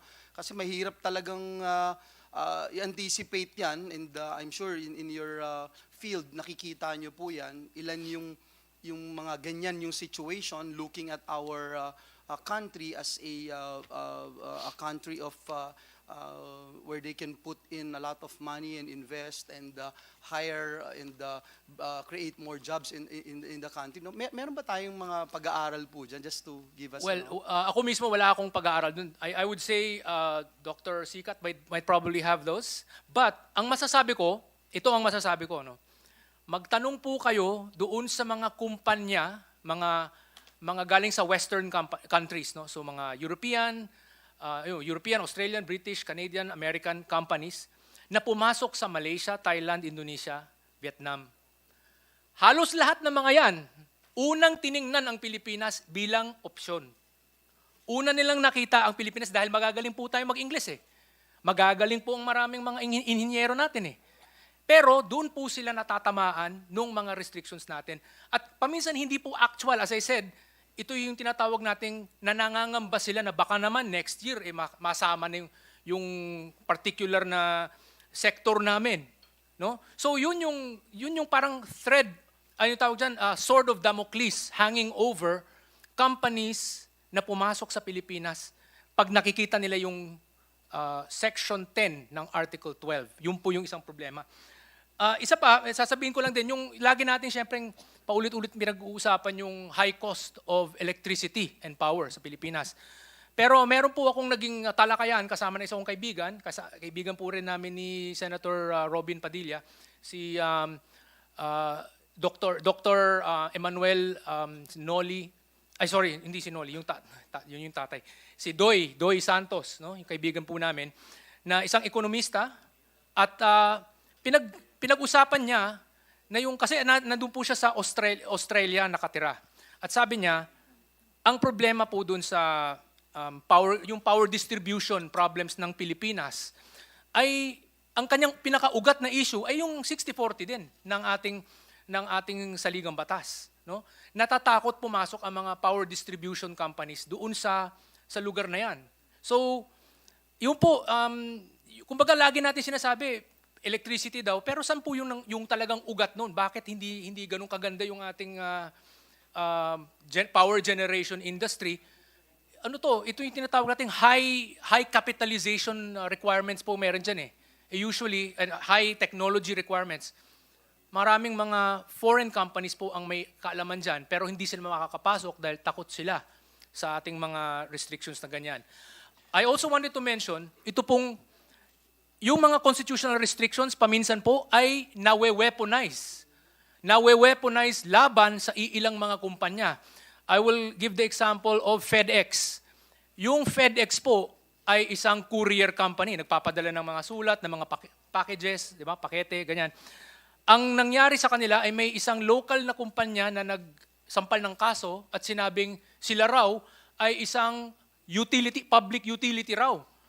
At dahil doon ay sinasabing unconstitutional daw ang pagiging 100% or majority American-owned ng FedEx. At napunta po ito sa Court of Appeals, no? At sinabing labag daw sila sa ating saligang batas. Muntik na po yang nangyari doon sa angkas. Ang angkas, yung sa mga motor, no? Ang angkas daw ay sinasabi rin ng iilang mga kalaban ng angkas na daw sila, public utility raw sila. Pero, tapos unconstitutional nga daw. Dapat 60-40. Bakit, yan, Singaporean yung may-ari, si Angeline Tam. Buti na lang, si Angeline Tam, ang kanyang asawa ay Pilipino na si George Royeca at inayos po nila yung mga papeles nila para maging majority owner si George Royeca. Secondly, sasabihin ko, ang katotohanan tungkol sa angkas ay hindi naman sila public utility. IT company po sila. Gumagawa po sila ng phone mobile app para makapag-connect ang mga gustong sumakay at sa mga driver ng mga motorsiklo. Hindi po sila transport operator. Hindi po sila may-ari ng mga motor. Hindi po sila employer nung mga nagda-drive na mga motor. So, mali po yun. IT company po talaga sila. Nagko-connect lang po sila ng ride hailer at ng mga drivers. Yun lang po. Pero ang ginawa, kinontrahan sila using the constitutional restrictions. So ito po yung sinasabi nating problema na laging nawe-weaponize at laging nagiging publicized ito sa international business community. Yung nangyari sa FedEx, pinagtatawanan po tayo dahil sa nangyari dyan. Yung angkas, muntik na pong nangyari yun. So yun po, kaya nga sinasabi ko po, mas maganda po na tanggalin na lang po natin sa ating saligang batas itong mga restrictions na ito. At kung kailangan natin ng mga regulation at mga restrictions, doon na lang po natin ilagay sa statutory legislation. Maraming salamat po. Mr. President, Mr. Thank you. Chairman, Yes, Senator Pia. could I ask him if it's still within the time that Senator Robin allocated to the resource persons? Can I ask follow-up questions? If it's within the time. Well, I've been strict with members who tried to okay. ask questions, so I just to let Okay. you know before you arrived, some of our No, members no, wanted to ask I was questions. listening to your rules, so no problem. I So, just thought, we apologize I for that. just I just thought want that- to be consistent in the application, as much as I problem. want to No problem. indulge you, Your Honor. Yeah. Pasensya na po. Yes, next to ask questions is the Minority Leader, Senator Risa. Deputy Minority Leader. Salamat, Mr. Chairman. Bago yung mga hinanda kong tanong, I really would like to follow up yung usapin ng prejudicial question, which I believe actually a couple already of our resource persons raised, beginning po with Justice Mendoza. So my staff looked at the records of the deliberations of the Constitutional Commission. At kung pwede, Mr. Chair, I'd like to read one paragraph where it says, Mr. Regalado, I also noticed that both sections 1 and 2 are premised on the anticipation that the Commission, not only the committee, will opt for a unicameral body. In the event that a bicameral legislative body will carry the day, has the committee prepared contingency proposals or resolutions? Sumagot si Mr. Suarez, yes, in that situation, we would propose to include the words in joint session assembled. And then nag-follow-up question si Mr. Regalado, but still maintaining the same number of votes? Mr. Suarez, the commissioner is right. Mr. Regalado, thank you. So, at tingin ko po, Mr. Chair, relevant po ito, pertinent dun sa prejudicial question na kung anong rules ang dapat i-apply. The word assembled kasi po suggests a physical assemblage as proposed earlier by Justice Mendoza. So parang ang intent po nga ay may pagkikita pero magbobotohan ng hiwalay dahil nga may same number of votes. Maybe our framers, those physically present, and if Chris Monsod is still online, maybe our framers could shed light on this. At kasi kaya nga po ako nagmungkahi ng suspension kanina para po magkaroon ng clarity yung ating proceeding. So just to add a little more clarity at this point in time, could our framers of the Constitution shed light on this issue, Mr. Chair? Would Justice Mendoza or Chief Justice Davide like to address this first? Justice Mendoza? Yes, that's what they really decided in the Constitutional Commission. And it was only by reason of oversight that the corresponding phrase was not placed there. But the other provisions of the Constitutions were amended. Oversight lamang. Oversight.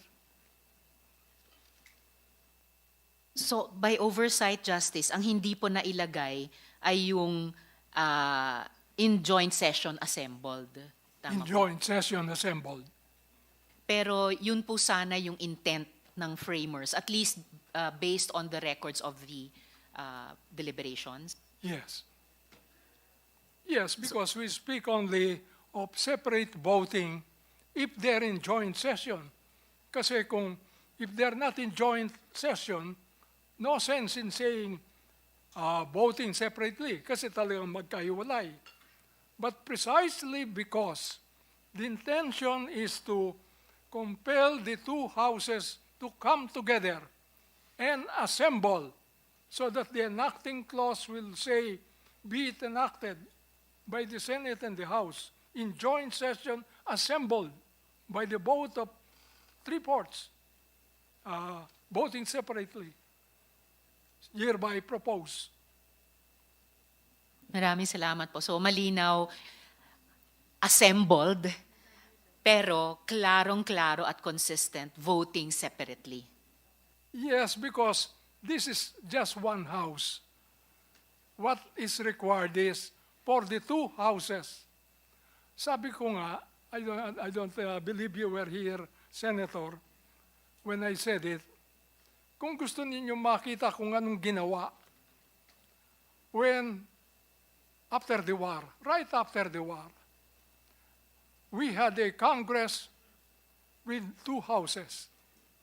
When the problem of parity rights came up, and that required constitutional amendment. The two houses met together at nakalagay doon sa certification of the secretaries that the two houses met together where in Lepanto, Sampaloc, where Congress was holding sessions. So that illustrates the application of that provision. Thank you. Salamat po. Opo, wala pa po ako doon. Pero yung mga magulang ko, buhay na po noon. Would either CJ Davide or Justice Azcuna like to add to this? Or Chris Monsod? I stick to my original position also, that there are two ways for Congress to propose amendments. One, in joint session, voting separately, or in ordinary legislation with one body proposing a proposal for amendment to a constitution and approving the same by 3/4 votes. And then that should be submitted to the lower house or to the upper house, as the case may be, voting also by 3/4 vote. And then plebiscite already. Permission, Senator Risa, I Yes, just of want to course, Chair. acknowledge might Senator just, Villar's presence. Mr. Chairman. Go ahead, ma'am. Thank you, Mr. Chair. Chairman, if I can just say a few more words Yes, Mr. to Chair. amplify what I said. Okay, go ahead, sir. Beyond this debate about construing the silence of the Constitution, there is some benefit if the two houses come together. They can exchange views regardless of their status as senators or congressmen. The Constitution contemplates they are not senators or congressmen. They are members of a constituent assembly. Isang body lamang.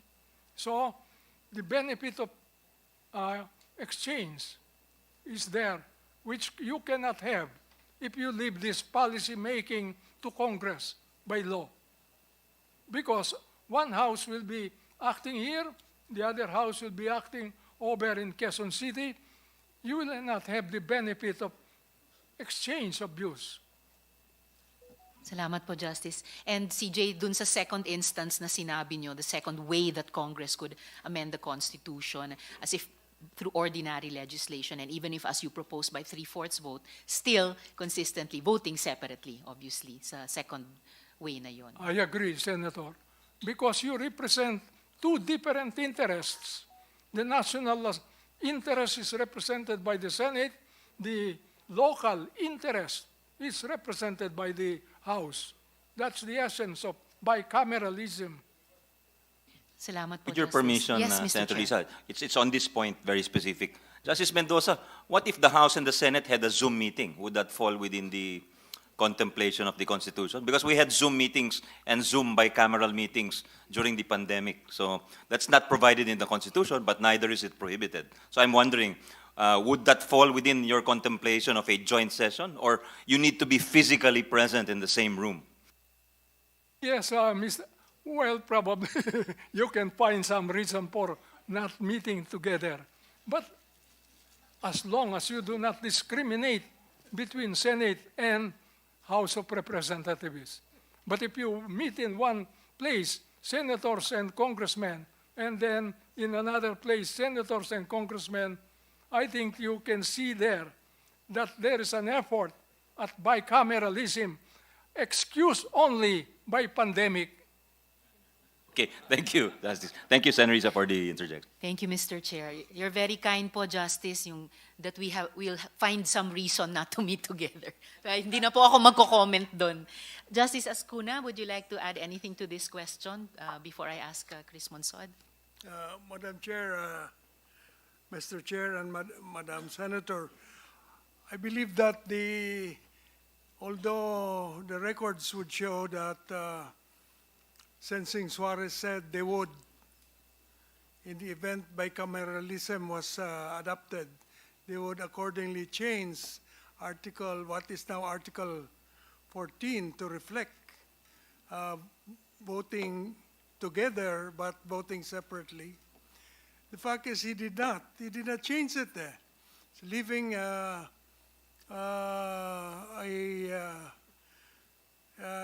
ambiguity to the manner in which Congress will achieve the three-fourths vote.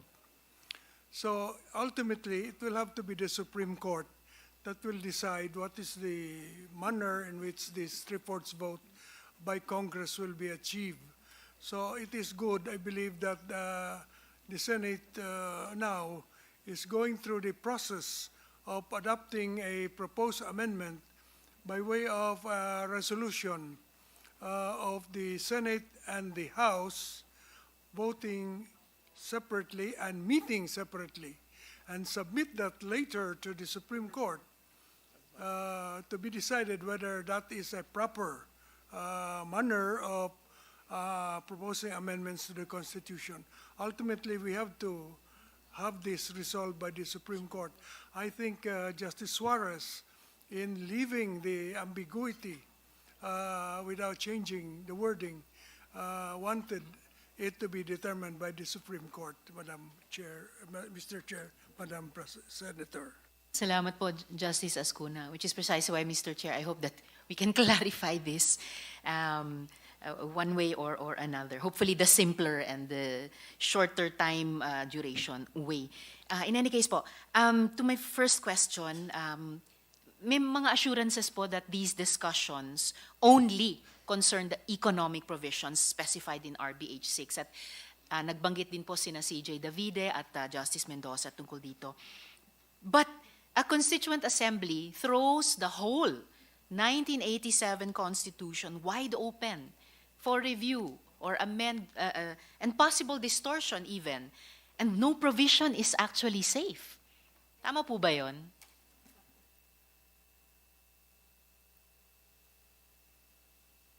Anybody can answer, Your Honors. As I mentioned earlier, touching on the economic provisions would in effect also affect the declaration of policies and state principles and policies. The moment that it will change any particular principle or policy, it would be a revision. Because the provision now on the article on national patrimony, for instance, or on the general provisions or on education are only implementative of the declaration of principles and state policies. The moment you change it, you have to automatically change also the fundamental principles of state policies. At bukod po dun sa, in effect, amending or revising a basic principle or state policy, kahit may assurances o agreements pa, no, prior to limit the scope of the discussions, wala namang magpipigil sa kahit sinong miyembro ng Kongreso to propose other changes. Halimbawa, legislators could initiate changes in our basic laws on foreign ownership even of land, on term limits, on the frequency of elections, on limitations on the use of governmental power, even the fundamental rights of citizens. Tama po ba ito? CJ, pakibuksan yung mic Those niyo. matters are to be taken up really. It is more than an amendment.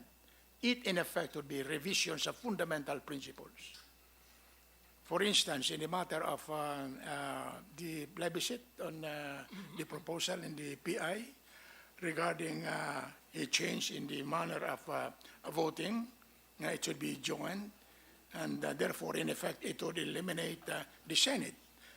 It would eliminate the Senate because you have the massive majority of the lower house. So the moment you approve what is in the PI, it will open the floodgates of everything. Eventually, all changes will be done without already the voice of the Senate. Which is why po, CJ, Mr. Chair, the Senate opposes and continues to oppose the People's Initiative. Pero meron din po akong agam-agam at gusto ko pa rin itanong yung possible scenario, kahit sa pamamagitan nitong RBH 6, as an initial doorway na dadaanan. That couldn't it lead to that scenario in a constituent assembly, in Congress jointly assembled, that any representative or even senator could then, once the door has been opened to amendment o lalo na revision ng isang basic principle pa, fundamental policy, na pwedeng kahit sino sa amin, in effect, mag-propose ng amendment or revision to any and all parts of the Constitution. very clear under Section 1 of Article 17 that there are two ways of revising the Constitution. Amendment or revision may be done by Congress or by a constitutional convention. The third proposal, however, can be done by the People's Initiative. We are talking here of amendment by Congress itself, and therefore it should be a constitutional assembly acting as a con-us, no? But considering that the Constitution is not very, very clear about it, mentions only joint, we have the proposal of Father Bernas, one of the commissioners. Now, it could be done in either of the two ways we have taken up much earlier. Either by way of ordinary legislation, with the two bodies voting separately and in a separate session, or in a joint session, voting separately. Hindi po ba parang nagbubukas kami ng Pandora's box at hindi natin alam anong lalabas dito from the depths of that Pandora's box once the process is initiated? Mr. Chair, Justice Azcuna. Mr. Chair, it cannot go outside of the resolution because of the requirement that a proposed bill or resolution shall have only one subject. If they will add to the resolution of both houses, number 6, for instance, they will amend it to include a political subject. That will be in violation of the rule that a proposal shall have only one subject. So if they want to bring in extraneous matters, it should be another resolution. And the Senate will not agree to it, so it won't be a joint resolution. So this joint resolution is limited only to economic provisions. In fact, you can put that in the title, a resolution to amend and economic provisions and for no other purpose, something like that. Then, in other words, limited to the rule of one resolution, one subject matter. Thank you, Justice Azcuna. I'm glad to have that on record as we continue to deliberate this resolution of both houses. Dun naman po sa Senate hearings on the Fraudulent People's Initiative, it was clear as day how many members, unfortunately, of the House were willing and able to use the influence and the resources also of government to advance certain interests. Nung mga, even in those early days, tila buong makinarya ng gobyerno ang nagamit para lokohin yung mga Pilipino para sa makasariling layunin. At sa ganitong klima, and again, I'm proceeding on the premise that of a Pandora's box, not something that can 100% be limited, with all due respect, by that one bill or one resolution, one subject rule. So ano po yung assurance natin na hindi lang ililipat yung ganyang klaseng makinarya para isulong whatever comes out of RBH 6?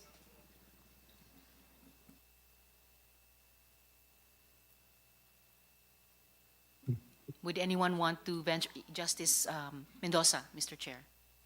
I think that attempt by People's Initiative to amend the Constitution when acting as a constituent assembly is the clearest admission on the part of those proposing it that unless you change the Constitution, the requirement should really be joint session, voting separately.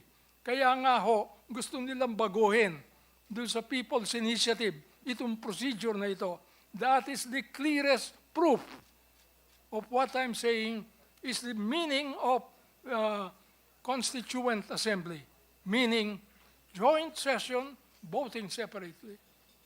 And the best illustration of that, as I said, application is when Congress met after the war. It was a bicameral Congress that we had.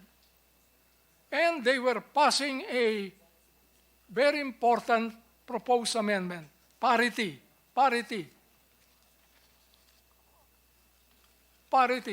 economic provisions. And what they did, they met together according to this certification of the secretaries. They met together in the session hall of the House of Representatives. And where is that? In Sampaloc, Lepanto, Sampaloc. That's where Congress was meeting at that time. That to me is the clearest example. And that is to be found in the opinion of Justice Briones in the case of Mabanag versus Lopez Bito. 78 Philippines, page 1, page 77 in particular. Salamat po, Justice Mendoza. I'd just like to go into at least my first question, Mr. Chair, on the legitimacy of the need to amend the economic provisions na yun yung heart and soul nitong RBH number 6. Nung Disyembre, nung nakaraang taon lamang, so just 2 months ago, binibida ni Presidente yung mga nakalap niyang investment pledges sa napakarami niyang biyaheng international sa China, sa Switzerland, Japan, Estados Unidos, UK, Indonesia, Malaysia, Singapore, at Saudi Arabia. Ayon sa kanila, nasa 2.484 trillion pesos ang nakalap na pangakong foreign investments. At sa lahat nito, as in sa bawat isa nito, wala namang kondisyon na kailangang baguhin natin ang kaluluwa ng bayan, ang saligang batas. So on the heels of that success, di umano, bakit bigla ngayon ay sasabihin kailangan natin yung charter change? Maybe, Mr. Chair, if I could ask Mr. Africa, Yes. if he could comment on this. Sani, go ahead, please. Mr. President, I was talking to the resource person because he's my neighbor. Did not hear the question. I Maybe. will apologize for It's him all right, Madam because I was Chair. taking his time and he may not have Senator heard Risa. the question. Yes. Yes, Reiterate. hold your horses, Mr. Dumdum. You'll have your chance. No? Yes. Thank you, Mr. Chair. So, Mr. Africa, tinatanong, it's all right, good gentlewoman. Yung tanong ko lamang po, bakit biglang ngayon sasabihin kailangan yung charter change in relation to FDI? Binibida ni Presidente pagkatapos ng maraming state visits nila last year, first 1.5 years, just last December, sinasabi nila more than 2 trillion pesos ang pledges na FDI without the shadow of kailangan may charter change dyan sa bawat isang iyon, Mr. Chair. Actually, feeling ko po, I apologize po for the that might be a rhetorical question kasi, well, una, media and advertising aren't, in education, advertising education aren't really very big areas for foreign investment. So, kung magkaka-argument na, oh no, there would have been more sana, I doubt actually there would have been much more. But I think precisely I do agree, if those pledges were there and we assume that they're real, they didn't need the charter change. Much more, they didn't need this specific charter change right now or changing the other provisions. So I think it affirms your point po. Sorry. Yeah. Salamat po, Mr. Africa. And then maybe lastly, Mr. Chair, if I may have one more question. Well, just to let you know, it's your call if you want to hear from him. Mr. Dumdum is raising his hand. I need to ask a follow-up question to Mr. Africa, Mr. Chair. Go ahead. We'll hold your horses, Mr. Dumdum. Thank you, Mr. Chair. In like manner, Mr. Africa, kanina foreign pledges without any quid pro quo on charter change. Kahit sa binuong Philippine Development Plan, referred to by Christian Monsod earlier, 2023 to 2028, na pinamunuan ng NEDA at si Presidente ang chair nun. So nilatag yung kabuuang plano para sa ekonomiya ng Pilipinas, para paramihin ang trabaho, puksain ang kahirapan, pataasin ang kalidad ng buhay nating mga Pilipino. Nagawa na po ba natin? Is it going well, yung implementasyon ng buong PDP na yan? At saka, do you know, sa 450 pages ng PDP na yan, meron po bang kahit isang pagbanggit na kailangang baguhin yung konstitusyon in order to implement the plan? I don't recall po seeing anything dun sa PDP. Pero siguro ang pinakamahalagang punto po dyan, is the PDP doing well? Sa amin, mahalaga for the record, despite yung pinagmalaking mabilis na economic growth last year, actually between November 2022 and November 2023, nabawasan ng 70,000 jobs. And the biggest reason na sinasabing lumiit yung unemployment rate to 3.9%, it's because maraming discouraged workers, maraming hindi naghahanap ng trabaho, walang trabaho pero hindi binibilang as unemployed. Pero siguro, ang key point po, I think even our economic managers, in their heart of hearts, absent any political influence, they know there is so much more that needs to be done and that can't be done and isn't being done right now na hindi kailangan ng charter change. I mean, nadinig ko po yung isang statement about ano pwede gawin para tulungan yung mamamayan na walang charter change. Actually, ayun yun. And I think, I do agree, ganun kasimple lang yun. Kung may gusto gawin, ang daming pwede gawin ngayon. Kung papasok pa sa usapin ng charter change, makaka-distract lang siya, makakagulo lang po siya. Salamat, Mr. Africa. Mr. Chair, may I move on to another question? I still have time. Salamat po. Okay, thank you, Mr. Chair. 2 minutes, so maybe just 2 questions for today. Salamat po. Kasi nga yung isang focus ng RBH6, public utility. So, talking about, for example, the telecommunication sector. So, nervous system siya ng modernong ekonomiya. Kailan lang binuksan ng Kongreso sa pamamagitan ng amyenda sa Public Service Act. Doon po, sinasabi ng NEDA na yung problema ay yung duopoly. Di umanong duopoly ng Globe at PLDT Smart at kahinaan ng NTC bilang regulator. So, hindi magamit ng ibang kumpanya ang towers nitong dalawang higante. Mahal mag-text at tumawag sa mga subscribers ng bagong kumpanya sa Globe at PLDT. Hindi makuha ng NTC yung frequencies na hindi naman ginagamit nitong dalawa para magamit sana ng mga bagong kumpanya. At saka kahit maliliit na cable companies na pwede sanang gawing mura ang internet, ay kailangan pang kumuha ng prangkisa. Well, sa ating Kongreso. So, sinasabi ng NEDA, kahit noong pa man, bago pa man ipasa ang amyenda sa Public Service Act, wala sa border, at NEDA na to wala sa constitutional restrictions ang problema. So nandito po sa loob ang problema, ibig sabihin sa bawat industriya. At wala pa tayong ginagawa sa Senado kahit matagal nang nakasalang ang OADT o Open Access in Data Transmission Bill. So yung una sa last 2 questions ko sa ngayong hapon, Mr. Chair, sa palagay po ba natin ay papasok ang kapital, Pilipino man o dayuhan, kung nakikita nilang may dalawang higanteng nakahambalang at walang ginagawa ang Kongreso upang payagan ng iba na ayusin ang serbisyo sa mas murang halaga? So, to Mr. Africa still, Mr. Chair. Favorite resource person, Sani. So, please listen to the question. Sige po. I'm sorry po, I can't speculate if a big telecom provider will come here. But I think historically, a lot of transnational corporations have come in, even if may corruption, as long as they have the connections to be the ones getting the inside track. So that's a general statement lang po, but kung dun sa specific na question yan, I don't know. But also to be clear, even the big telecommunication firms, they do have substantial foreign capital already. So they know how the business operates. So it's not like, again, it's not like bulag sila na mag-table read pa sila kung kumusta yung mga bagay-bagay. They know how things operate, and I think if that is going to be an advantage for them, they will use that. And last point po, in a lot of ways, a lot of the anti-corruption campaigning the last years has been led by foreign transnational corporations sa mga jurisdictions na wala silang kilala. Sa mga jurisdiction na may kilala sila, gagamitin nila yung same connections nila, just the same as any domestic provider. Salamat, Mr. Africa. At huling tanong ko para ngayong hapon, Mr. Chair. Alam po ba natin na sa Thailand, lubhang mas mura ang serbisyo at mas mabilis at malawak ang internet? Pero sila po ay may batas din na nagsasabing bawal maging majority owners ang dayuhan. Gayunpaman, yung 4 sa top 5 na telecoms companies nila ay nakapagpasok ng kapital. Like you were saying earlier, that many of these big transnationals, kahit sa telecom sector, may sarili ng foreign capital na sa resources nila. Nakapagpasok ng kapital mula sa mga kumpanya sa Singapore, China, at saka Norway. So, alam po ba natin ito? And could you please enlighten us further about this?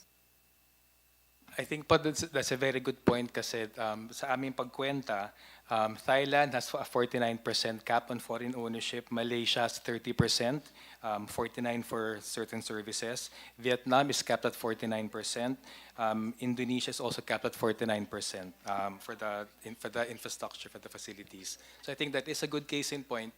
Yung demonization ng publicly owned corporations and also demonization of local corporations, pinakita na maraming mga kumpanya dito sa ating rehiyon, hindi actually balakid doon. As long as pinapatakbo ng tama. At para sa amin, kung bubuksan lamang yan, yung ilang beses na nabanggit na lack of control over a strategic industry, actually mas delikado yun. Kung di natin alam ang ginagawa natin, mas mahirap actually ibigay sa dayuhan yon. Kasi kung di na nga natin na monitor yung lokal, what more, wala tayong kakayahan to monitor yung di hamak, mas makapangyarihan, mas malakas, mas nakakalaman dayuhan. So delikado po yun in terms of yung national security interest natin. Salamat, Mr. Chair. And when I come back in the second round, I'll take off from that point, precisely yung reaction ko sa ideya ni Presidente ngayon magpasok ng third party, posibleng foreign. Hindi nga natin mapabehave ng maayos pa yung NGCP, ano pa kaya kung may third party at kung foreign pa yon. So, maraming salamat. And lastly, I think what you've pointed out, Mr. Africa, is it's not one single or most important factor, FDIs, it's a whole package of policies and practices para mapakinabangan talaga ng bansa at ng public good, lalo na dito sa mga public utilities natin at saka critical industries. Salamat at maraming salamat, Mr. Chair. Thank you very much, Deputy Minority Leader Hontiveros. I'll give you 2 minutes, Mr. Dumdum. Please be brief. Okay. I just wanted to interject that, so first of all, the question on the other countries that have restrictions, the question is, are those restrictions in their constitutions? The answer is no. Only the Philippines has such economic anti-foreign direct investment restrictions in the constitution. Yun po yung pinagkaiba. Sa atin nasa constitution, sa kanila nasa legislation. Ito pa, yung isa pa about the pledges. Magkano po yun? Mga trillion, something trillion. Two something trillion is what I heard. Diba? Dollars, Okay. dollars, no? Dollars. Ang tanong, bakit ba ginagawa natin itong constitutional reform na ito? Unang-una, tanong ko, kasi ang sagot ko ay tanong. Ilan dun sa mga investment pledges na yan ay naging totoo na? Ilan ba yung mga planta na natuloy na itatag? Ilan na ba yung mga pabrika? Ilan na ba yung mga kumpanya o yung mga operations, yung mga opisina na nagbukas dahil dun sa mga pledges? Mukhang pledges pa lang yata eh. At doon po natin makikita dahil mga pledges pa lamang sila, kaya natin ginagawa itong pagbabago na ito dahil madalas kapag nag-iimbita po tayo ng mga investors, hindi po natin nasasabi sa kanila may mga problema tayo na ganyan, yung mga restrictions na yan. So eventually, dun sila nag-aalma. Ay, may restrictions pala kayo. Kaya kailangan natin ayusin. Yun po yun. Maraming salamat po. Sir Dumdum. Next is Senator Win, and after him, Senator Bato and Senator Aimee, Senator Pia, in that order. Thank you. Senator Win. Thank you, Mr. Chairman. Mr. Chairman, I'd like to direct my questions to our esteemed justices. I was listening intently, and there seems to be two schools of thought. No? One is to convene physically as a constituent assembly, and then number two is we can go through it just like any other ordinary legislation, meaning we pass the resolution here, then we transmit it to the House, they pass it, they either adopt it or they pass their own version, and then if there are no disagreeing provisions, we can just continue on with the plebiscite. I just want to ask our experts, seems to be two different approaches. What will be the best way to move forward with these two different approaches? And I would like to direct to any of our justices if they have any opinion on this or any answers to this question. Yes, go ahead. Anybody would care to answer? Parang pagod na yata ang ating mga resource person, Your Honor. Yeah. No. Anybody me, can, Mr. Justice Chair, Azcuna. the best is what you're doing now through a joint resolution of both houses, passed separately in the manner of ordinary legislation, but with clear signals that you're acting as a constituent assembly. and then adopt it by the required number of votes. And also, when you vote, you have to vote by by what you call is nominal voting, so that the three-fourths vote is very clear. You cannot do it by consensus or viva voce. It has to be by nominal voting, recording individual votes. If you can have that, three-fourths of the Senate voting to approve resolution of both houses number 6 and pass it to the House, and the House also after deliberation adopts the same resolution by three-fourths vote, nominal voting of the members of the House, then it's ripe for referral to the COMELEC for upon certification by the secretaries and the Senate President Speaker to the COMELEC, and the COMELEC will be mandated to hold the plebiscite within the required, I think, 60 days from the adoption, not later than 90 days, within 60 to 90 days to hold the plebiscite. That's the best way and the fastest for me, Mr. Chair. Justice, so in your opinion, there's no need to physically convene as a single assembly. We can go through this just like we are doing now and just like any other ordinary law. Yes, Mr. Chair. The only difference is we have to vote, we have to obtain three-fourths in terms of votes, and at the same time ratify it through a plebiscite. Yes, Mr. Chair. There's no need for both houses to meet physically. This is the interpretation of Father Bernas. You can do it like the way you're passing an ordinary law. That means you can do it without meeting together, provided, as I said, it's very clear that you're acting not to make a law, but to propose amendments to the Constitution. But also, again, the quorum and the required number of votes must be observed. Want to, with your permission, Senator, we just to acknowledge the presence of our chairperson of the Public Services and Economic Affairs Committee, Senator Grace Poe. Good afternoon, ma'am. Your Honor, just on that particular issue. Yes, Chief Justice, please. The best really is the one you recommended in your Senate, both houses resolution number 1. You are proposing for a joint session, and therefore it must be voting separately, but three-fourths for each side, for each house. That is in your resolution. Thank you, but that calls for a physical convening of both houses in one area, in one location. So do we need to satisfy that physical assembly, Chief Justice, in your opinion? One, the Senate President, and there are no rules yet, no, in both the Senate and in the House, in calling for a joint session. So probably the Senate President and the Speaker will agree to call the two houses together in a joint session. The other way is probably for the Senate now to file a resolution requesting for the approval by the lower house of a joint session. Thank you for that.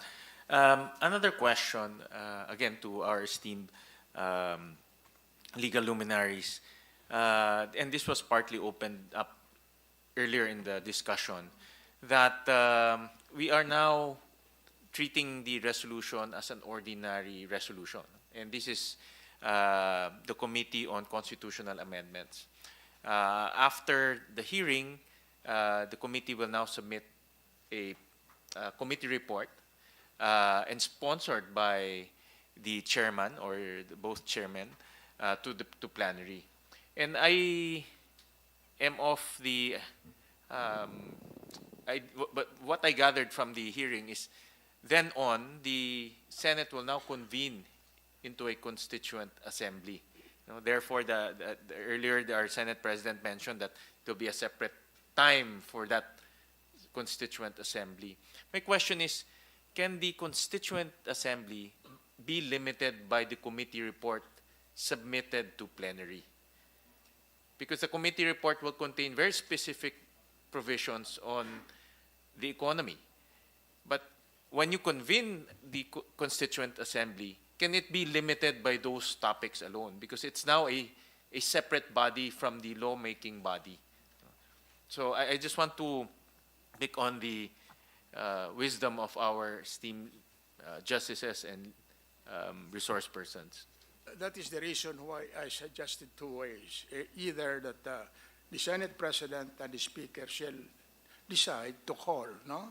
And then the two bodies, the lower house and the upper house, may decide to a joint session, precisely for the purpose of presenting these proposed amendments.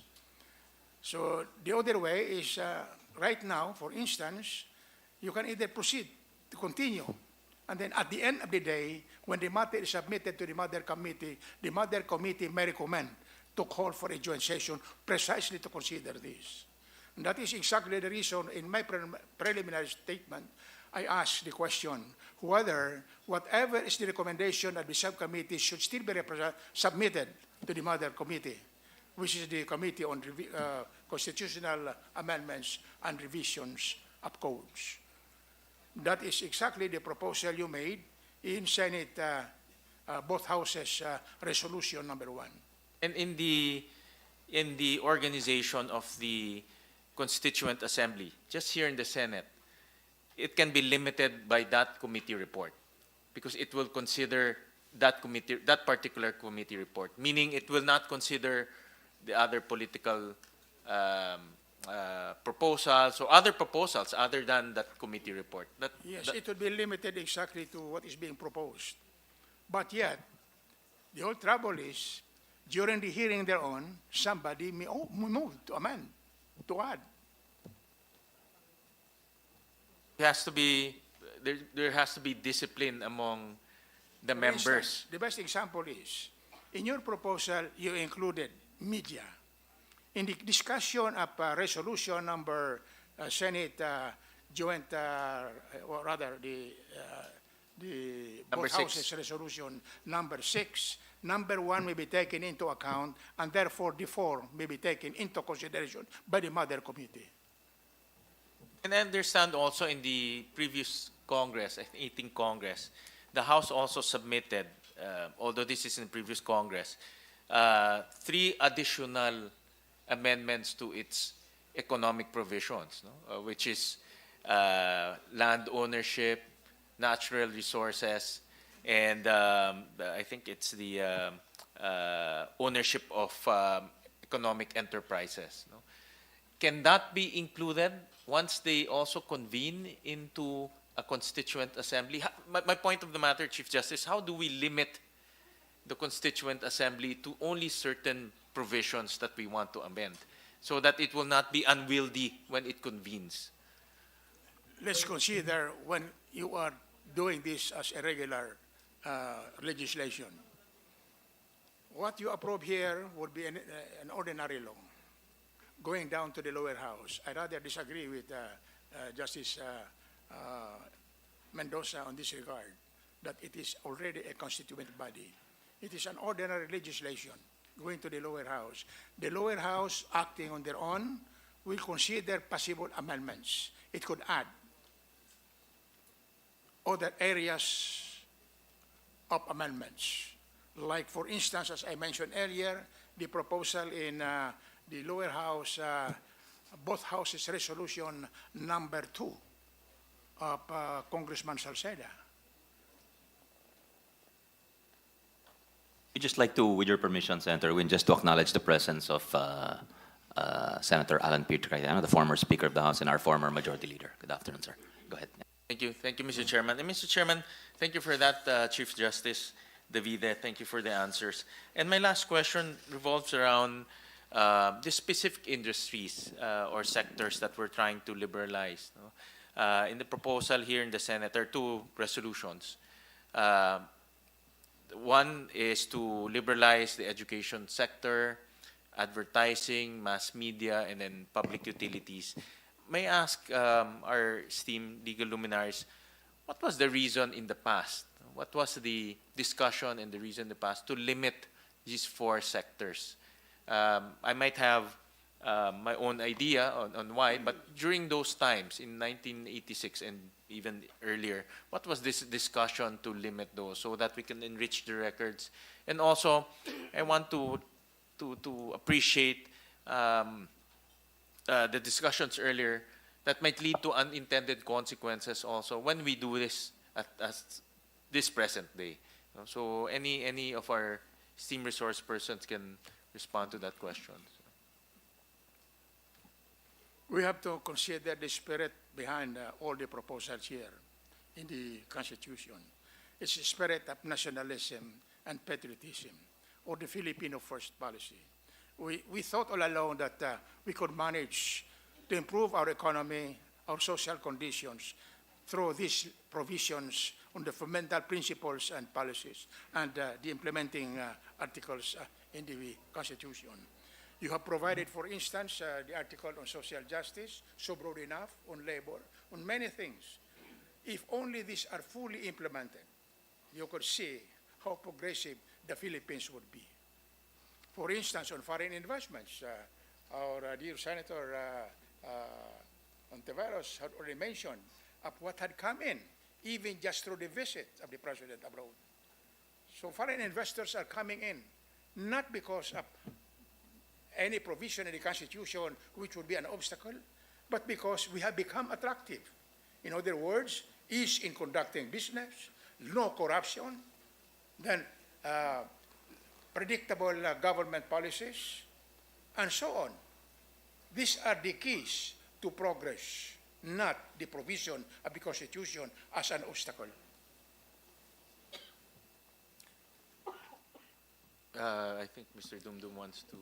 Yes, go, again, please keep it brief. Sir. Yeah. So back then, during the drafting of the 1987 Constitution back in 1986, I think the prevailing ideology at the time among many Filipinos was that being protectionist was the way to go. But unfortunately, I think that's where we kind of went wrong, because at that point in time, that was when Vietnam had decided that their way of doing things, the communist, Marxist-Leninist way, was not working, and they realized that, oops, I think we need to open up to foreign direct investors, hence their adoption of the Doi Moi reforms. And everyone else was also doing the same. Singapore had already become very liberalized, and everyone else in the region was doing so. We were the only country that decided to stick towards economic nationalism, and unfortunately, we have been left behind. We are continuously getting left behind because of that. Thank you, Sir Dumdum. Proceeding from the constitutional questions of Senator Win, before I recognize Senator Bato, what is the value, Your Honors, of the U.S. experience in exercising their constitutional amendments or enacting constitutional amendments, since Justice Mendoza quoted the seminal case of Marbury versus Madison earlier? May I ask, would their constitutional experience have any persuasive effect, or would their jurisprudence have any effect on our interpretation of laws and constitutions, Your Honors?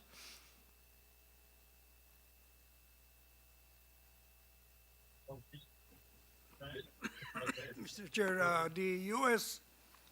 Constitution has been amended several times, I think more than 20 times. In fact, the Bill of 27, Rights... I believe, Your Honor, 27. Yes. Yeah. The Bill of Rights was not in the original Constitution. They're amendments. That's why they're called First Amendment, Second Amendment. What I want to point out is that their process of amending their Constitution is through adoption by separate states. And the legislature of separate states passes a resolution adopting the proposed amendment according to the requirement of the respective constitution. So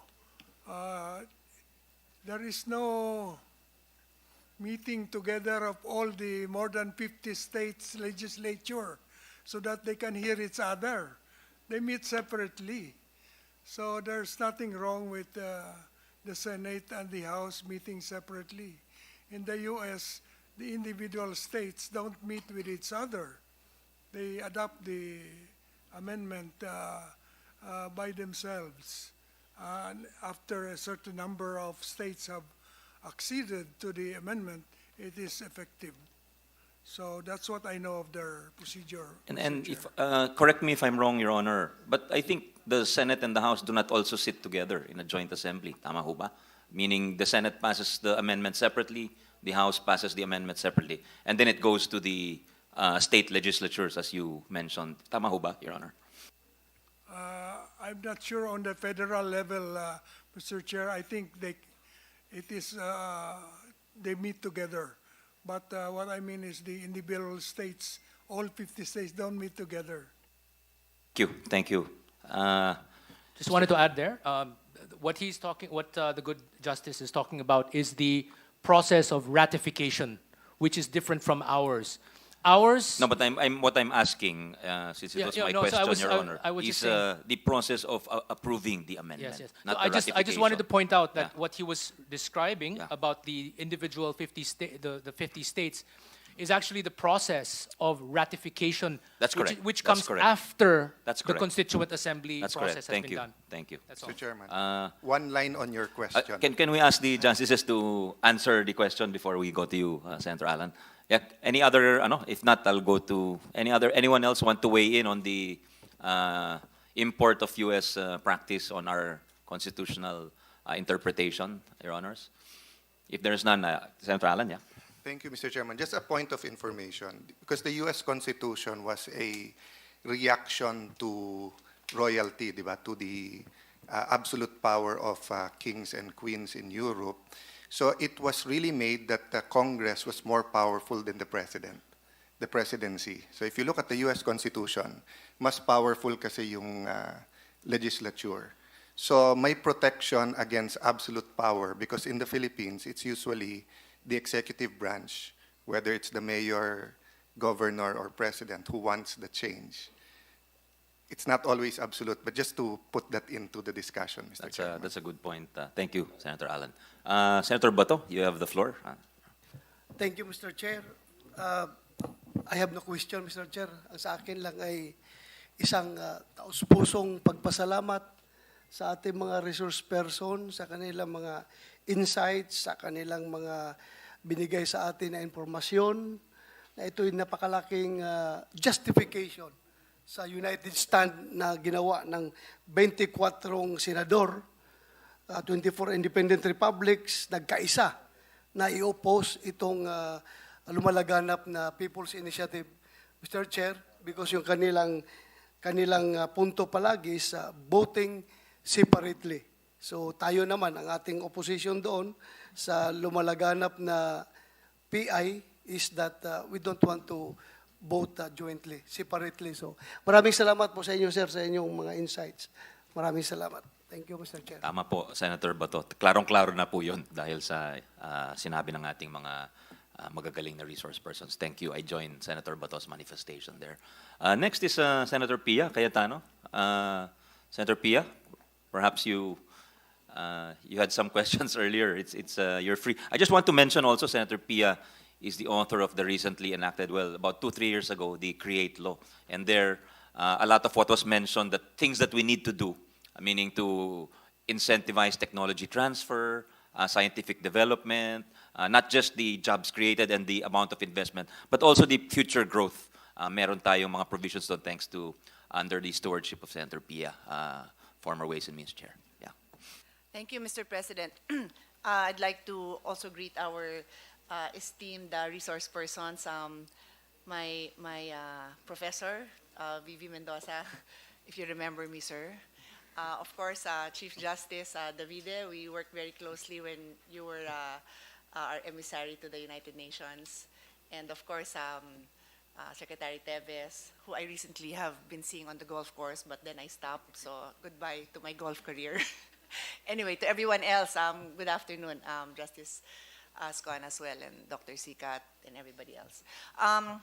Mr. President, Mr. Chairman, a few questions. As you said, no, I'm coming from my experience as the chair of the Committee on Ways and Means, and one of our resource persons, I was, by the way, listening, thanks to technology, I was listening to YouTube, so I heard the opening statements of our colleagues and the statements of our resource person, so I may not have been physically present, but some of my questions come from the statements that were made that I caught on YouTube. One of the resource persons mentioned the flip-flopping of our rules or our the way we conduct business and the way we encourage the foreign business community. And that is exactly what we tackled during the hearings in the Committee on Ways and Means. And so when we talk about flip-flopping positions, as we speak, and this is no critique or anything on the ongoing hearings now, but in fact, we are reviewing again the CREATE law. And one of the revisions being, one of the proposals there is to go back to the incentives that was given to some investors that have been there for 30 years or more. And this has been thoroughly discussed.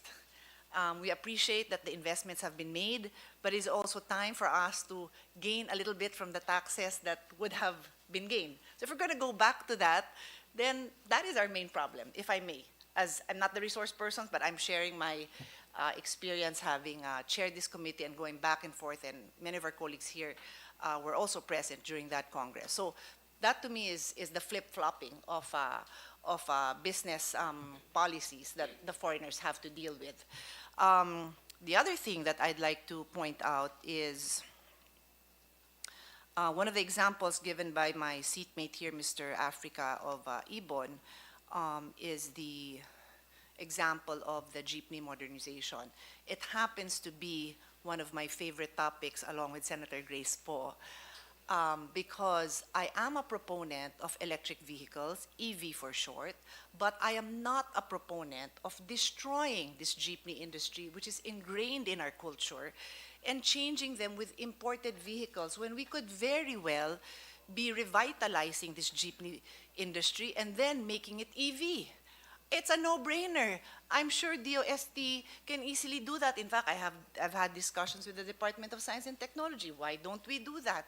And there is no prohibition for foreigners to participate in that, but it is a lack of political will to save this industry. It is lack of political will to coordinate between DOST, Department of Transportation, the barangays and the municipalities and the cities that have invested their lives in building a community around this jeepney industry. It takes time. It's easier to import. That is our problem. It's just easier to import. We didn't make it hard for them. They can come in, but we're destroying this industry. So that's the second point I'd like to make, Mr. President. The other one is just a quick observation. I share the observation of Mr. Dumdum that he mentioned Vietnam, but other countries, Thailand is one, China is another. They are harping on the need to improve their English so that they can capture the English-speaking market. But you don't need to change the Constitution for that. That's been my advocacy for decades. I speak on behalf of our EDCOM chairman, members. It's part of the agenda. Let's not lose our competitive advantage by giving up on us being a dual language or even multi-language speaking people. Many of the Filipinos can speak 3 languages, English, Filipino, and whatever province they come from. And we're giving that up because of various reasons. Don't have enough time to discuss that. But you don't need to change the Constitution to focus on our primary, one of our primary assets being multilingual and English being one of them. Just a quick observation. I think one of the resource persons said, and I had asked my staff, are you ready? Yeah, I just want to put on record. Okay. So according to the World Economic Forum, and this is already in the Senate, this is already embedded in our archives, because we took this up in the Committee on Ways and Means in the debates on CREATE, most problematic factors in doing business. Number one, inefficient government bureaucracy. You don't have to change the Constitution for that. Inadequate supply of infrastructure, don't have to change the Constitution for that.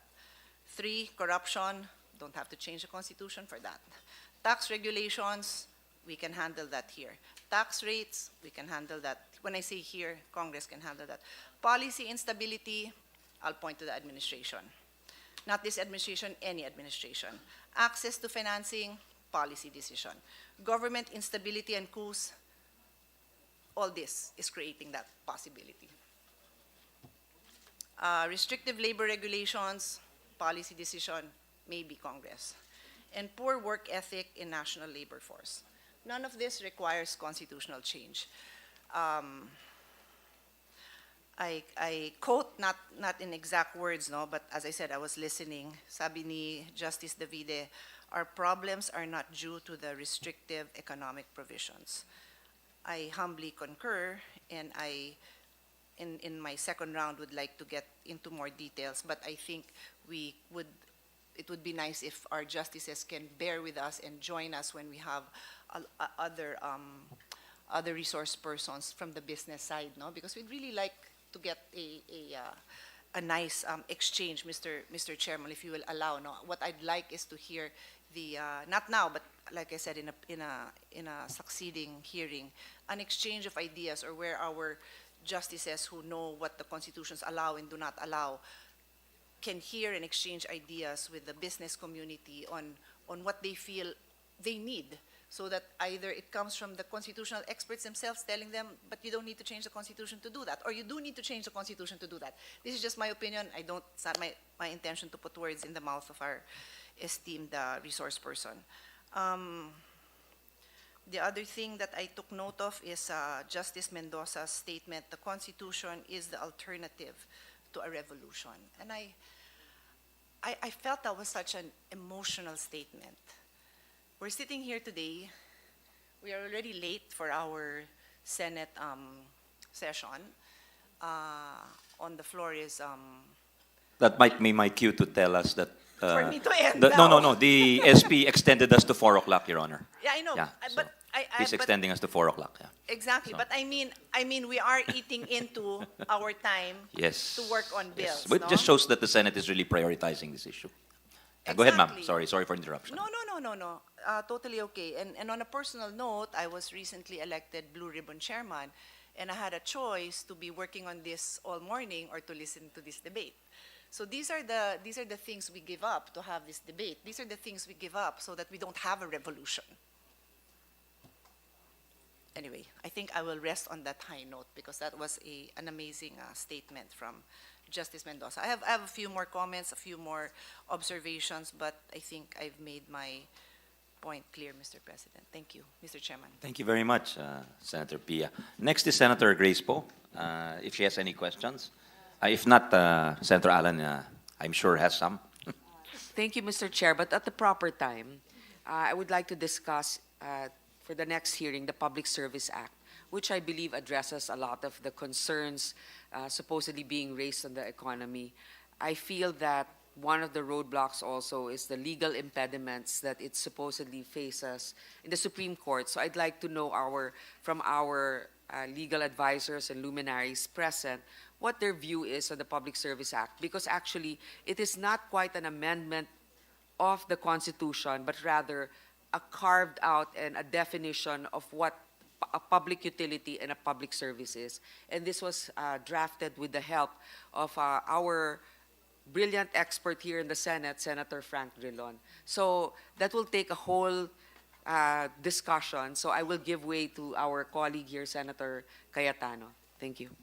Very much. We will call a hearing specifically on the public services and public utility, and we welcome your inputs as the principal author of the Public Service Act amendments. Senator Alan, please, sir. Magandang hapon, Mr. Chairman, and again to our esteemed guest. We are very, very honored to have all of you, and parang extended po talaga ang service nyo sa bansa. Every time you think that you've retired or that you've given all, you're called back. So we thank you for that. Sirs, I think we can really debate on facts. Dapat nga walang debate sa facts, di ba? Kasi facts siya eh. Pero in a world of false news, alternative facts, nagdi-disagree din tayo sa facts. Especially if it's statistics, then hindi siya facts, no? We definitely have to debate on opinion, and it's always good to hear each other's opinion.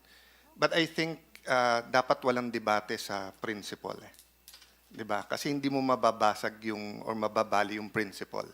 You cannot really say magtatanim ako ng mangga and then you expect santol yung bunga, 'di ba? Kasi kung ano itanim mo, yun ang yung So let me look at it as a different perspective.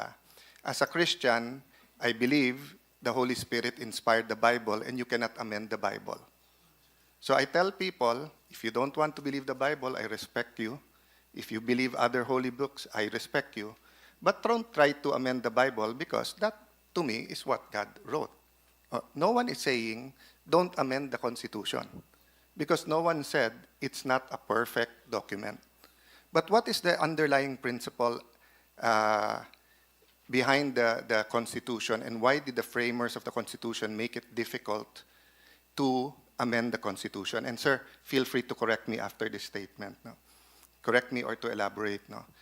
Because the underlying principle all throughout history, it started with Adam and Eve, and even before that, it started with Lucifer, who rebelled against God, and then Adam and Eve, who did not follow God. Nimrod was a brilliant leader, and he wanted to erect the Tower of Babel and to reach heaven. No? And the principle was simple. Power corrupts, and absolute power corrupts absolutely. So if you're going to ask me my personal stand, meron pong kapareho nung ating ma-distinguished guest tonight. Meron din pong iba. For example po, one thing we're not talking about, the elephant in the room, is actually political reforms. I know we're limited here to economic, but the reality is people are concerned regarding political reforms. Ako, being married to a mayor, I see the problem with a 3-year term. You get into office June, ubus na pondo mo, you just finish out the year, the next year is your year to plan. The year after, everyone's saying it's the election year na. The year after, ano na, di ba? So I would rather have a 4-year term or a 5-year term, 3-year term limit, or a 4-year term na walang term limit. I don't know the former mayors here like Senator Win, kung anong tingin nila. But the problem is we can't discuss it because everyone is discussing it from the point of view of what's good for them rather for the country. No? So even if many of our congressmen, mayors, governors are sincere, hindi na sila tatakbo, magre-retire na sila. But people will say, but you're thinking about your husband, you're thinking about your wife, you're thinking about your children, di ba? So, Mr. Chairman, the only way I think that we can actually amend the Constitution in a way that the preamble describes us as binding together, wanting. Maybe I can end with that. No, I just want to read the preamble, just to honor not only Chief Justice Davide, but everyone who worked on the Constitution. But my point is this po, no? If we can find a way to amend the Constitution, but it is effective 10 years from now, I don't think anyone will accuse any one of us na we're doing this because of power, etc. Pero pagka next month na yung plebiscite, 2025 na yung plebiscite, I mean, oh, come on. Everyone's looking kung sinong malakas na next presidential, and if hindi ka presidential pero cabinet ka or speaker or SP, and you can be prime minister but you cannot be president. I mean, it's normal. You name the country, people, they say, because the principle is power corrupts and absolute power corrupts absolutely. That's why the Constitution was made, to temper this power in the 3 branches and to make sure that not one powerful group can manipulate our legal system. No? So, but let me conclude just, Mr. Chairman. I really, want to honor everyone who worked on the preamble. We, the sovereign Filipino people, imploring the aid of Almighty God in order to build a just and humane society and establish a government that shall embody our ideals and aspirations, promote the common good, conserve and develop our patrimony, and secure to ourselves and our posterity the blessings of independence and democracy under the rule of law and a regime of truth, justice, freedom, love, equality, and peace, do ordain and promulgate this Constitution.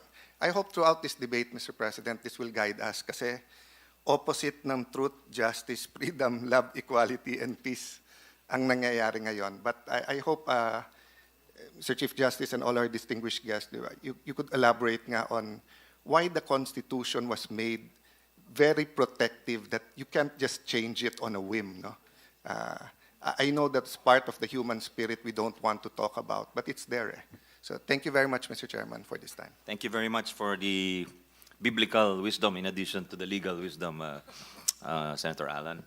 Yeah, any other, maybe Senator Risa wants to ask a few questions. I think we may have 2 to 3 minutes maybe for a second round. And then I think, if it's all right with our distinguished resource persons, we thank you profusely for sharing with us your time, Your Honors. Salamat, Mr. Chair. I'll not refuse that kind of an offer. I do have 2 to 3 more questions sa economic pa rin, if I could return to Mr. Africa. Mr. Africa. Yes. If he's listening. Sorry, sir. Kung makapagtanong, it's okay po. If I could ask maybe 2 or 3 more questions about the economy in relation po dito sa RBH number 6. 2 minutes. So, sa power generation sector naman, within the whole realm of public utilities, public services. So, brownout pa ng brownout, parang shades of the early 1990s.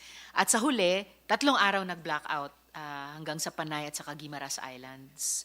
So, alam po ba natin, and of course by this, I mean, if you could please elaborate on this for us, na higit 2 dekada ng bukas ang power generation sector, as Chris Monsod also mentioned earlier, para sa 100% na pagmamayari ng banyaga. Pero sa 2 dekadang iyon, ay hindi naman naengganyo na maglagak ng kapital dito yung mga dayuhan para suplayan ng kulang at pupundat-pundat nating kuryente. So, bakit po kaya? Sa amin po, balik kami dun sa earlier na point, mahirap i-manage ang industriya na wala kang alam.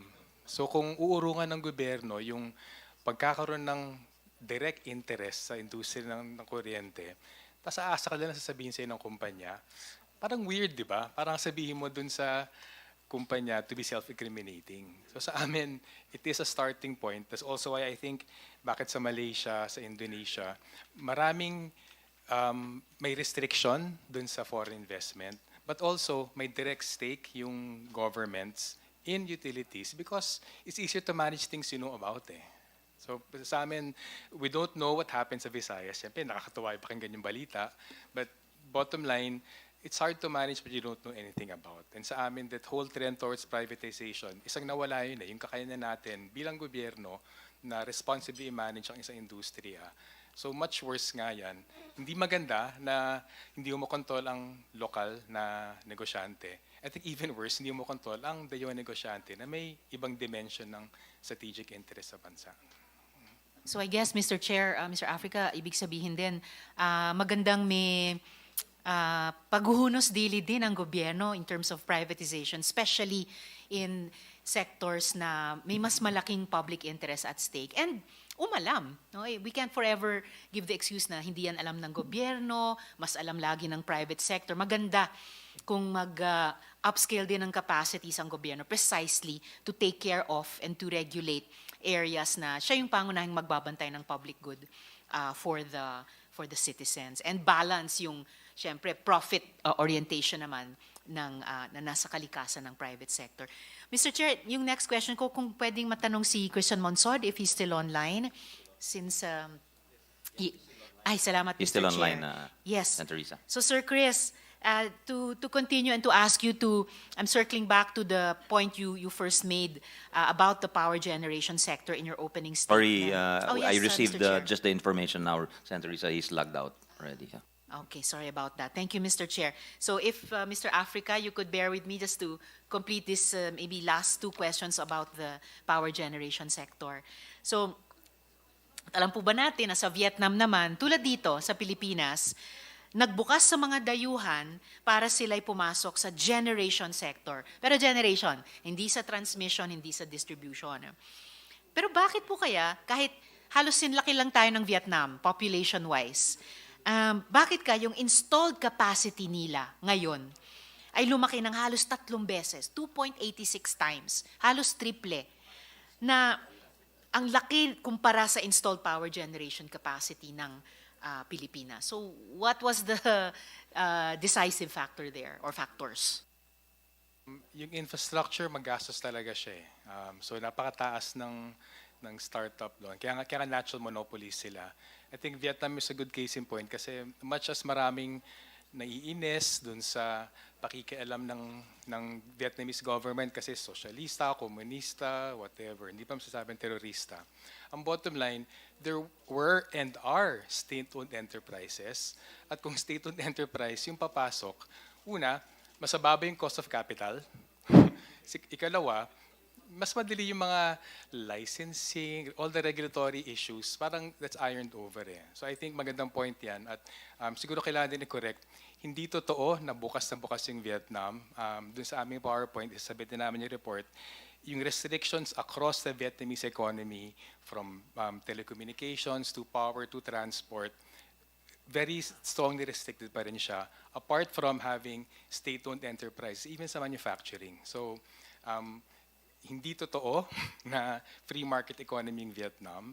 Hindi rin totoo na pumasok yung foreign investment dahil free market economy siya. Pumasok ang foreign investment kasi may mapagkakitaan siya dun sa Vietnam. Under, not necessarily free market economy, under whatever economic regime na meron nila. Kumikita sila eh. And I think that's the bottom line for any foreign investor.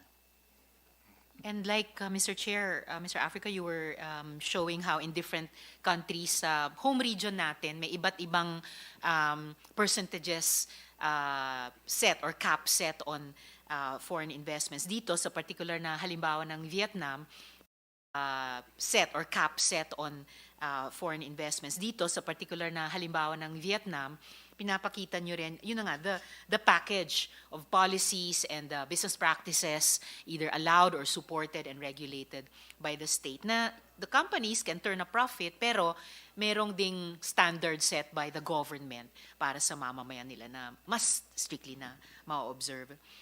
And then, kagaya po ng telecoms na pinag-usapan natin kanina, may nakahambalang sa pagpasok ng kapital sa power generation at hindi ang border restriction o ang constitutional provisions na naman ito. And as you were talking about, pinapatunayan din ito ng Vietnam na kahit, as you were also describing, hawak pa rin ng gobyerno at lokal na kapital ang transmission at ang distribution ng kuryente. At kahit nga as you were enumerating for a region earlier, may maximum na 49% limit ang foreign capital dito sa transmission at distribution, ay maglalagay pa rin ng dayuhan ng kapital sa power generation. Because given the whole environment created by government and what exists of civil society in Vietnam, at yung private sector participation, domestic or foreign, ay kumikita pa rin yung mga kumpanya. So, just to bring it home, ano po kaya yung pumipigil sa dayuhang kapital na magpundar ng mas maraming kapital sa power generation sector natin nitong nakaraang 2 dekada, Mr. Chair? Siguro correction muna. As far as we know, in Vietnam, yung distribution and transmission ay sarado to foreign investment. As far as we know, I mean, we can double check that. Pero I'm sorry po, I can't speak for foreign investors here, pero I think it makes sense eh, yung sinasabing predictability, even predictability of corruption, it's a big thing eh. So whether it's predictability and the ease of doing business, I mean, there are different ways to package it. Mas mura infrastructure, less corruption na binabayad for mga permits, less cumbersome. I think that actually might be what should be addressed eh. At gusto ko namin i-stress talaga, may mali sa pag-iisip na yung flexibility ang hinahanap ng foreign investors. Kasi because precisely in so many utilities in most of the region, at least in the major economies, marami pang foreign restrictions, but they have more investment than us. Malaysia has thrice, I think, than us. Thailand has double us. Despite the restrictions in the utilities, it means hindi yung restriction yung nakabara sa pagpasok. So that's so simple-minded. I think it's a very reductionist argument to absurdity talaga. And I think it's so easy to repeat something over and over again and believe in it. Pero I think the facts show otherwise talaga. Salamat, Mr. Chair, Mr. Africa. So, sabi nyo nga... May I interject? Mr. Chair, my last question is still for Mr. Africa. This is if the that's time all of right, Mr. Senator Chair. Risa, so will you allow Mr. Dumdum to interject? It's your call. It's your discretion. I just, Mr. Chair, Yeah. you gave me time for 2 to 3 Yeah, questions. and my we'll last- stop at 4 o'clock because that's Opo. that's the authority given to us Opo, by the and my last Senate question President. is really for Mr. Oh, Africa, go ahead, still ma'am. on the economy, if I may. Thank you, Mr. Chair. And salamat, Mr. Africa, for pointing out yung it's not the restrictions, it's not the so-called flexibility, but really more of predictability. Restrictions they can live with, but also enough space to still conduct their business there, and as you said, remain sustainable, if not profitable. So yung huli ko lang po for today dito sa power generation sector. So, ngayon naman po sa pamamagitan ng legal opinion ng DOJ, ay madaming dayuhang kapital na ang nagplano at pumila para punan ang power supply gap na matagal nang sanhi ng napakamahal na kuryente dito sa atin. So, yung huling tanong ko for today, Mr. Chair, Mr. Africa, pero nababalitaan po ba ninyo na maaari daw madiskaril ito? Ayon sa BDO, halimbawa, at ayon din sa mga bagong renewable energy players dito sa atin, baka pala dobleng laking kapital ang kailangang ilaga kada megawatt ng renewable energy kaysa sa inaasahan nila. Alam po ba natin ang dahilan nito?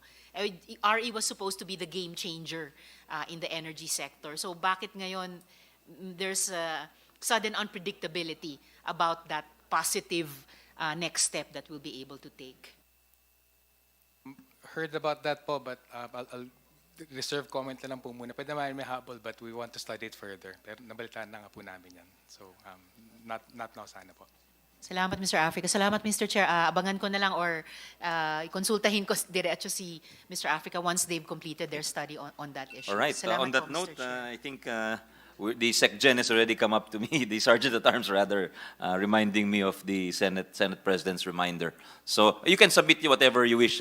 We'll take cognizance of it, Mr. It'll be Dumdum. very fast. Yeah. No, it's okay. We're adjourning we're suspending the hearing already. Please submit na lang. Thank you to our justices, Chief Justice Davide, Justice Mendoza, Justice Azcuna, Dr. Sicat, Sunny Africa, Mr. Dumdum, Secretary Teves, Attorney Destura. Thank you very much for your patience and for sharing your wisdom. So we'll suspend this with the permission of our members. Salamat po. Thank you, Chairman Robin, Idol. Galing, boss. Galing.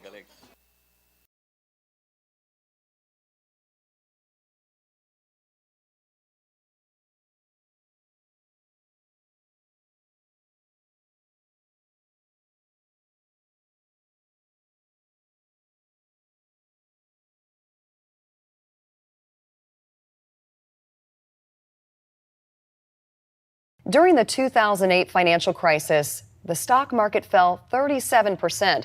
Yet one man, hedge fund manager Larry Benedict, posted 23% gains. He delivered $95 million in pure profit to his clients. In the first half of 2022, he did it again. During the worst market in 50 years, those following his work saw double and triple-digit growth. What's his secret? As you'll discover, Larry does